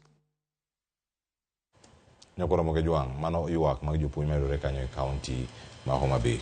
Karoli Omondi nitie weche mathoth ka mago mag somo ng'anyo nitiere kar ka to en ng'anyo madhi bedo nyaka ne jopuonjre mantiere e mbalariany kotenore kod weche mag pek mag somo ma bende sani gidhi bedo ka gikadhe. En achiedh nade momako sekta mar somo te nitiere bagni mano miyo nyaka calling letters obedo recalled moko oseoro wach mogik onego bed ni oro nyoro chal mar wach nyithindo nitiere ang'eni kata sani ka gin weche mag arambe e kar chung' od bura mari gintiere jonyuol olewo gi nyithindo e dhoodi mana samora kabisa. Weche ng'eny e sekta mar puonjni ok anyal wacho ni an expert but kaka wan kaka Suba wakacha gima thagowa mokwongo en gima miluongo ni hardship allowance. Wantiere gi islands to gi kuonde ma barabara onge dak teke tiyudo ni CBA mane jo NATO sign gi jo TSC ne nitiere hardship allowance no. To be nitie kuonde ma kidhie tiyudo kimiye jo primary to jo secondary to ok yude to gin e island achiel. Koro nitie weche mang'eny ma jopuonj nigo to gima keri neno ma koro biro gi apani owinjore bed ni gimoro nyaka sirikal bed piny gi jopuonjgi mondo strike ok obed the norm. Ing'eni kineno kaka strike itimoga jotich dwaroga strike sama they'll get the maximum impact kaka yawo school kata sama idhi time exams ka gin jopuonj. Jomoko jondege dwaro ndalo ma ji dhi e holiday. Lakini pinje moko kineno onge ga total shutdown cha. Ji dhi e strike 2 days ji dok tiyo kamano kama marwa ni ing'eni odhi adhiya malore makoro nyithindo ok dhi e skul. Ok apani owinjore wachopo e stage no nikech nitie gik ma jopuonjgi wacho mowinjore bed ni sirikal bedo piny kodgi to tatua gigo. They are very basic kaka promotions mag jopuonj ka onge pesa be factual explain why. Kik ji tim interview ufelo gite kae tu wacho nikech onge pesa. Sit down with them. Explain. Gimoro awinjo ka madam no wacho mar capitation cha. Jopuonj be kadwa no ket capitation gimbe gigol mibadhi ewi capitation. Nitie mibadhi mang'eny education sector on capitation. Nitie. Meyudo ka nyithindo medi mang'eny ma ok enroll pesa biro ipogo do giseneno. Nitie kata skunde moko exist miore capitation. Dong ni neno moro yo Baringo kocha. Koro nitie gik ma nyaka ji bed piny ma ji wuok kiratiro ni mondo wakony education sector kaka mane an ka mogik na wacho ni nitie problem gi bursaries. Bursaries ng'eny kabisa. CDF nigi bursary, national government nigi bursary, gine bende county government to nitie nyithindo ma pod ok dhi school. To king'iyo the total pesa no te mabed allocated it is a large amount of money. Odhi kure. Nitie problem education sector mowinjore warie. Sani kwa wuoka wadhi e kamkunji mar wabunge. Wadwa dhi wacho wach university mar funding. Problem ane university en ni idwa konyo nyathi nigi tabu mar fees. Kaka idwa identify nyathino. Problem antie. Manyiso ni ki identify ya maber mikonye to bro duoko pesa cha. To tabu mantie ni jite. Sani band number 1 mowinjore kaw jomodhier mogik cha emokaw jomatin. Band mowinjore kaw jomoke mokaw ji. Tingeni mano to is not the reality on the ground. Gige winjore chakre chon from secondary mawang'eyo. Koro apani nitie weche mowinjore watim kae. Erokamano ahinya. Brenda, kotenore kod chal mar somo, ng'anyo ni e yo kata ne jopuonj? Apani bedo ni ji oseneno ni the only language ma sirikal ni winjo kinde duto osebedo ni en ng'anyo. To wachopo kuma aneno ka ng'anyo ni be ok osebedo ka konyo nikech the trend en ni give the strike notice, dhiure ng'anyo, crisis moro bete, luongu, kauru CBA moro, usain, kendo ok odhi bedo implemented, then the cycle continues. Apani, it causes a lot of disruption, and especially king'iyo ni sector mabedo affected no en education. Ka nitie CBA cha, ang'o mamono these trade organizations? What is the role of KOTU egini as an umbrella body mondo giwach ni higani to strike ne nitie mar dakteche, strike ero nitie mar jopuonjo no ka NAT gi KUPPET osewacho ni gin to gidwa dok e strike. To reason momiyo gidwa dhi e strike ni nikech CBA ma have not been implemented. Onego beni government nigi ways of arresting this before it happens by implementing gik ma ginya bedo ni ginya implement kapok strike ochopo. Nikech you're going to affect the most basic. Sani king'iyo yani kinde te wacho ga ni basic needs gin housing, clothing and shelter. But kaka kinde osekadho, education has become a basic need. Ma onego beni bedo treated with the same seriousness. Nikech kiwacho ni kise bedo ni se affect education cha, how do you intend to change the lives of Kenyans? Opportunity mane mi afford ng'ato mar loko ngimane. Ka education ni ka nyathi ae class 1 nyaka class 8 higa ka higa ensure ni nitie jumbe moko 2-3 ma madhi bedo disrupted nikech nitie strike. So let the government deal with that. Ka wadonjo e funding, the new funding model mar universities. Model no okapar ka ne gibedo ma giparo malong'o ka gi come up with it nikech useka ujuketo gain to different bands. Band mokwongo cha giketo ni any household ma osara ma giyudo, rather the total income is less than 6,000 and 5,900 and something. To kanyo wacho ni pod idwa ni koro gin ma gichul 5%. 5,000 or 6,000 gi economy masani. Ang'o monya timo nikech koro yudo nyisi ni en koro serikal di fund up to a tune of nitie percentage ma serikal di chulo to nitie funding midhi yudo. Koro in kaka individual nego bini chulo 5%. Ka ng'ato yudo 5,000, 5% mar fee momedno pod ng'eny ma ng'atni ok nyal afford. King'iyo kata process ma giketo nikech oket ni koket kaponi oketie band miparo ni okuni gibede por idwa ni oketie band moro mondo yud more funding. The process kende mar appeal mondo gorie band moro chekerie moro takes a lot of time, creates a lot of uncertainty. Tido ka disruption dhi bedo mang'eny kabisa e jok madonje mbalarian, e jok madonje e TVET institution. To kinde ka kinde kiwuok ni dhi e school, ing'eni school operate gi timelines. To timelines ma school operate goni ka podi nitie jumbe moko madhi kadho nikech podi apili kia ni in kanye okin sure ni idhi yudo pesa mane, serikal dhi chulo ni mane. Apani let us rethink that model. Erokamano ahinya. Wach mogik madayudo kuom Mheshimiwa Martin Peters Owino en ni kotenore kod weche mag somo to kanya ngimede gi wach mari mogik ka ntiere kar kanyo koro ka watieko sa osero musadeki kona ni Sharon Ong'aw nego beni donjo osekore kacha welo nego beni gidonjo kendo gilose ewi wacho ni en nyakew John Badi gik mano wacho ma pod odelo se sa mano kewa. Erokamano. Education is messed up completely. It's very unfortunate. Osetimore kamano. Nikech ing'eyo, a constitution, education, and a right for every child. Number 2, gimomi an right, en mokelo equalization cha. Nyathi modhier, giro en mokelo jika. Gimoro ni banding is nonsense actually to speak. Nikech wan gi data, wan gi kwan kabisa jo modhier, mabe samoro watimo negi cash transfer, wangegi, they should be there up to the village elder. Koro data masane ni enango. Ki banda, or ibanda that student, my wuon gi nego, to incidentally kiny, that breadwinner is gone. How would you actually nyathino dhi appeal kendo? Kata pesa mo ago ndhewa modhi go mabeino ima onge. Eto dhi appeal nango. Secondly, gimomiyo ji dok into industrial action en ka system ok ti. King'ado pesa na, these are called statutory deductions. Ing'ado pesa na ne dhi help, ne dhi insurance dhi ango, itiyogo. Why? Capitation okimiya tidwa kendo mondo kik ariemb nyithindo. It cannot work. Omiyo kamkunji mwadhi yani okil. Wadhi wawuoye kabisa nikech it's rotten. Kaka nen chon was the best. Itimo primary education, idhi secondary, high secondary, idhi from 5, from 6, idhi youth. That was buying time when you are mature and you could manage the budget. Could was it ready deck? It does not work. Now final issue is Kiyena. Kamala Mugi. And give free medical camp. Ne John Dewa. John Dewa kamara mora miwinja agolo wataalamu mwa MTRH or KNH, please, especially men, joma chuo. Gin gi paro ni oginya. Gine mo gi wuogi. Mine to dhi hospital. Joma chuo, especially ka in over 50. In a prostate candidate. Tiende ni gima chamo duong' macha.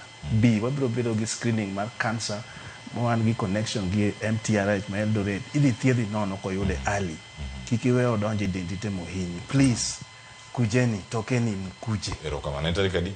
Tarik en 23 Friday ni gi Saturdays, 2 days.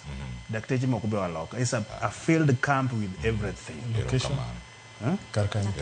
They were primary school. Okay.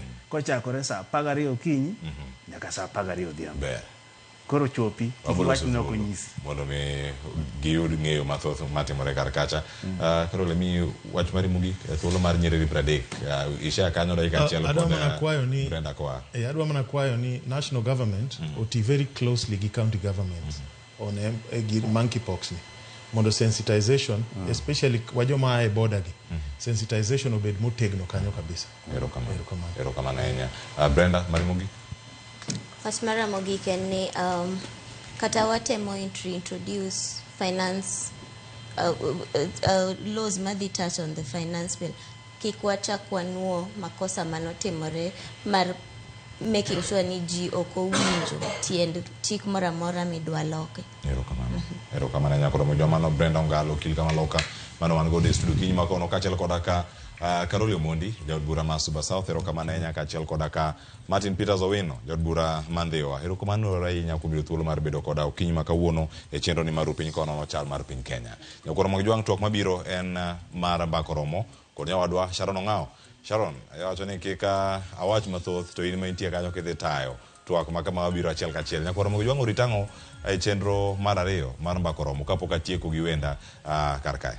Mano Cleophas, natemo ng'iyo kata mna mbui mar X, gini chakre odiochieng' manyoro, reject finance bill, osebedo ka trend, odiochieng' makawuono, bende aneno ka entiere namba 2.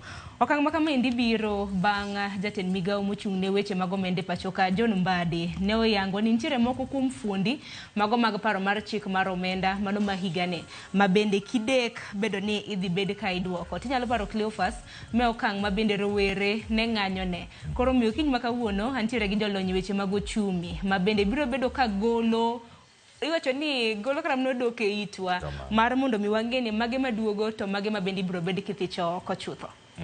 Erokamano ahinya wabed piny kendo wariti twak ma kamano madhi chako. Sani nyakoro mujwa ndai kosekala bich tok sa 3 mar okinyi ma kawuono. En twak mabiro nyake kor gweng' kama intiere ka indhiwa gol pachi Jaod Bura medo segolo paro ka Ka en Suba South ndiknwa kale bicho kango chopo kama intie. Ka en Migori wabiro iri, Siaya wan kodu, Kisumu wan kodu kachal kora county ma Mombasa. Mane chenro mar mbaka romo en mbaka magoyo kodi kaka japiny. Nataye chenro kinyi makawuono nyinga Cleophas Oluoch ja Kisumu kanya kwar mukeo nyaka Chisango oriti masane.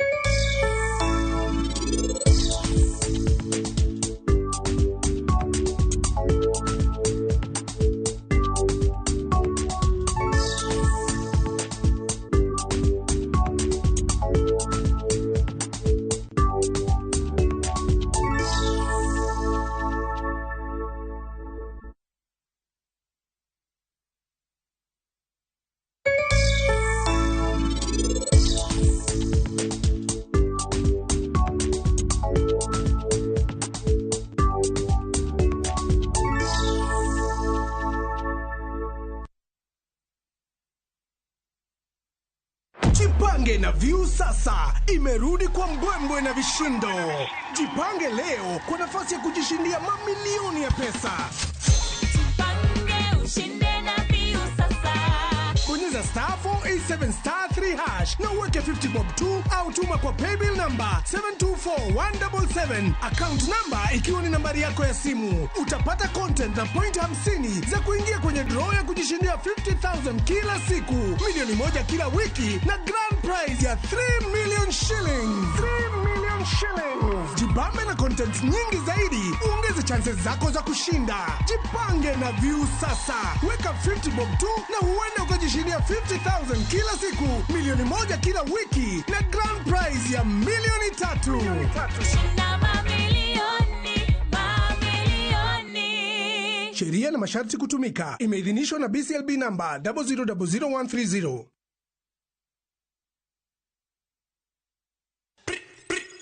Yo, wanacheki moshi wanashtuka Kobo Master Mwaki na show bado mzuka. Guda ndani ya Hot 96 sika. Toka saa 1 usiku Master Lighter. Ukisikia na kohoa na roroa stress za mchana. Kwa radio usiku minatoa msikie fiti alafu mlale poa. Tupatane baadaye. Hype grade Joe Alai. Hype grade Joe Alai. Hot 96. Ligi imerudi. Your favorite team na players wako back in action. At Shabiki.com, kila siku ni siku yako. Weka beti yako ya 49 bob more on at least 3 games na ukamate free bet ya 100 bob leo.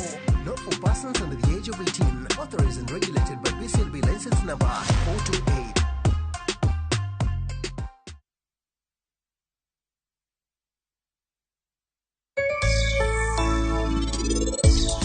Penj laktar ko kalera mugi TV ngima en mwandu iluonga ni Ruth Otieno kendo en ga morna mar bedo kod odiechieng' kodiechieng'.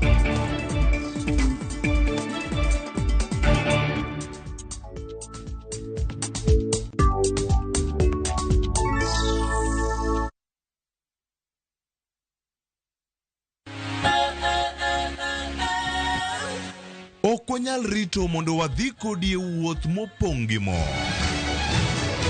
Kwen sigendni mabeyo miwuoro. Tugo tuke mabeyo.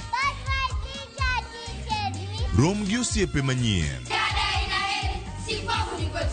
Puonjri gik mabeyo e wuodhni. Crispy chicken, coleslaw, tomato, mustard. Solo osiepeni kendo ikri ne mor e rogo mar nyithindo. Chieng' Ngeso chakre saa 3 okinyi mana e Ramogi TV.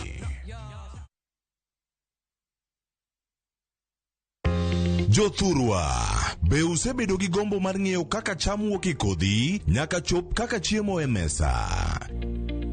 Dibed ni dwaro chako pith makelo omenda, koso idwa chako pur mana mar chiemo e dala?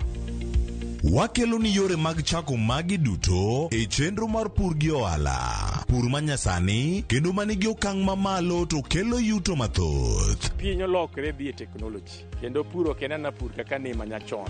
Kuonde kwath osedok matin. Tinyalo bet gi dhiang' achiel mar grade tikete ot tiomone chiemo to ochiemo. Pur mchele ber kendo nyalo teri mabor. Ngimani be nyalo lokore gi higa 2 kende kitiye yo morere. Pur gi ohala kelo ni jopur kendo joma olony e weche pur. Chieng' tich adek, saa 1:45 otieno, kik bai.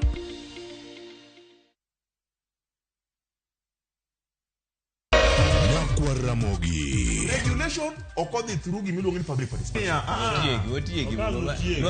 Be ikori mar donjo matut e weche madongo e Uganda wa. Ribadhi ma wuok e NTSA ng'eny seriously. I have to say this. Wanono weche siasa kod weche mamulo ngima jopiny. Sama gigo nyaka japur.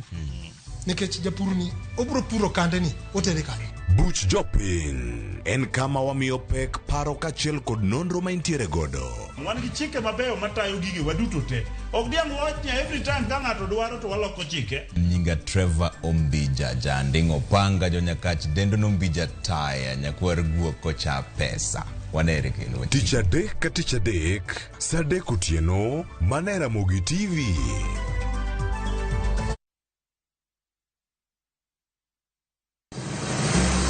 Be isepenjori e sigendni mayudore kuonde ma waluongo ni pachowa? Kapuonjani nobiro nikech gwenyruok e kind owete. Riwri kodwa mondo wanon sigendni mabeyo mag kuonde ma wadakie. Nera nitie. Ninyuo kong'o kacha niluongo ni kilap jokowili. Kochakore bombe madongo nyaka e gwenge ma iye. Otusenge en piny joimbo mar oganda iluongo Wasenge. Ng'e gigo mamiyo oganda ka oganda bedo mopogore. Nueng'o ma wan godo ka en mar kunyo goldi. Urudi. En kama ji duoge ji ok lal. Ng'e weche mane osekalo. Chon chande lweny nitie kor gweng'. Rwako sigendni mag kuonde ma wadakie. Iwacho ni kibedo piny e kom kineno ng'ama lwete fuare kama mano nyiso ni jakano mulo ka pigo sechope bwo mesa. Ng'e gwengewa chieng' tich ariyo saa 3 otieno, mana Ramogi TV.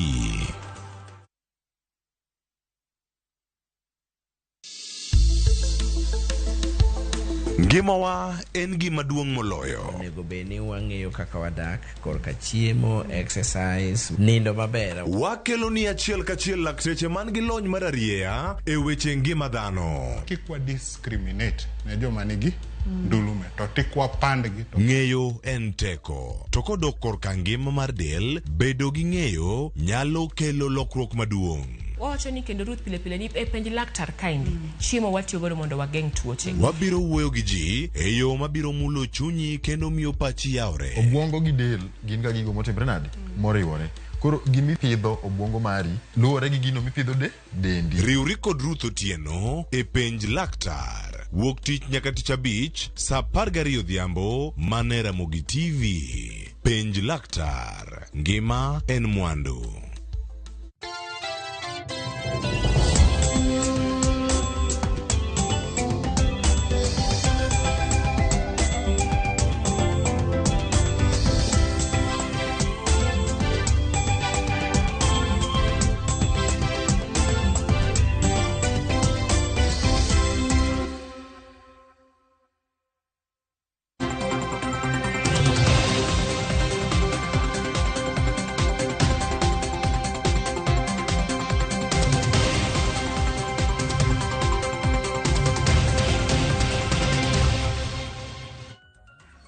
Nyakorongo jwang machiegni ma en chenro mar mbaka oromo kama bende wajawacho pile ni sud machiegni mondo wago mbaka.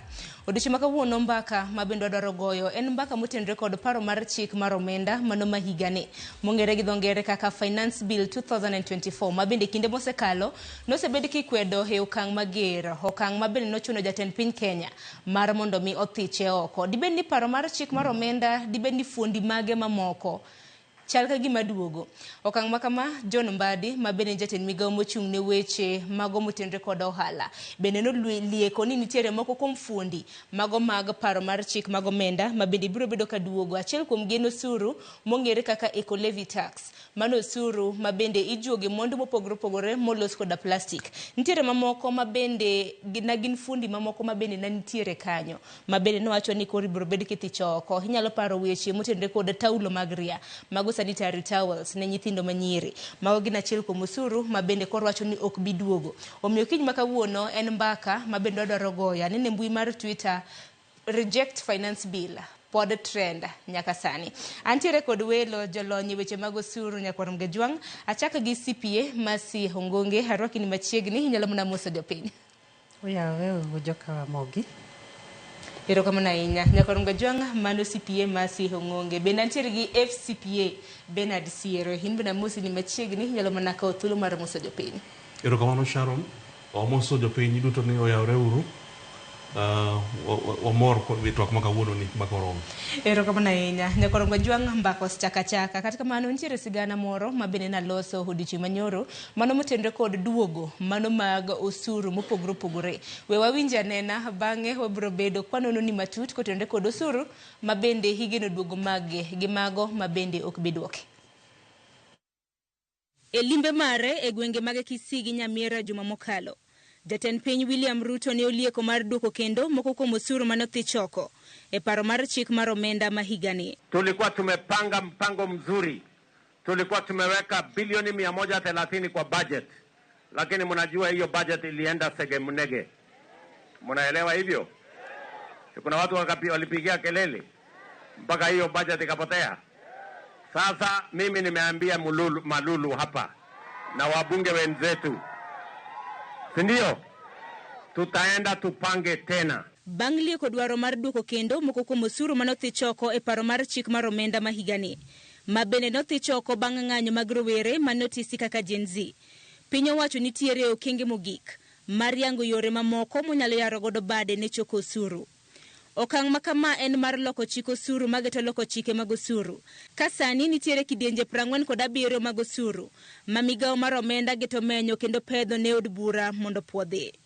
Jatend migawo mar omenda John Mbadi oyango ni osuru ma ijuogo ewi mwandu molos kod plastik midendo kaka eco-levy en achiel kuom osuru michano kel kendo. Kata kamano, osuru mane chano juogi ewi mwandu machalo kaka taulo mag ria to ibithi choko. There are about 49. Some don't even have financial implication. Some just are aligning the laws. Eco-levy, we will target those areas that would not affect the common mwananchi. That those sensitive areas, like what was widely talked about, sanitary pads, etc., those ones we can't make a mistake because Kenyans have spoken. Osuru ma ijuogo ewi mwandu molos kod plastik ne en achiel kuom osuru mane jopiny ne ng'anyone. Okang' mabende nokwed mager gi kembe mosebedo kaloso mwandu makamago mawuok e pinje maoko. Ranyisi ne en kambi maloso math mayom mar Coca-Cola manokwedo atamalo 10 mag osuru mane chano juoge. You know them, they are in business, but we also have an interest as a country. This country is not a dumping place.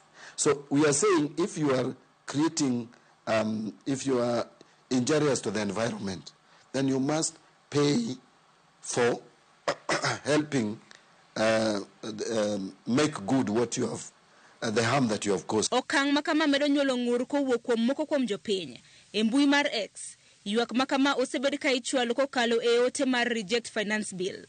Moko kuom jokenya matiyo gi mbuino osebedo ka ng'ur ni ok owinjore kel kata bath paro mar chik mar omenda mane osego piny kendo mane okwedi gi kukune. Piny owacho bende geto medo choko osuru kokalo kuom choro nyime kinde mowinjo ganda mapacho kae yango godo osuru magisechulo e kinde thuolo mar dweche 6. Okang' ma igeno ni biro chiwo thuolo ne jokenya mathoth mar yango osuru mage. Last year we allowed for tax amnesty and we collected, because of that the government collected 43 billion. So tax amnesty is beneficial both to the taxpayer and also to the government. Piny owacho bende nitiere gi chenro mar thicho oko osuru kowuok kuom mwandu mamoko machalo makate. Dwaro mowacho ni biro kungo omenda maromo siling bilion 70. You find that there are goods which are very essential commodities, basic, that we need, that Kenyans use every day. So we must protect the consumers. So we decided to put a lot of these goods under zero-rated commodities. Mbadi bende yango ni lokruoge mathoth ichano time duol mochung' ne choko osuru KRA ma igeno ni biro medo ageta mar choko osuru gi siling bilion 105.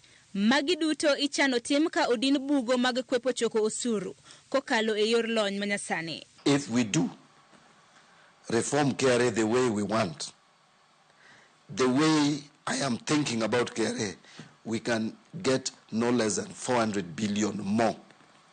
In fact, some people project even 600 billion. Miga mochung' nomenda chano kete tim lokruoge makamagi chop giko mar dwe mar 9 mar higani. Kaluwore gi dwaro mar keto tim lokruoge makama, jalony weche mag ochumi John Okumu wacho ni piny Kenya ochomo kama ber, kaluwore ni ok fundi duto mag paro mar chik mar omenda ma higani ne rach. Tax exemption kokete gik machalo mkate manyiso ni koro VAT input ok bibedo.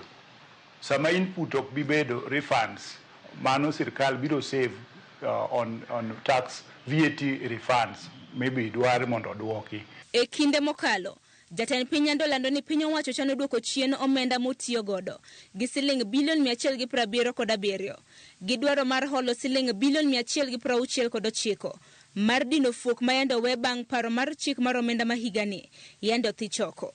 Dwaro manyien makamago piny owacho yango ni biro konyo e chudo mag jopuonje mobwogo dhi ng'anyo, chulo jonyar rita kwe, kaachiel gi konyo e siro somb mbalariany. Sharon Ong'ao, Ramogi TV. Nyakorom Gajwanga mane chal mar wach ka bende gisani koro sirkal geto duoko moko kuom osuru ma bende koro nothi choko e paro mar chik mar omenda dwaro mano mar choko osuru manyien madirom siling milion 150. Masecha kodi kotende kod dwaro makamana aneno kipinge okang' mager e mbui mar X nong'ere kaka Twitter. Sani aneno ko trend nyaka namba 2 odiochieng' manyoro no trend namba 1 reject finance bill. Diwach na kaka jalony. Sharon, ingeni kaka luwe kaka finance bill 2024 no goal.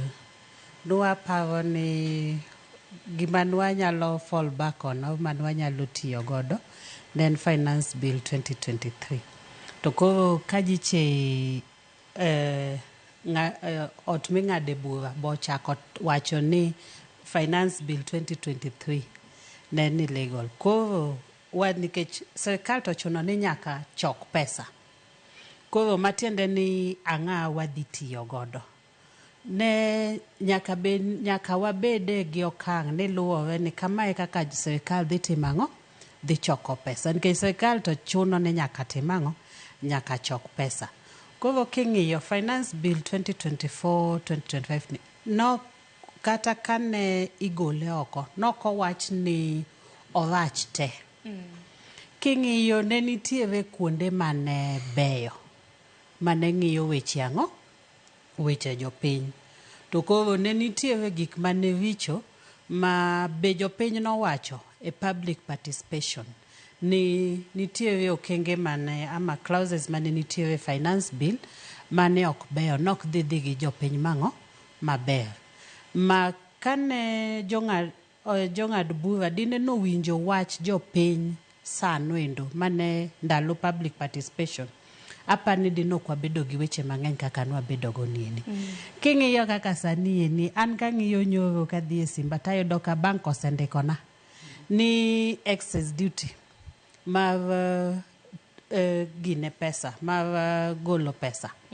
Giduoko gigolo from gigole atamalo 15 giduoke atamalo 20 maluwore manyiso ni nyiche finance bill 2024 ni ne nitiere gik mane beyo. Koro to mar jatendo gitiyo gi chik mar omenda mar higa mar 2023 so koro paro mar chik mar omenda ni mano mar higa mar 2024 gitiyo gi papa 22 dikech koro king'iyo 23 cha nyicho witi mane manyicho nego beno atimang'o wadok watiye godo. Koro machacha to ne courts owacho ni te no timang'o no rach.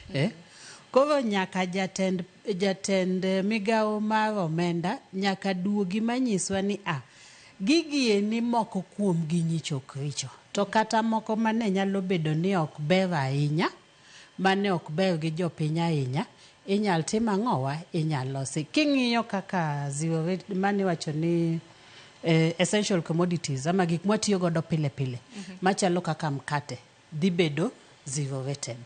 Wan kaka dang'wa wach kaka jolony zero rating nitie gimiluongo ni input tax nikech kiloso mkate to materials menyiew kande mibiro loso godo mkate ichulo ne gi VAT. To koro inyisi ni ok itimang'o ok idhi charge VAT ni matene ni kae ni nitiere gima ka iluongo gik machalo mkate ginigi ama products nigi under zero rating. Nitie input tax to output tax onge. Matiende ni idhi KRA mondo claim gimiluongo ni VAT return. Osebedo ka keto mibadhi mang'eny nikech iyudo ka nitie johala matimo ang'o ma benefit to nitie jok mok benefit. Although omedo bech giminyiewo nieni, but johala tiyo kode mang'eny yo maber. Koro onego beni tax refund gi. King'iyo adieri, last year iga mokalo kende KRA nochulo chiegni 400 billion monego bene gichulo in tax refund. Kwanyalo golo magi eni, apani wanyalo. Koro gik midhi duoki gi, I believe ni gin gik maber, to be gimwanyalo timo ni kapok oduogi, oket gi jopiny mondo jopiny owach ni ma ber kodwa koso ok ber kodwa. Ke serikal to nyaka timang'o, nyaka chok pesa. Erokamano ahinya nikech kinde mokalo bende jatend piny Kenya ka osebedo ka luorore pacho ka ni ntiere kaunti ma Nyamira Kisii juma mokalo ni ntiere Imbo mano mar piny Kenya ni winjo kanyo kwa jod bura ni tukiwaletea kwa chako duogo nugodo to ng'i kaka ukete yo makare. Sierero kitwak ni machiegni okongo mondi ne japiny maneno wa ukiny makawuono osuru maduogoge japiny nyalo penjo ni bende gibeyo koso giricho nikech masi bende osetemo lero negi ni osuru maduogo gin moko kuom mago ma bende jopiny mana jopiny opingo to moko kuom gi ok duogo. Gen mana naneno ka eco-levy ni bende duogo to eco-levy tax ne mana naneno ka moko kuom kembe no pingo ma moko kuom gi bende nadwa kata mna wuok e pacho kae. Erokamano Sharon. Okongo anya chako wacho ni Igani is the first time engima poko timre e Kenya ka. It was unprecedented. The entire finance bill which was supposed to become Finance Act 2024 no rejected in total. And then to make the matters worse, normally we expect the Finance Bill 2024 no rejected, no what you give the laws no be enacted based on the Finance Bill 2023. To one be already tiagi issues. Magata sani the government not to appeal and that kind of thing. They put a lot of confusion. So for the first time, there's a lot of confusion in the tax environment. Magata suggestions maybe do make the current CS Mar Finance. CCP Badi, yeah, our colleague in the profession. But for now, we're not getting a suggestion. Getting as it is now, the future position in the Finance Bill 2024, no bedo disregarded. And the in a long process, the laws go be enacted. The process mag enacting a new law. For now, I can just say, mag a suggestion, no bedo. But it will be a very, very long process. At this point, taxes go go sani. Tiparo ni paro go bende ber kichol kram ne okang masani nikech oka jinu wuok e ng'anyo jatend piny Kenya mothiche oko mwacho ni korwa biro bedo kwa loso. Yeah, again the timing may also be tricky and also the political environment. Yeah, the truth be said, then okay, there's some good elements which is true, but okay, the political environment, then so much poison in the mind and need your finance bill. Because the man finance bill, you can throw in totality. The good things, manitima mabe or gimariote, no it all. Koro gimadoko in the primary enacted acts. Mitio gichokosuru. Luckily it is there. Mamaguto pontie. Gimadan jopinyo ngeni finance bill gikata finance act kilosa gigi. Gin enga gibino kuni omnibus bill. Otingo clauses mang'eny opogore magiloko chike mopogore. In this particular case, wangen chike ma tayo chokosuru to pod ntiere. Mago to poga still effective. Kwa chako gi chike madil gi usuru ma yuto. Mulo Income Tax Act. Income Tax Act is still there. Usuru mag mondomi ma and that kind of things. One gigine mag customs, one gi excise, one gi VAT Act. Called the procedures ma deal gi taxes go. Maulongoni Tax Procedures Act. Mama got at fully operational acts. mama go bende mosani itiyogo e choko osuru. Koro finance bill tax ma gikele kacha en gikele ka gidwa mondo gimed gimoro gilok gimoro act gima exist. Koro maybe another approach ma ji nyalo luongo ok ka sani gima the term finance bill no in ko luonge de ji got very reaction. People are very reactive about it. Maybe in future, which specific acts, magidam no amend, mabobedo could a bigger impact in revenue collection. To gini nyaka wangi nyaka e okang machielo nyaka sani wangi ni piny owacho dwaro omenda mar mondo mi odhier tijege to omenda makamagi higolo kuom jopiny mano kokalo osuru.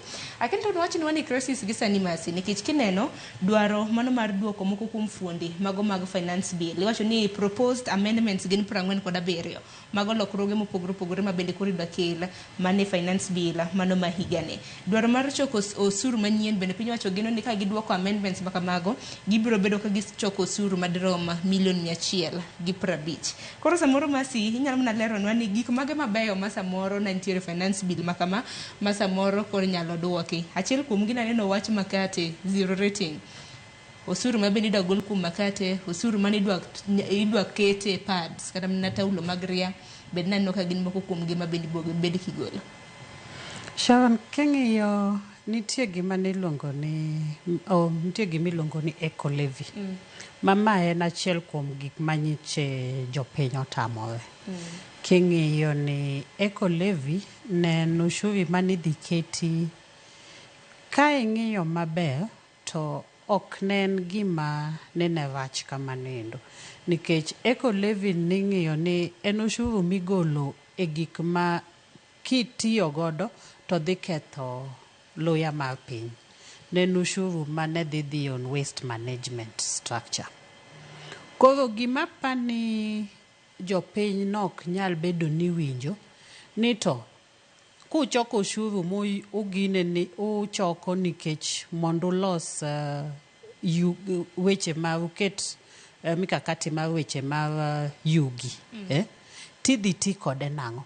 Kiko bedi kaka housing levy ma ichoko to kipenjo ni pesa no ne kanye to ng'ato wacho ni pesa ni okete ang'owa nokete bonds ni pod gitimango nikech ne king'iyo ni nonengo beni eco levy ni loso weche ni gimwa luongo ni Financing Kenya Sustainable Waste Management Program manidhi keti ni kaka county ka county ewe kakurito takataka u. To king'iyo gik machalo kaka plastics, gik miwito jwelni, ang'o ginegi, mage gik maketho ang'owa, ketho alwora mar ji. Mane gima eco levy ni dhi keti. Koro ka en plastic, kutiyo gi chupni mek plastic, ka en company mane loso gik machalo mek plastic, jwala ginegi. King'iyo simu ginegi ni kwasetiyo go noti, titero gi kanye, iwito gi. Ikia ni battery mane simu nendo, en gi adhara mane ang'owa piny kata loko motimo ang'o kumodhieno. Koro nengo beni keto ni nitie kame choke gigi eni ama ng'at mabiro choko gigi eni ma idhi los gi ma mondo kik gitim ang'o kik giketh alwora mar piny. Koro mane kaka ne onengo beno beto king'iyo ne companies mang'eny ne wacho ni gima ne gidhi ng'iyo ne dhi timang'o dhi medo bech gik ma giloso gieni. Nikech ni dhi medne gigi osuru gi kwana tamala par. Yes. Koro kanedo ka gimoro ma kimedo gigen ma kila achiel to nido ka dhi medore gi Sh9 midhi mede ang'owa e gimiuso. Ko gin ne ging'iyo gineno ni gigi dhi timang'o medo bei mar gik ma gitimang'o ma giuso. Ma koro dhi golo gi gimiluongo ni competitiveness mar gi ne dhi timang'o ne dhi dok piny nikech bech gige gi dhi timang'a ne dhi malo. To ka koro dang' duog nyiswa maber ni eco levy ni waseketo ni kamae kaka kwa choke tuadhi tiyo godo. Ageno ni ng'ato ka ng'ato dwa nodagi alwora maber. Ok ni ka gikiny tiwene nyithindi kama piny oketho ma kata lo o kata kipuro to ok nyal timo ang'owa, ok nyal ng'ado cham. To be gimachielo ma Ecolevy ne dhi kelo, wadwa ni wasebedo kwa wacho ni onego bed ni waloso industries wa walose mwandu wa kendwa. Makoro waneno ni gima ber gi loso mwandu wa e pinywa ka ni wadhi timang'o, wadhi keto tich. Makoro vijende dhi timang'o, dhi tiyo. Mamane gimo nego bed ni serikand ni timang'owa, timo moloyo weche tete. Nikech ng'ato penjo ni lwasi bende ber, nikech king'eyo thoth kembe kata mana joket mwandu, thoth gi bende gin ma gindiko jotije ma pacho ka. Kuom ranyisi nitiere kembe mopogore opogore ma osebedo kata mana ka kwedo wach motenore kod Ecolevy mano medo kata mana mwandu products kwanata malapar mar usuru cha. Gindiko ji mathoth, moko buogo wuok, manyiso ni nitiere moko kuom jopiny ma bende biro bedo kalalo tijegi. Penjo ni lwasi bende nitiere makare, mano mar nyayo hali pacho kae bende ne jopiny koro. Sharon, king'iyo ka en gima obedo managed maber, to en gi benefits ge. En mana ni serikal nokonyiso, wacho ni shida ma wantiere godo ni serikal okia kaka wuoyo gang'o, wuoyo gi jopiny. King'iyo nitie gik moko ok onego bed ni kaka towel ma jok ma mine tiyo godo. Nikech ma pile wawacho ni ma en gima king'iyo the long kako odhi ketho. Nikech nyathi mantiere primary ma ok dhi tiyo gi towel nikech bechi odhi malo, ibo yudo kotimang'o, ok odhi skul. Nitie ndalo moko timang'o, moko dhi e skul. To king'iyo mane gimwa bedo kwa temo godo ni wagol kata president wa mokwongo wacho ni wagol ang'o, wagol ujinga. Ka nyathini nyalo bet ni dwe omis ok odhi e klas ndalo 4 e dwe ka dwe. Nyathini bogik nikech wich kuot mobedo godo, nyathini bogik ndalo mowacho ni ok otimang'o, ok odhi skul. King'iyo gik machalo diapers. Koro Ecolevy ni nitiere gik ma inyal kete nikech kaka ing'iyo simbi kiwito, laptop nitiere ma gik mitiyo godo electronics gi nitie ndalo gi ma king'iyo to ndalo gi tich gi orumo. Kata TV ka intiere godo, sani TV moko mane nitie jok ma kata black and white kaka ne ginyiew to pod gintie godo e ute gi nikech kata gimbe gikia kaka gitimang'o, gi dispose gi. Kata TV moko manido ka chien ni otimang'o, oyuawe mabor chande. Iyudo ka ng'ato pod entie kode ode, ok ni odware, to nikech kaka otimang'o, kako dispose of otimang'o, otame. King'iyo kata gik machalo computers mwatiyo godo e office gi, iyudo ka nitiere kata dhi mana ka serikal, ibo yudo ka office moro nitie ma kosekethore ma ok nyal ti kode, to kawe odhi okete kanyendo nikech jogi ok ong'eyo kaka dang' timang'o, kaka dang' wit gigi eni. Nikech kata imbe kipaw ni gini ka wite, nitie gik ma intiere godo e iye kanyendo machalo beta gidhi gine nang'o. Koro wadwa ni mondo wang'i ni en ang'o maber ka en Ecolevy ni. En ang'o maber. En ang'o marach. Koro marach ni ogol kik keti. To maber madhi kinyo, madhi loso ne jopiny. To timang'o to keti. Mach mkate nwa wacho ni ogol wach zero rating ni. Itiyo godo oko benefit jite. Nitie mana kambe matimang'owa mo benefit. Nikech oketo gimiluongo ni tax refund. Nikoro idhi ni kiawe mondo chuliang'o, VAT manitimang'o, mane chulo cha. To kaking'eyo, sani nang'iyo nitiere company mo maloso chumbe kaini. King'iyo ni ne nitiere mi gimiluongo ni ok onego gichul. Gima gikwayo ni mondo government ochulgi. Gidok ne beni gichulo suru, gine makore chulo gi. Gine monengo bene chulogi.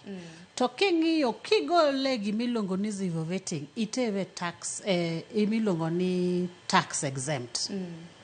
Tax exempt ni onge osuru ma ng'ato no chulo, to be onge osuru modhi charge ng'ato. Koro gimiluongo kae ni mondo VAT refund ni onge. To iyudo ni serikal osebedo ka wito, king'iyo iga mokalo, apani kaluwore ni nyalo bet ni tax VAT refunds mane ji claim mambe ndalo moko ne gidhi magigo koko jok maloso mapidho maua gini ne wacho ni KRA ok tim ang'o ok chulgi ne yudo ka en chiegni billion apani en billion 250 kadhi mbele kanyo mane pesa mwamanyo ni mondo wati godo to ng'ato tiyudo ka dwa ni mondo tim ang'o ochule koro Finance Bill 2024 ni nitie gik mabeyo to kaka noamua kaka ji notamore gik mane wicho mabe moko nosegol kata kano gine kaka ne wacho ni atamalo 2.5 mane dhi kete ang'oa e mtokni kaka mkate ne wacho ni mkate ok onego bed ni beche dhi ang'o dhi malo nikech mkate en a basic commodity ot dwaro ang'o dwaro gini to king'iyo moko kuom finance bill ni yudo ka gimoro noket ma gimoro ni yudo ni delete ni goal clause mane watiyo godo 2023 en ni goal ma ama ng'ad ma ng'ad gi wad ni eni or a sentence titimango movi iket moro so moko nena ni delete and replace with Ero kama na inya FCPA Benada Sierin benda winya na pachi kotende kod mak nikech ang'eni nyaka sani piny owacho bende nitiere gi dwaro mano mar dino bugni mana kaka Masi osewacho jok moko osebedo ka kwepo chulo osuru mar mondo mi gichulo osuru aneno ka Mbadi bende wacho ni kaluwore kod lokruok ma kamagi igeno ne Kenya Revenue Authority mano duol mochung' ne choko osuru pachoka biro bedo ka choko additional iwacho ni another 105 billion kapo ni buge ma kamagi odin Ero kama no Sharon kwa ng'iyo wach tax ni ntiere wanja kongi impact mare in the economy one of your passion I agree with my colleague CPA Masi but also partly I disagree on part of mar nini ogenda ka basic commodities gi kodwa mondo prices go remain low the issue will be ni do you exempt them or do you zero rate. Of course, there's been that concern. Maybe misuse mar refunds, but because systems tiyo properly, tiyo maber, to onego beni magiti mo revenue projections ka gite mo yaka gise calculate the refunds, within the VAT system, so that in the long run, kan zero rated, to jiso ni the producers they claim that input to fully competitive free competitive market to okono bedni now the benefits ka dok na japin in terms of prices moko bedo so much hiked up kora again in a balancing act mundo ngi aneni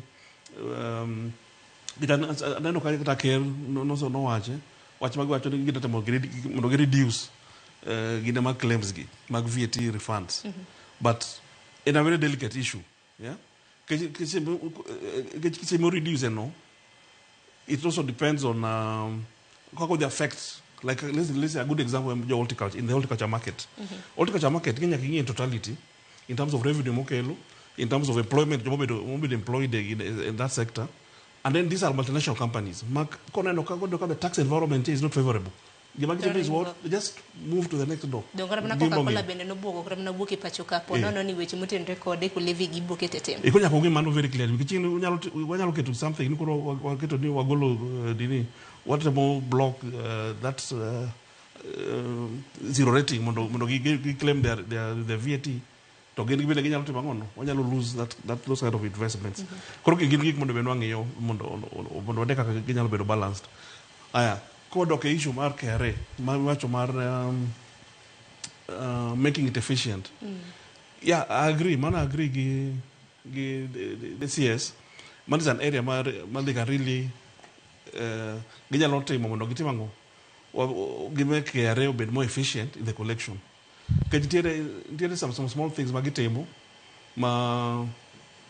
need to be changed.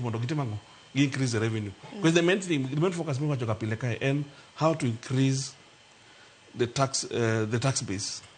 Jimadi machulo suru. To se jamo ka kere gimagite mo ino ka gimagite magite mo mangono. Gite mo duoko peny. Jamati mo don to timu chulo suru. A good example in mind then issue mara magikelo kama special table ni. take more mag special table mag VAT, my number of traders are really complaining. Kore the process mangato trader okete special table, no ko charge of VAT. To such a business model be not imo, kore such mag VAT bare VAT penja obero inactivated to do some transactions. Kere still going to lose that element. Pesa mo be collectible. Yet katakanga to file the nil returns.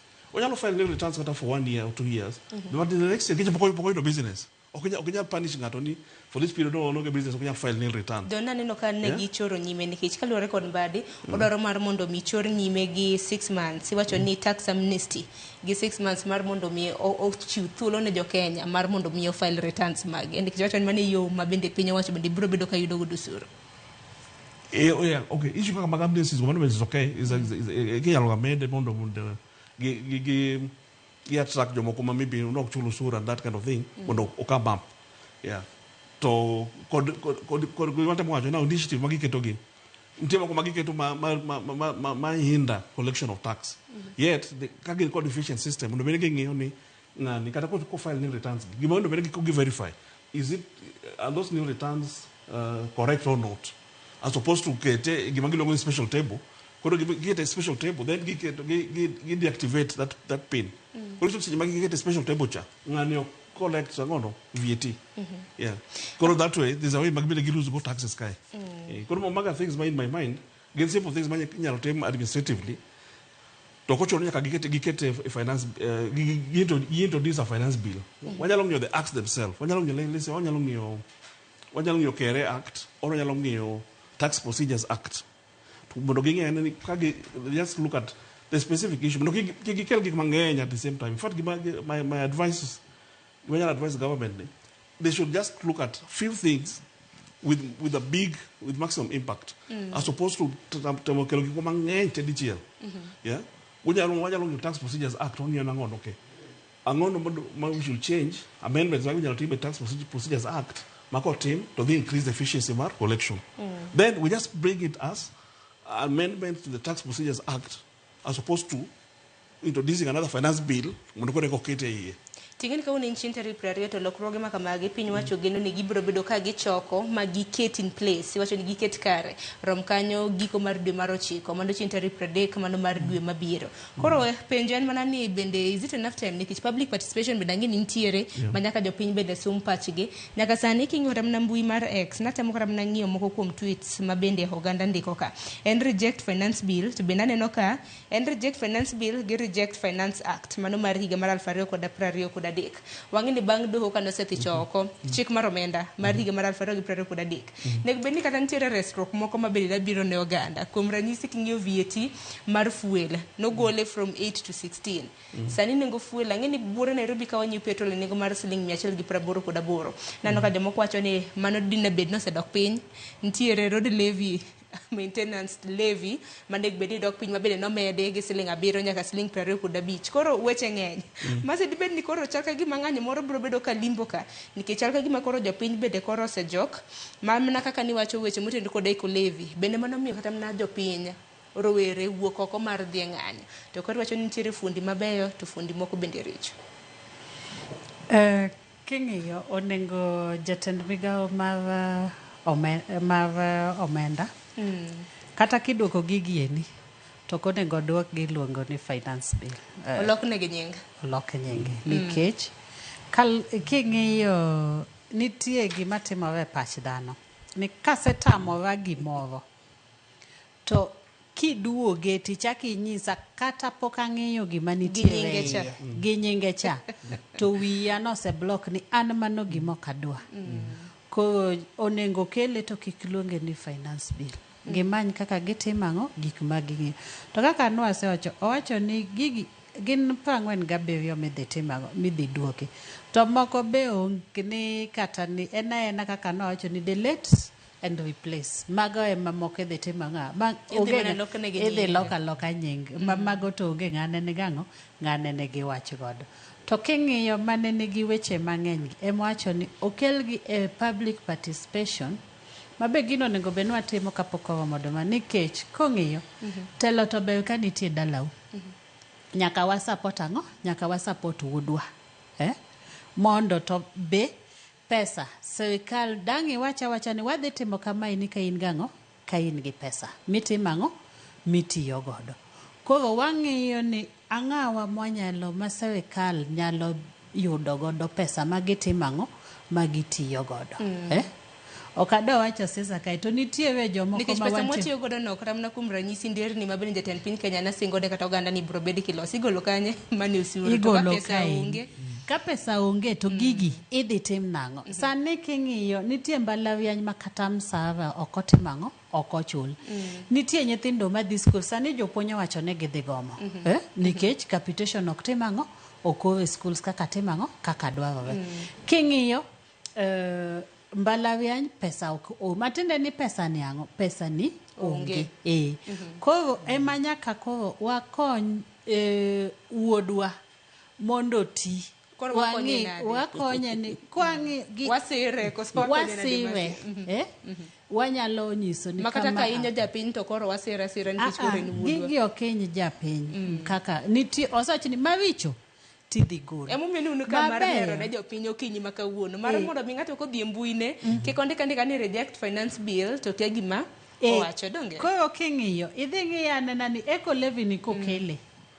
Kik wabed gi eco levy ma wakia ginyiswa ni eco levy ni kose choke idhi tim kod ang'o kaka ana Homa Bay ang'o idhi tim mondo los aluora mang'owa ma Homa Bay mana achiel kuomgi. Wacho ni gik machalo kaka towels mamine timo ang'oa mamine tiyo godo mano kek nikech dhi duoko wa chien kar keto wa mbele gik machalo kaka pampers to be eco levy ni wang'iya nena ni to kaka pamba miloso godo gik moko mamine gi ang'a mono wa mondo wachak los ang'o industries wapidh pamba an kana dongo naneno ka pamba ipidho kowa maber kabisa tinde gigo onge.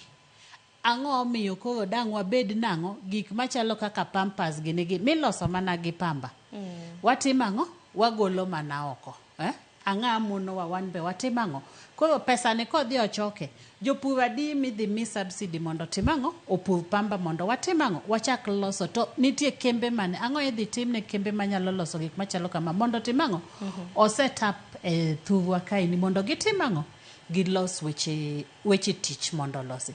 King'iyo machielo kaka gimachielo mano wacho ne en KRA reforms.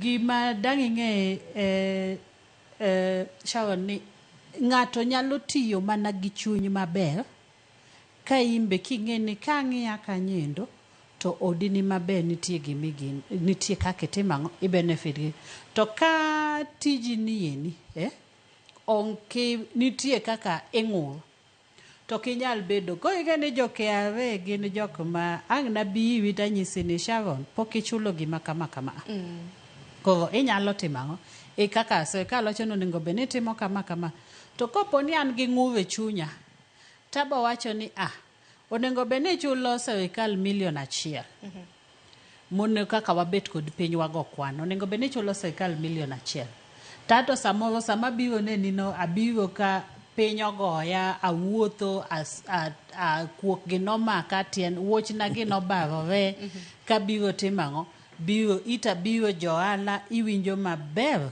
aneno ka ofisi is air condition ko abo nyisi ni an timang'o ka chulo sirikal $1 million ni an miyang'o mia 500 donga timang'o agolo ni ang'o agolo ni 500 koro magi leakages ma KRA nitiere godo nikech nano ka giwacho ni gidwa keto yor chulo suru kata mana choko suru yo manyasani miluongo ni automated systems ngeni koro through automation lakini biro bedo ka konyo samoro nu biro bedo kinyiso kaka jolony acha kodi masimbe reform KRA yen sure ni jotije gi ochul mshahara maber ng'ato ka nyathine tuo hospital to nyalo timang'o inyalo dhi tich king'e ni jatendi bo timang'o bo chulo bill mar hospital okinemi king'iyo KRA onego bed ni miyo 2% mar gik magitimang'o magichoko giluongo ni administrative cost To mano serikal ok osebedo kamiyogi. Ma king'iyo 2% king'iyo every year, I think higa mokalo onego bedni en about 48 billion, 45 to 48 billion kanyo. Timiyogi about 20 billion. Mok nyal romogi.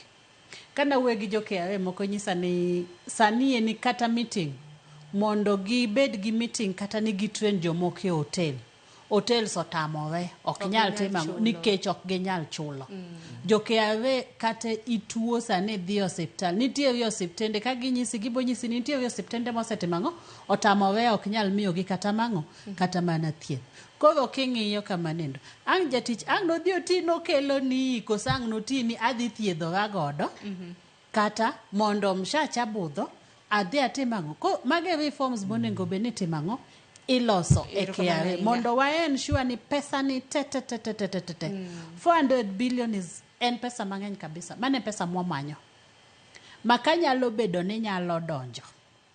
To mano nyalo bedo maber. To bende gima osebedo kwangi kuna mna hikomenda ka hikomenda bendo aneno ka target mag iketo ne KRA bendo gi surpass bendo gi chopga mano mar choko omenda baka ma homiyo kata namba di bende nacho di koro automation systems nyaka keti mar neno ni bugni duto te jogo kuma bendo sibedo ka kwepo suru mar mondo mi gichula lakini benada hawini mapachi ko tende gimano kapoko ka yo matin.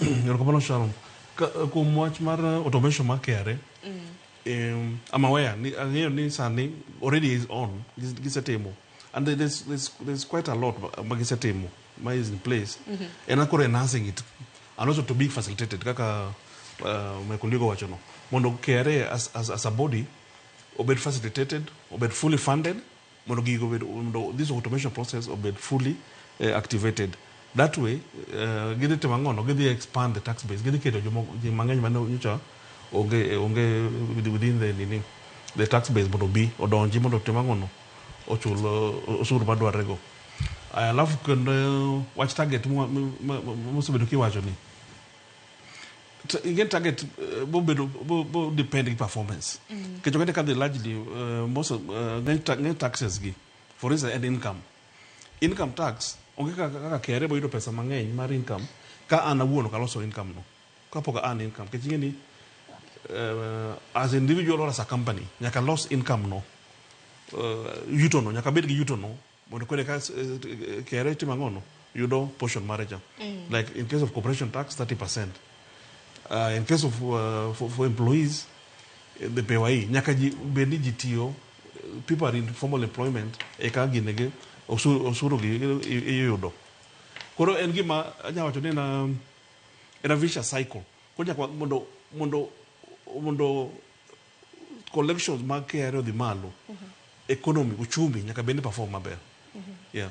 Yero kama na inya nyakor mgejwang sangwena no kanyo kodong mana dakika 2 ote magi benda neno hunano ko wuoro no ote mopogore aya nyaka luore kod duogo mago osuru mano ka luore kod par mar chik mar omenda mano mahigani ote mago yore lai mago temachoka rede ka uchel no mbui mago ganda beni yoro nwa ote makamaga bro bedo kasomoge kendo kachiel mano e wang jowi yena mar mono ka yo matin aduogi twak gi mathoth mabende waiko nie chenro mano mar mbakoromo kikli mabora.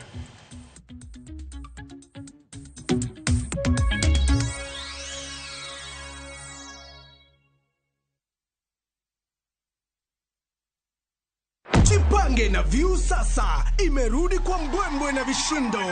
Jipange leo kwa nafasi ya kujishindia mamilioni ya pesa. Jipange ushinde na View sasa. Bonyeza *487*3# na uweke 50 bob tu au tuma kwa paybill number 724177 account number ikiwa ni nambari yako ya simu. Utapata content na point 50 za kuingia kwenye draw ya kujishindia 50,000 kila siku, milioni 1 kila wiki na grand prize ya 3 million shillings. 3 million shillings. Jibambe na content nyingi zaidi, uongeze chances zako za kushinda. Jipange na View sasa.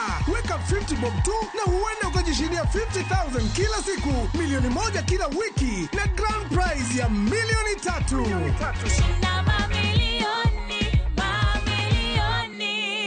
Sheria na masharti kutumika. Imeidhinishwa na BCLB number 0000130.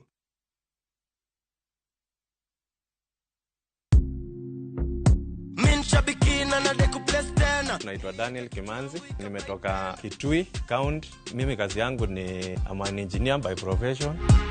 shambiki ya Aviator nilianza kucheza tu na pesa kidogo, nikimprove kidogo kidogo. Nilikuwa nakula tu natoa, nafanya kazi zangu, lakini mpaka saa hii ndo nimefika pahali nikakula pesa mzuri yenye inaweza nisaidia. Saa hii nikiwa nimesimama hapa, niko na furaha sana. Nimeshinda 1.5 million kama venye mnaona kwa hii check. Hii pesa itaenda kunisaidia sana pamoja na familia yangu. Niko na watoto shule, italipia fee. Biashara yangu ya construction pia huwa inahitaji pesa mingi, itaniboost kiasi kikapital, na pia nitaendeleza mambo zingine zangu. Win big in seconds. Aviator Shabiki.com inakupa the biggest multiplier in Kenya. Shinda up to 50,000 times your stake. Yani ukiweka stake ya 100 bob, ndege ipeperuke, unashinda 5 million within seconds. Changamkia Aviator on Shabiki.com. Not for persons under the age of 18. Authorized and regulated by BCLB license number 428.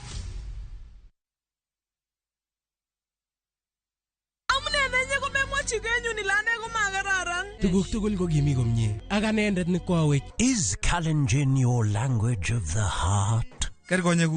Then we have a sweet surprise for you. Wow, kimnatetab chomyeto. Sobetab Tai, a story of two hearts bound by undeniable love. A story full of secrets and lies that unfold into unbearable pain. Mune sikiun cheptangung nemingin asimakiker. Mamache ninyi, mamache harusin, ako mamache kaingwong ine. Kaiker, aibun kakokachi weringung koi. How far will you stretch for the one you secretly love? Watch this heart-throbbing story, Sobetab Tai, only on Viusasa.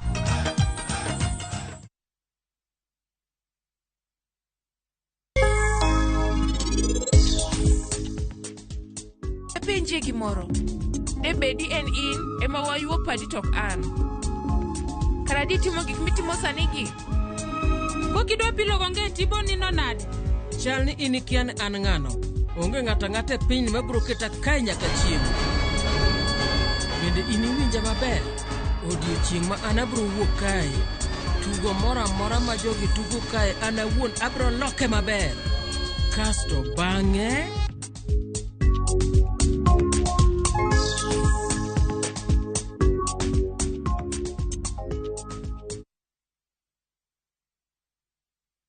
Escape to the beach and enjoy amazing discounts at the luxurious Ocean Beach Resort and Spa Malindi, courtesy of View Travel. Book with View Travel and enjoy 3 days at Ocean Beach Resort and Spa for only 43,000 Kenya shillings when you take the scenic SGR route, or opt for the flight option for only 52,000 Kenya shillings. Whichever you choose, prepare to be pampered. Visit viewtravel.com or call 0703-254-254 to book your dream beach vacation at Ocean Beach Resort now.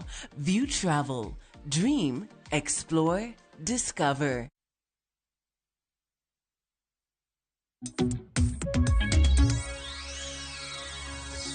Nyakor mgajong machiegni dakika na ng'wen tok saa ng'wen mano mar okinyi ma en chenro mar mbaka oromo. Par ni kopogore gi twak e chenro mar mbaka oromo, twak ma kama nyakor mgajwang bende ni thuolo mano mar nyiso wa pachi kotenore kod thor wach ma bende wantiere godo. E chenro mar mbaka oromo bende wajakao weche matimore kwa dhi nyime gi twak ma kama. Omiyo kiny maka wuono ja ohala mar Auma pacho ka Jimmy Wanjigi bende hostopo e nyim doho mano ma Milimani mantiere buore Nairobi ka bende ng'eno duche banyoro ndhiye kod bila ka bende ise weche motenore kod firearms ni osebedo kod magina mamoko ma bende okotenore kod chik. Koro nonindo mano e sela kata mana no dinno duche manyoro kiny maka wuono neno kanyo kochope e nyim doho mano ma Milimani mantiere buore Nairobi. Moko kuom jotelo ma bende nyisa kanyo nosichopo riwo kanyo okil Kamaloka mano Sida Council Kalonzo Musyoka bende ntiere kanyo ma bende jatend duond bura mano mar Wiper ntiere kinde mage mago moriwo Paul Mwite ma bende nitiere kanyo. Familia mage nyakor mgajwang bende neno kanyo, ineno min ode nitiere kanyo, nyathine manyako mano nyadendi bende neno kanyo.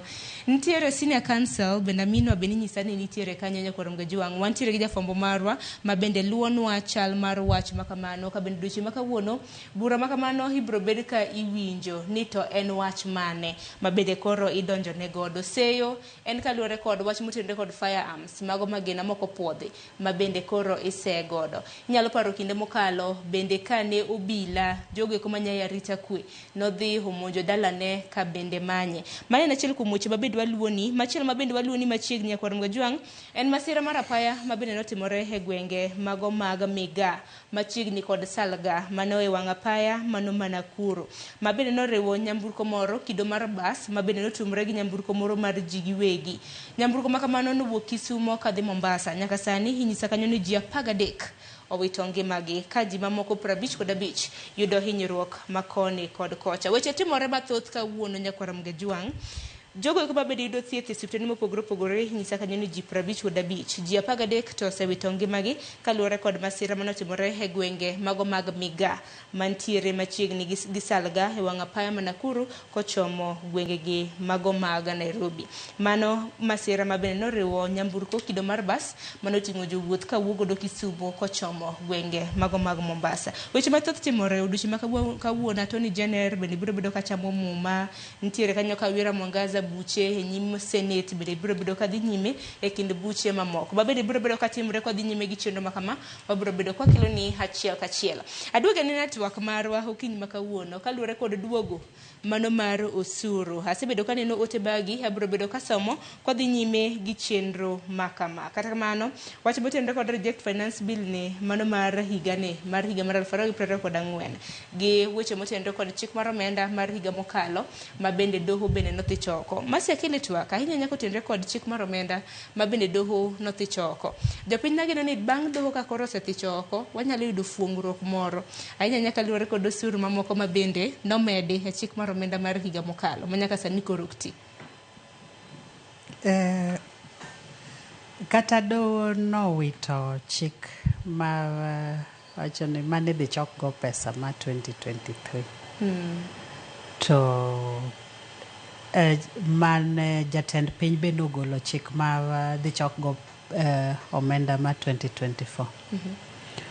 Koro kaka ne jatend piny kaka ne jopiny paro ni kata gik manomedi kaka VAT on petroleum nogol atamalo 16 ni ne nyalo bet ni dok piny. To onge ng'ong'eyo nikech king'iyo onego bed ni gigi dok kane emanwa penjo ni to onego bed ni chakore karang'o. Ni chik mane doho ogolo nieni nonego bed ni ochakore karang'o to wawacho ni onego bed ni kaka ne doho orul ni onego bed ni bedo served the Attorney General. Attorney General ne pok obedo sworn in. Kawuono koko dhi bedo sworn in. Ng'ane nitie ne en Solicitor General mabende onego bed ni inyalo bedo served gi court kaka court nowacho ni. To akia gimomiyo doho pok otimo ang'o pok otero wach no endo ne Solicitor General mondo ka Attorney General bedo sworn in kawuono to odhi otim ang'o odhi orom gi wach no mondo omiwa kaka wanyalo dhi mbele. Maduri ka soduor ko chamo mumudu chima kawuono kaka Attorney General mapacho kacha odhi loso weche makamagi. Ayo podo dhi romo gi wach ni kan nosebedo court nosebedo monyiso gi ni wan kaka nyichi wang'iyo waneno to watimo ang'o wawito chik mar choko omenda mar nonego bed ni wadoke ni jopiny doke. To be kata mago endo niyudo ka kane watiyo gi chik mar higa 23 pogruok mantiere ne ok ng'eny ahinya mabe mago to emapa ne jatendwa mar omenda nonego bed ni dhi golo. Nikech mane mana jopiny neno ni chak godo nikech ka koro osathiche oko than amending ma koro udwa loso mamoro nikech sani koro nek bin watiyo gi mahiga mar 2022. Yes, the amendments as at that time, technically, but as Gago Wachono, again, there's been a lot of miscommunication or lack of information for that matter. Because like for government, Attorney General on the issue advisory opinion and all that to the even to the ministries and whatever, how to implement some of those decisions. To sani kaka nyocho wacho no, nyocho podo ntie vacuum no. Or maybe wow punika ngano donjo ni. Some of these things they be cleared mondo. Mana tu ni general. Dorcas with a very big entry of magino pen. Mondo give you advice. Kajini kata one the tax nini consultants. One wabe dogi shida sana. Kajini ni clients of page one. Okay. Odogadi duct magos ki kadi duct ma. Odogadi magos ki kati ma. Kuro when institution ma waonge got that full authority mangeyo ni what is the position, what is the way forward. Because there's a lot of confusion at the same time. Yeah, got a lot of gaps. Maybe to church ni go bende aparo ndiko rong'eny miyo kata mana tich ok dhiyo makare. Tich ok dhiyo makare. Koro aparo mag gik mandwa mondo jogo streamline mondo at least system obedi tiyo kaka obedi tiyo. In ka system tiyo yo mono bedo design ye to gik moko dhi bedo maber. To ka sani gik kaka gimoko dhi ni nitie gik mang'eny ma ineno ka ba pending. Yeah. Ebe na wacho ni shida mane sirkal obedo go. Ne gitemo implement gik mang'eny at the same time. Then gikelo changes mang'eny. Kingi medical NHIF NHIF to shift. Mabende already pod is stuck. Part of the compliment and you can complain about me is about the medical cover. Yeah. With that transition, there's a lot of confusion again in that sector. Because medical cover ariyo. Yeah. There's a lot of confusion in that sector. Kibire again in education. Education a lot of confusion. Then universities students manyo report. Gimange complain, okay, the wrong band. Category mo kete chakonya la afford to sekabe wacho nangono ni gitimo ko that mean testing tool ma place ye correct category mono bene chulo to kene kama go that's an issue my spending kidi still within the education sector kidi junior secondary that problem poko beto solve up to now issue mag teachers mono bene ndekoka and you know, we've got so not going to get that term. Then we'll be having now next class. So many things don't be resolved at the same time. To pinyo wacho bende wacho ni gionge kod omenda. Masa moro no ngadi kan ni dhi nyime gi points mani ntiere godo. Eko kwanyalo nyiso jopiny gik moko nikech kane ng'iyo kaka nwa wacho ne reject finance bill. Ne gin gik moko abich. Achiel ne motor vehicle. Motor vehicle tax, they were waiting ma mkate monedi wacho ni diketo bech mkate odhi malo. Then ne wan gi gik mane chalo kaka mane dhi medo bech gik machalo kaka pampers gi sanitary towels.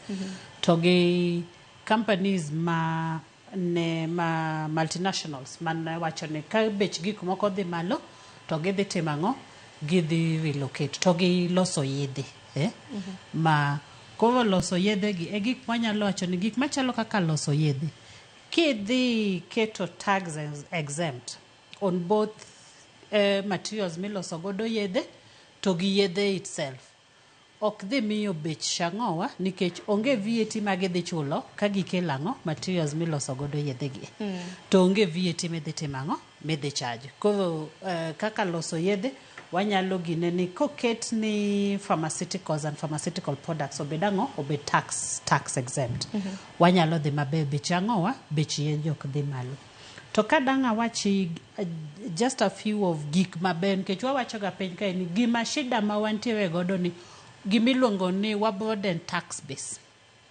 ok ni ji matis shida mwasebedo godo en ni ji matis ema chulo ushuru en ni jokiawe oseyudo ni yot mondo gichoko ushuru kuom ng'ati mang'o ng'atiyo pay ni milongo ni pay as you earn ing'adi direct to gi gik machalo VAT ma ankara uso ni ta charge VAT angi biiwa gineno ko gi kocha chande ni ang'owa ne mai VAT mane charge ko gibo biwa beto ginyisi ni mai VAT mane timango mane charge ko mondo timango e chulwa to ne nitie gik mabeyo e finance bill ni mane timang'o mabe kaka ning'iyo gisetemo ni mondo giburden the finance base. King'iyo kaka digital tax.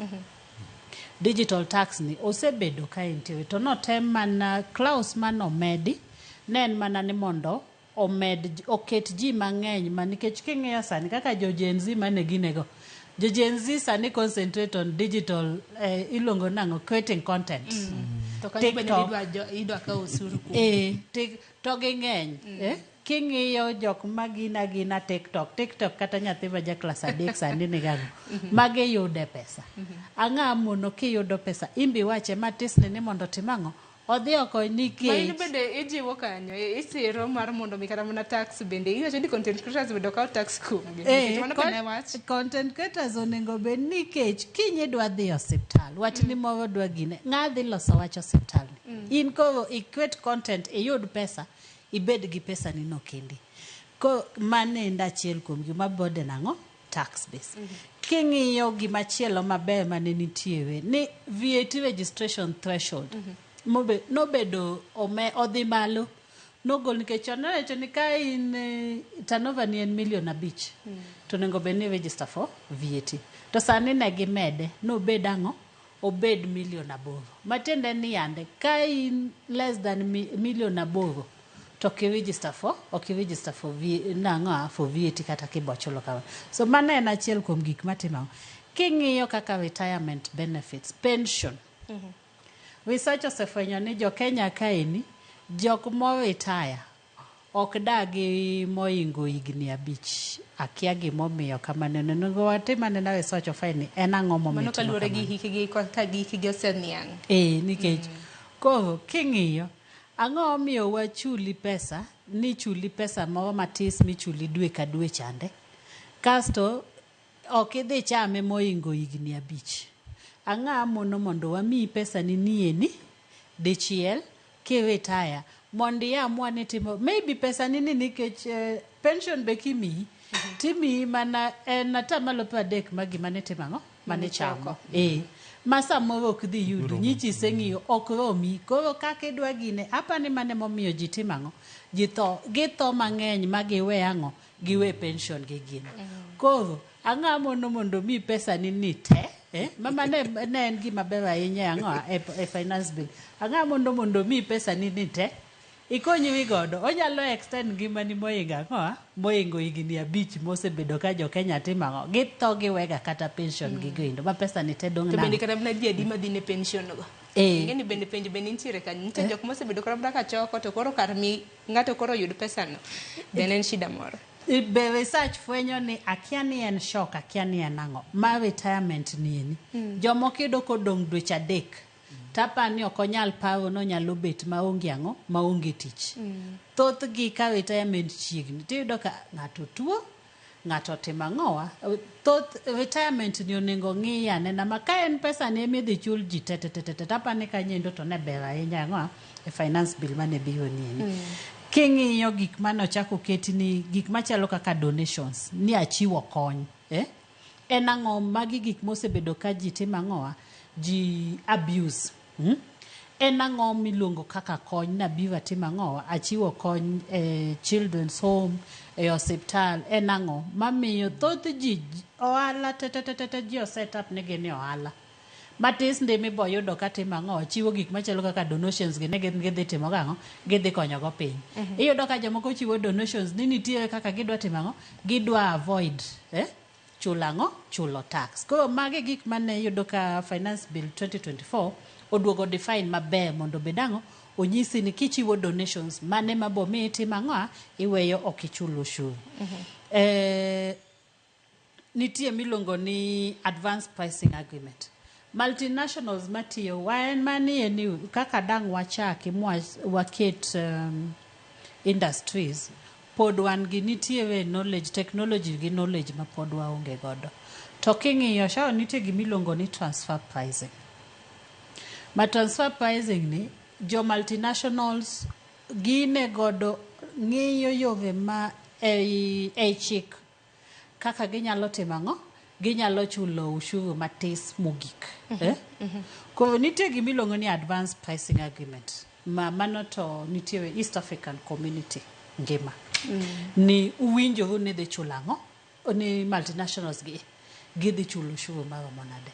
Jogi yudo ka gine jok makelo jok matiyo ma oko matiyo kaini to ubo chule mshache ot bo chulo ne nyithinde butewe international school ma cost ne owuon to ng'ani samoro gimobiro nobiro timo ni ja Kenya nyalo timo ang'o nyalo timo koro chik udwaro ni kobiro tiyo kamanendo to nitie Kenyan maluongo ni shadow employee mabet kode malan ka en gi ng'at mani gimoro ene mong'eyo kende maonge ja Kenya maja tok gitim mano ka gisebiro ka to giyudo ka piny Kenya ka bel ne gimok gidwa dhi koro that shadow employee onge koro transfer pricing multinationals yudo ka ok dwa ni mondo chulu ushuru e piny to ka ni lwasi bende ber mbad bende na piny nango miyo ni komed ne gi tok en ango maber ne gi pacho to ka enie gitiyo gi employees wa mabok gichul maber kiyudo ka utimo gimoro achiel gi ng'at man expatriate staff ichulo pesa mang'eny motimo ang'o moingi ma multinationals gibe ka wanyalo bedo ni wanyalo gimonengo wang'e man to Sharon, I would still say ni walos kembe wa kendwa kidhi e pinje maoko ka iboyudo ka multinationals go gina family businesses wambi ang'amo no waloso family or the government should create an enabling environment mondo wambe walos kembe wa mondo wambe wachak dhi oko wabed ang'owa multinationals king'iyo Shell gine gieni oil companies gi gina family businesses ma is owned by a family ang'omiyo wato kwatim kama nendo aparo nitiere dwaro mano mar siro manufacturers kama na jogo ikuma loso mwandu pacho ka men neno kama kaka chumbe ka wuok e pinje maoko ni dwaro medo sure wigi e kinde mamoko king'iyo kama na diapers mago gik ma nyithindo rwako ka ineno ka na mawuok oko ni dwa medi mar mondo mi gi promote indo gima niwacho ni kembe ma pacho ka hinya kaka mag pamba gini ka no dhi motho e kinde mamoko aparo ni dwaro nitiere Bernard en mana ni koro luasi bendo yie luasi mar ohala pacho ka bende biro bedo ka siro kata mne investors kata mna ma pacho ka joket mwandu ma pacho ka Sharon gima ng'iyo okoleka kuma tigi moro ma iluongo ni manobiro mar government ma implement sani the medium term revenue strategy ma bedo push gi World Bank to ineno ka it's like overshadow gine mono the national tax policy ma bedo also bedo approved gi parliament ntiere ne temo set up some criteria ma itiyogo in taxation mondo tax environment onego bedo stable and predictable. Koro businesses mang'eny oheroga they like that stability not to predictability over a period of time mondo kichigiro gigene mondo kaketo investment mana again within the next 5 years or so tax madhe churen kama moko bende kawuono chulo kama kinyi oloke kama neno to ma is applicable both for investors madhe oko kata investors man locally kata locally bintie ka Kenya ka intie tejwa bende koro ntie gi nyawacho ni maybe they've got idle let me use that word idle capital in the sense ni en gi pesa to gidwa invest ngeje gineno ni environment is not conducive for investment so they prefer to get pesa gigo either in offshore or we get pesa gigo in other items but konyal bedo gi a predictable taxable regime maong'eyo ni iga my tax mondo bende chulo ka it's supposed to be increased or reviewed after this kind of time to bedo gimong'ere that way bo bedo mayot ne serikal mondo tim ang'ono planning over medium term or long term as opposed to this gide mo bedo sanende maido ni iga ka iga wabedo gi this finance bill or introduce changes ma cause disruption in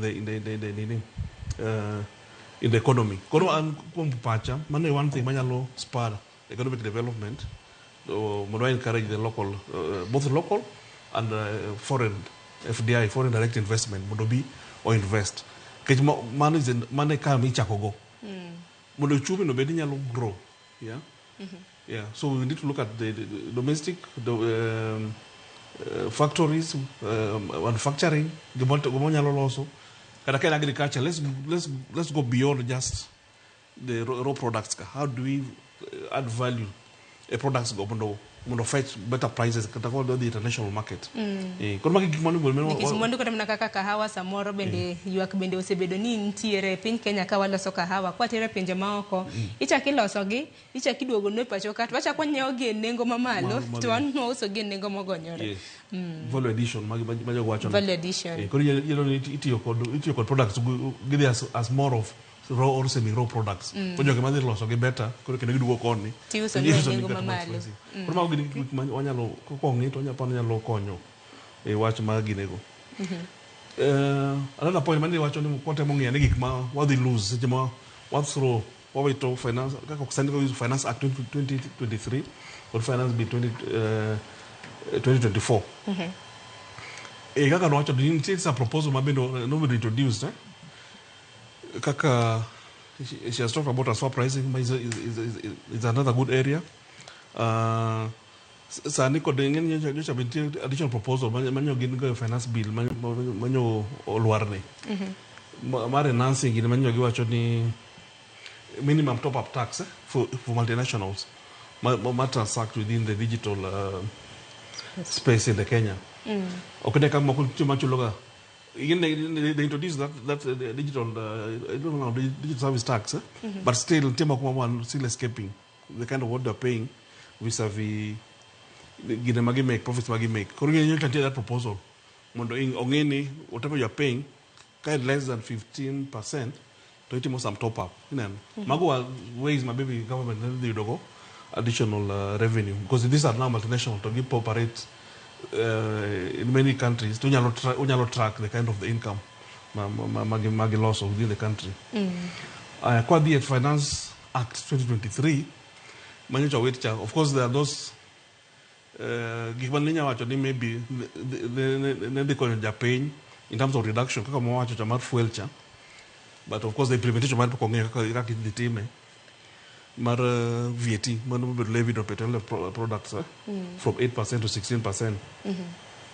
Mabene Japan na gino ni dibedo fuongruok nikech koro ka doho no satiche oko angma mono the government implement is also tricky. Mono kita tatma you kaki already no setting you know sebedo set up the systems again. Nyaka make some kind of implementation period.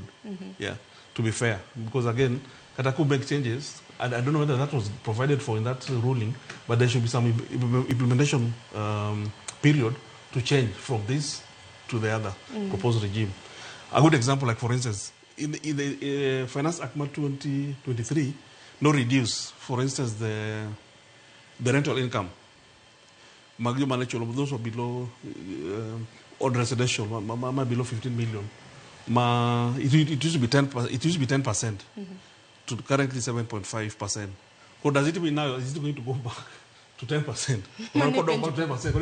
Again, they need this suffer taxpayers. Actually, akiani jok madhi file ka wuono tarik 20 gidhi tiyo gago gidhi tiyo gi 7.5 koso gidhi tiyo gi 10. Yeah, those are the kind of things even us as tax consultant we are really finding it difficult to us to some of our clients. There's a lot of those uncertainties mantire. Yeah, and then of course the act also had introduced digital asset tax. Digital asset tax. Kataka waweyo mimi waweyo jo matindo jo media hilo nango jo creators hilo content creators matindo but see the others TikTok, Facebook, yeah, but YouTube, moko who are having digital assets, cryptocurrencies, which are there and with very high values. Yeah.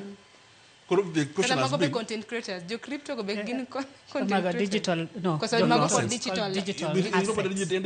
And then person, and then they say they get transact in form of, how do I call it? Those cryptocurrencies digitally to get end wealth, end pass, and kind of nini. Talking a proper way of taxing them. It will be like if I make income through that process, okay, be taxed. To maybe a team or other the normal transactions with tax. So it will be kind of unfair. But the Act 2023 not able to introduce that tax on that on the digital assets. Koromaga things we are likely to lose in terms of revenue collection. Erokamano And ahinya. many more. Monyalo ng'iyo. Erokamano ahinya. Masi ne nitie midamedo kapok agoyi matin. Ka ing'iyo kata kuom japiny, king'iyo capital gain tax, no goal from atamalo 15 to matiende ni japiny capital gain en tax michulo kiuso gimoro. Matiende nosetere king'iyo finance bill ma 2023 notere 15, but finance bill ma 2024 ni ne duoki ang'owa, ne duoki 5, matiende ni japiny ne dhi timo ang'o, japiny ne dhi benefit. Nitie gik mwaluongo ni special economic zones mane wawacho ni kaka nwang'iyo ni ne idhi keti e counties mondo spur setting up of industries. Kang'iyo kaka kama e Homa Bay nitie kama luongo ni nitie riwa kama be jatend piny nodhi moyawo ni kanyo onego bed ni industries bed ang'o set up. Ko finance bill 2024 ne wacho ni special economic zones, jok mo set up in special economic zones ma license ne dhi yudo relief on capital gain tax. Machielo en kaka my senior colleague wacho ni rental tax mwasebedo ko magi ne gin gik mane beyo ne japiny kaka king'iyo to kanwang'iyo ne gina gik ma wa pronounce ne gin gik moko 5 emane jopiny ogonegi ang'o, ogonegi koko. Koro kaka wawacho ni tang'amono mane beyogi mane beyogi dongo mane wacho ni koro nyinge maloknegi nikech koro ing'eni finance bill no jopiny kana dhi ne pap ng'anyo ne wacho ni reject it in totality. Yes. Ko ang'o miyo mabeyogi ma ang' gine nikech king'iyo kaka in sani ni dwaro ni ng'ato ka ng'ato mondo timang'o ka in gi ute ichul kawuono idhi file gago idhi keto 7.5 kosi idhi keto 10 mondo ichul niche jomoko noseng'eyo manoseduoko piny nang'o to gi machielo gin kaka penalties ma ni kok ichulo tax on time ang'ane ko king'iyo a bigger percentage of gima ne nitie tax bill no ber en mana ni wasebedo kwa wacho gimwa wacho ni kik uket ji matis mondo timang'o ochul gi chulo ang'a ushuru. Watema nena ni ji mang'eny mondo timang'o odonje chulo ushuru ni mondo the tax burden obed light. Ok ni kaka in ng'at matimo ohala nikech register for VAT in emitimang'o in emichulo tax koso kaka in mshahara ing'adi mshahara ma kata gimigine king'iyo kwa dhi e gine ma kaka classification mana mapiyo kapok okayueyo ma jo help gi ne yudo ka idwaro information ni in gi uono gi minu timang'o udak kanye mondo ging'i band magiketi inyalo gimane jogi okian ni kidhi wacho ni wadak dala wan gi lo eka beach wan gi dhok giting'ene ging'iyo ni mae ni ok otimang'o onge to magi assets nikech ka in gi dhok abich in gi pesa di inyalo uso chak maromo nade. Then gimachielo Sharon manyalo wacho en mana ni sirikal onego bed ni communicate onego nyiswa kane ng'iyo kaka the eco levy kapok samoro chako industries manyalo so pads kata manyalo so pampers gini pod dwaro pesa ko macho ni create an enabling environment mi jopiny mondo pur pamba mondo gigi watimang'o to koro kikelo tax ni eco levy on pampers on sanitary towels to onge ng'ose set up wawacho gi dhogo ni wadwa ni mondo industries otimang'o olosi to onge gimwa loso makaka gini ang'a moni miyo jopiny subsidies mondo masi maka gi kanyo nikech ang'eni kanyo kore ma koro waduoge kwaka oyuyo matin wach motende kod civic education kuom ranyisi mwatimo kaeni nikech samoro miyo wuoro awach kata ni nyadende moro rawera maneno wa na kekram na weche motende kod gin ka gin gwicho mana ni finance bill moko ing'eni bo kekram ni fundigo wacha ng'ena wacha ni reject nikech koro jomoko wacho ni reject donge koro civic education bend is very important kata na piny wacho bende ni niso jopiny gimomiyo ne gitimo gik ma gitimo. Kata mana twak montiere godo kiny makawuono, it's one of the civic education mag puonjo jopiny mar mondo mi ging'e weche motenore kod osuru ma kamagi. Yienwa ka yo matin, koro kaduogo asengo, abiro bedo ka somo ute magi. Kik dhi mabor.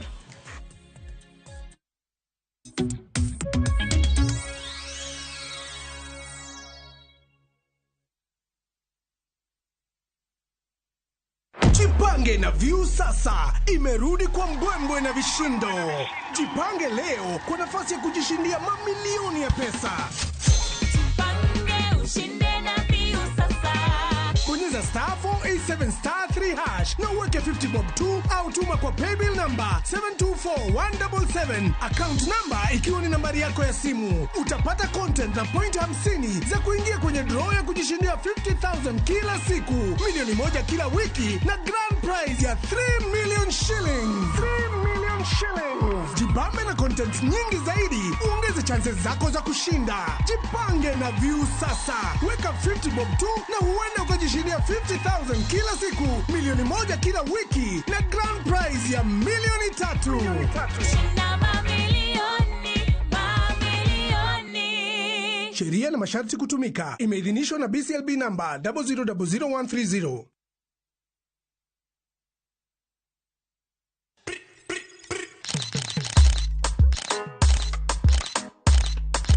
Rewind and come back again, Selector. Nostalgia is the name of the game. Join me, Anita Mbuya Damiano and Terry Mikamba every afternoon from 1 to 4 p.m. on The Rewind. Hot 96. Sifa hizi zote ni zako baba, chukua, chukua, he. Chukua, chukua, sifa hizi zote chukua. Sifa hizi zote ni zako baba, chukua, baba, chukua, he. Chukua. Kupata wimbo wangu wa sifa, bonyeza *811*343#. Kumbuka, Skiza na Citizen ndiyo nyumbani kwa wasanii wote. Shabiki, jiomoshe na Shabiki ya Vieta leo and win up to 500,000 Kenya shillings in cash prizes. Alafu usiki kucheza Vieta mazeni as easy as 1, 2, 3. Log into shabiki.com na udeposit pesa yako, sawa? Then click on Casino tab. Select Convert Chips, alafu select option ya Buy Chips. Weka amount unataka kutransfer. For example, 50 bob. Kisha click on Buy Chips ili kuconfirm. Sasa uko sorted. Click on Casino na uanze kucheza Vieta game. Kaza ndege yako to the highest multiplier, then ingiza wins zako na bado ubebe over 500,000 Kenya shillings in cash prizes. Jiomoshe na Shabiki ya Vieta. Not for persons under the age of 18. Authorized and regulated by BCLB license number 428.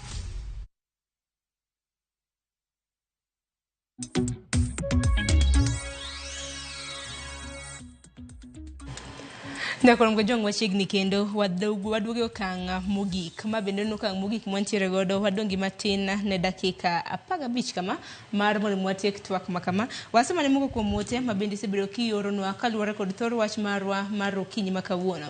Nitiere CPA Honorable Ochola iwacho ni share na yie kod FCPA and CPA kuom wechegi mak mana ni kata Eco Levy giwacho ni okodhi hinyo jopiny lakini odhi hinyo jopiny indirectly. Wacho ni TV mane koa ng'onge koso wacho nang'o wacho ni TV mane ng'onge wacho ka wacho ni kokete to nyaka bech TV idhi. Wacho ni bendi in CPA Honorable Ochola. Haya mase geno mara ni winjo ote makamano dholuwe maneno ko kontiko na makare kata kamano wana dhi nyime gi ote mamoko. Asali wacho ni moso wa te intiere Jakaranda penjo ni enene ang'o momiyo okwago budget kaluwore gi nweng'wa mondo wami jo Kenya ting' mayot. Ang'o momiyo ni wadagi duoko budget chien. Wacho ni Nasali Jalamo kiwuok Jakaranda. Wote machela sama pio min pilot wacho Ramogi TV and min pilot mar Ndhiwa wamor kodi kawan gi Madam Rosa Chache kamano kuom leronwa weche mabeyo magi civic education mabende na wacho ka puonjo jopiny mar mondo migi yanga kendo gibedi gi ng'eyo. Ote machiela som kanyo mar Elvis Blessing wacho ni serikal nosebagni chon makata giduogo moko to pod ok dhi tiyo. Ai Wiki Baba Happy, watching I saw Atandi talking and I was asking myself if we'll have leaders one day. Apparently, Manen Kalua recorder wako pio wandai mabende note me odera mokalo. Derek Ofiero, watching as long as Osurugo, okbimedo ridongi manager penya makawaida, to unge shida.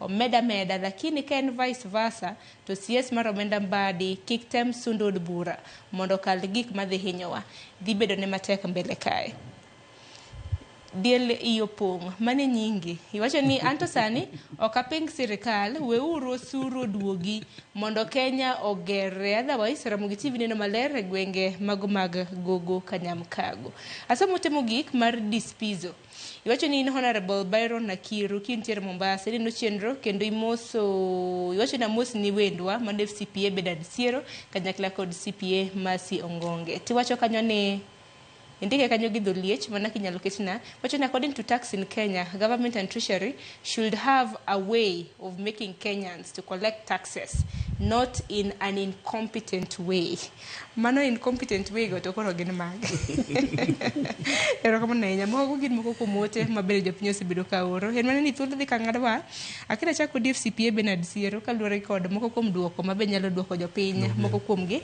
mabende na oro no out bendi winjo ka gima gielewa weche mag usuru mabende duogo gi yani watu usuru affect ite those are the two things in life now in life mal certain must come at one time or the other tax and death koro tax and gima ene pile koro ngene gima ji interact ko pile koro ayie gi par mo ja pinyo wacho ni ang'ama chuno tindo wang'iyo budget wa mondo wagoye kalingana gi yuto marwa I think man is a good solution nyaka wang'e ngeni in times like this nyambe yes how bit of budget gimar how get budget mar expect about 3.9 trillion to say don't okay okodhi do pesa ni koro chako gi show to chango areas mage mo nyalo ngado areas mage nyalo do koro what you priority wang'e ni sector mage ma critical gajinte some sector are very critical mo konyalo ginene we mo ko bedo funded health education for instance security the basic what are the basic structure mo where the private sector the government provide maga sectors they cannot cut so much but again maybe within those what are the areas where you look at then mudong to ginyalo face nyalo project on be notimo ma to igano nyalo timo na only this portion more than what in the next year next financial year kama mondo kiko bed gi pressure mang'eny yani enana kaka at personal level at household level ijabedo tomorrow budget mari pesa you do money and x amount ile se gombo no se budget ni iga manyien odo timo kama do timo nyiew gi kama odo timo kama do holiday kama timo kama to koyudo ni change to be odogo beti kada income ne di expenditure okay yudo kochune ni nyai tima ngono ni nyaka do idwok budget mari piny koro mano bende is one advice more than me we can give to our colleague CPA Badi Ochola mondo mano CPA Badi anawe ni dwoko CPA Ochola moro cha I'm responding to his advice more okay. But koro now what advice to the current CS mondo gingi and some of the areas maginya tingio mondo give two proposals mondo get through a revised budget mo longo ni ginene we present gingi areas maginya cut down gi review the projections gi bed sure ni magi pesa mo nyalo yudo koro based on this angon mo nyalo take care of to one important thing mangeni kanye mangeni shida betiga banda watoto the medium term revenue strategy majo World Bank has been pushing IMF kunya ka gi los gi jogo magi nyisi ni ake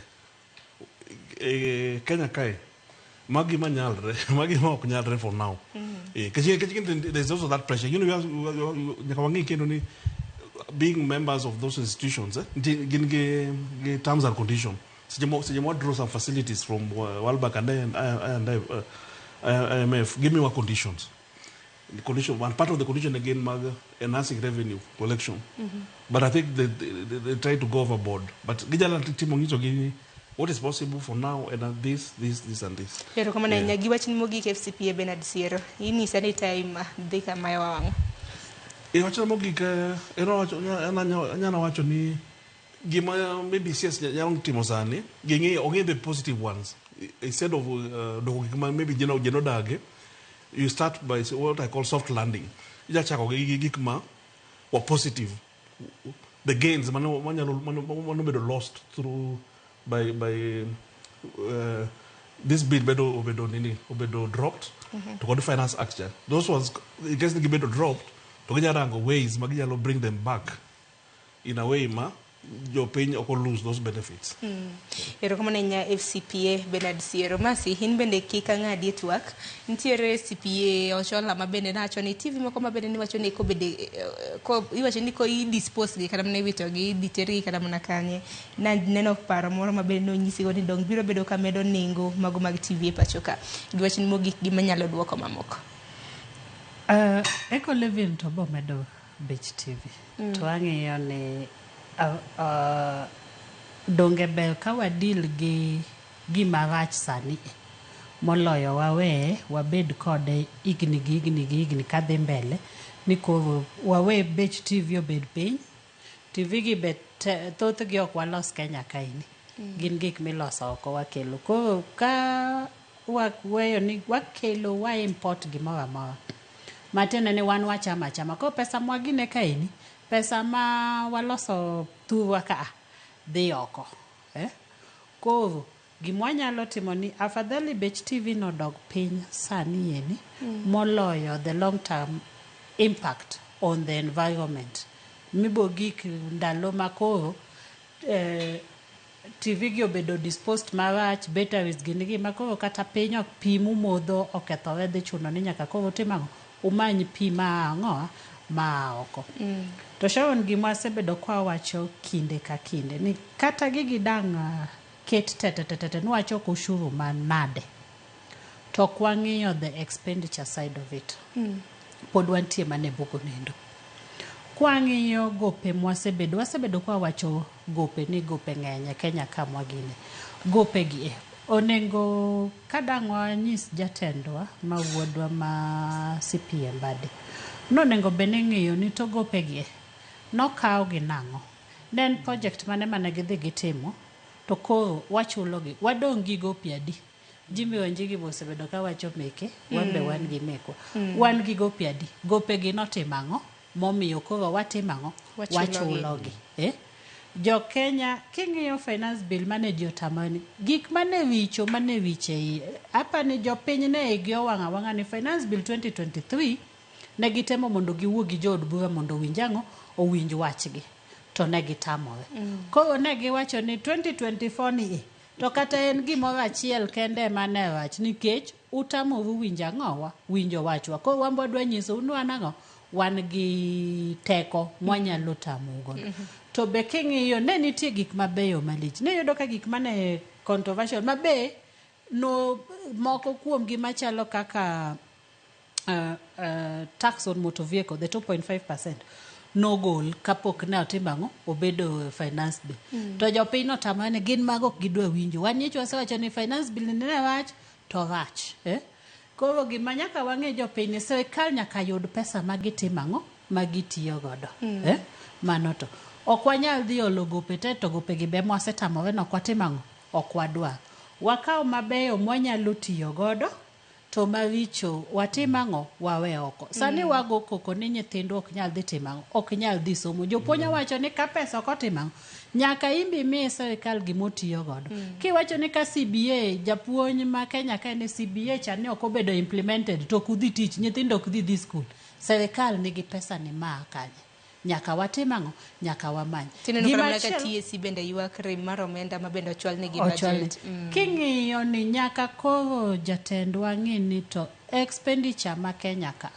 jatend piny nowacho ni austerity measures mwanyalo ng'ado trainings make government jok mondike government dhi oko manono maonge gik ma ji dhi omo gendi onengo bende ng'ado to king'iyo nitie pode timore nyaka sani yeni tarik achiel dwe mar abiriyo kata bang' manendo onge Kenya kaeni gima iluongo ni SRC ni bose inyo ji king'iyo some of these state nitie jok miluongo ni state employees nitie jok moseti to pod iyudo ka pod itimango ichulo pension gi mamagi be ne ok gin magik manokete constitution anyalo wacho kaka Attorney General's Office, Speaker's Office, mwasebedo gi speakers adi e piny ka.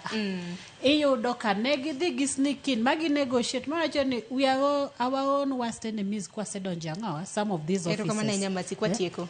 Kovo, some of these, iyudo ka ngato odhi negotiate ni en kowuok ki office, to they yudo pension 80% of their salary.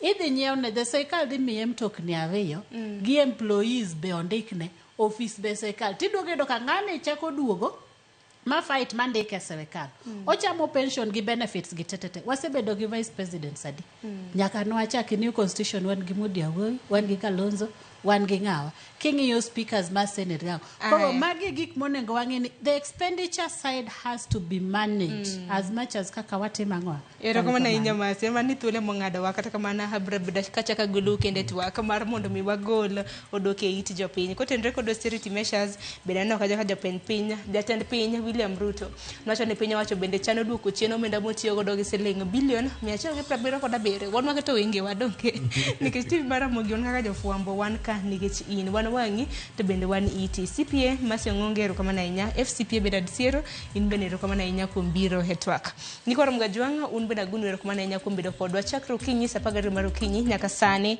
saa 5 maro nyango ibed gudu chieng makare kinyi bedo chieng ibed gudu chieng maber ninga Sharon Ongao.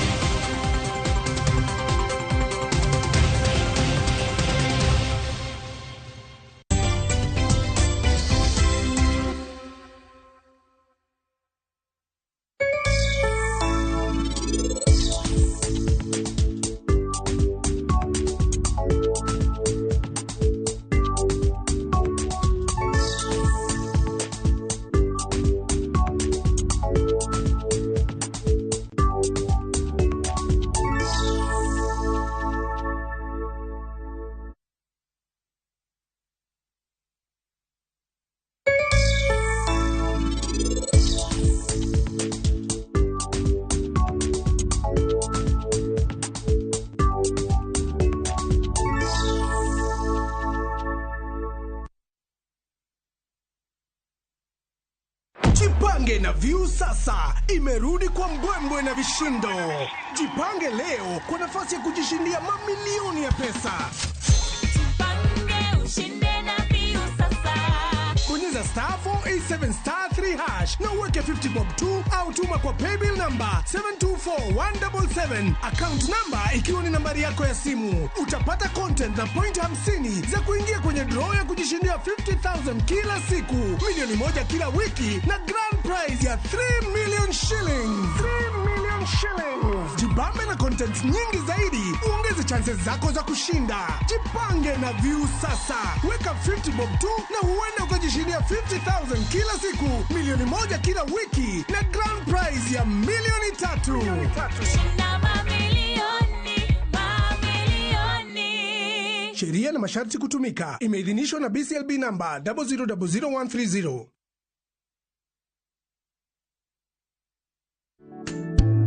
Nimeona ni rehema zako tu Baba, nimetambua ni huruma zako tu Baba, nimeona ni rehema zako tu Baba, nimetambua. Naitwa Victoria Naza. Kupata wimbo huu kama sikiza tuni yako, bonyeza *811*381#. Kumbuka, sikiza na Citizen nyumbani kwa wasanii wote.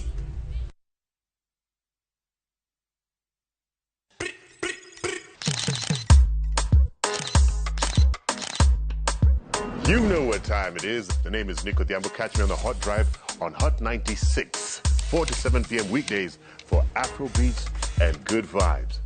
Yeah, boo. Hot 96. Ligi imerudi.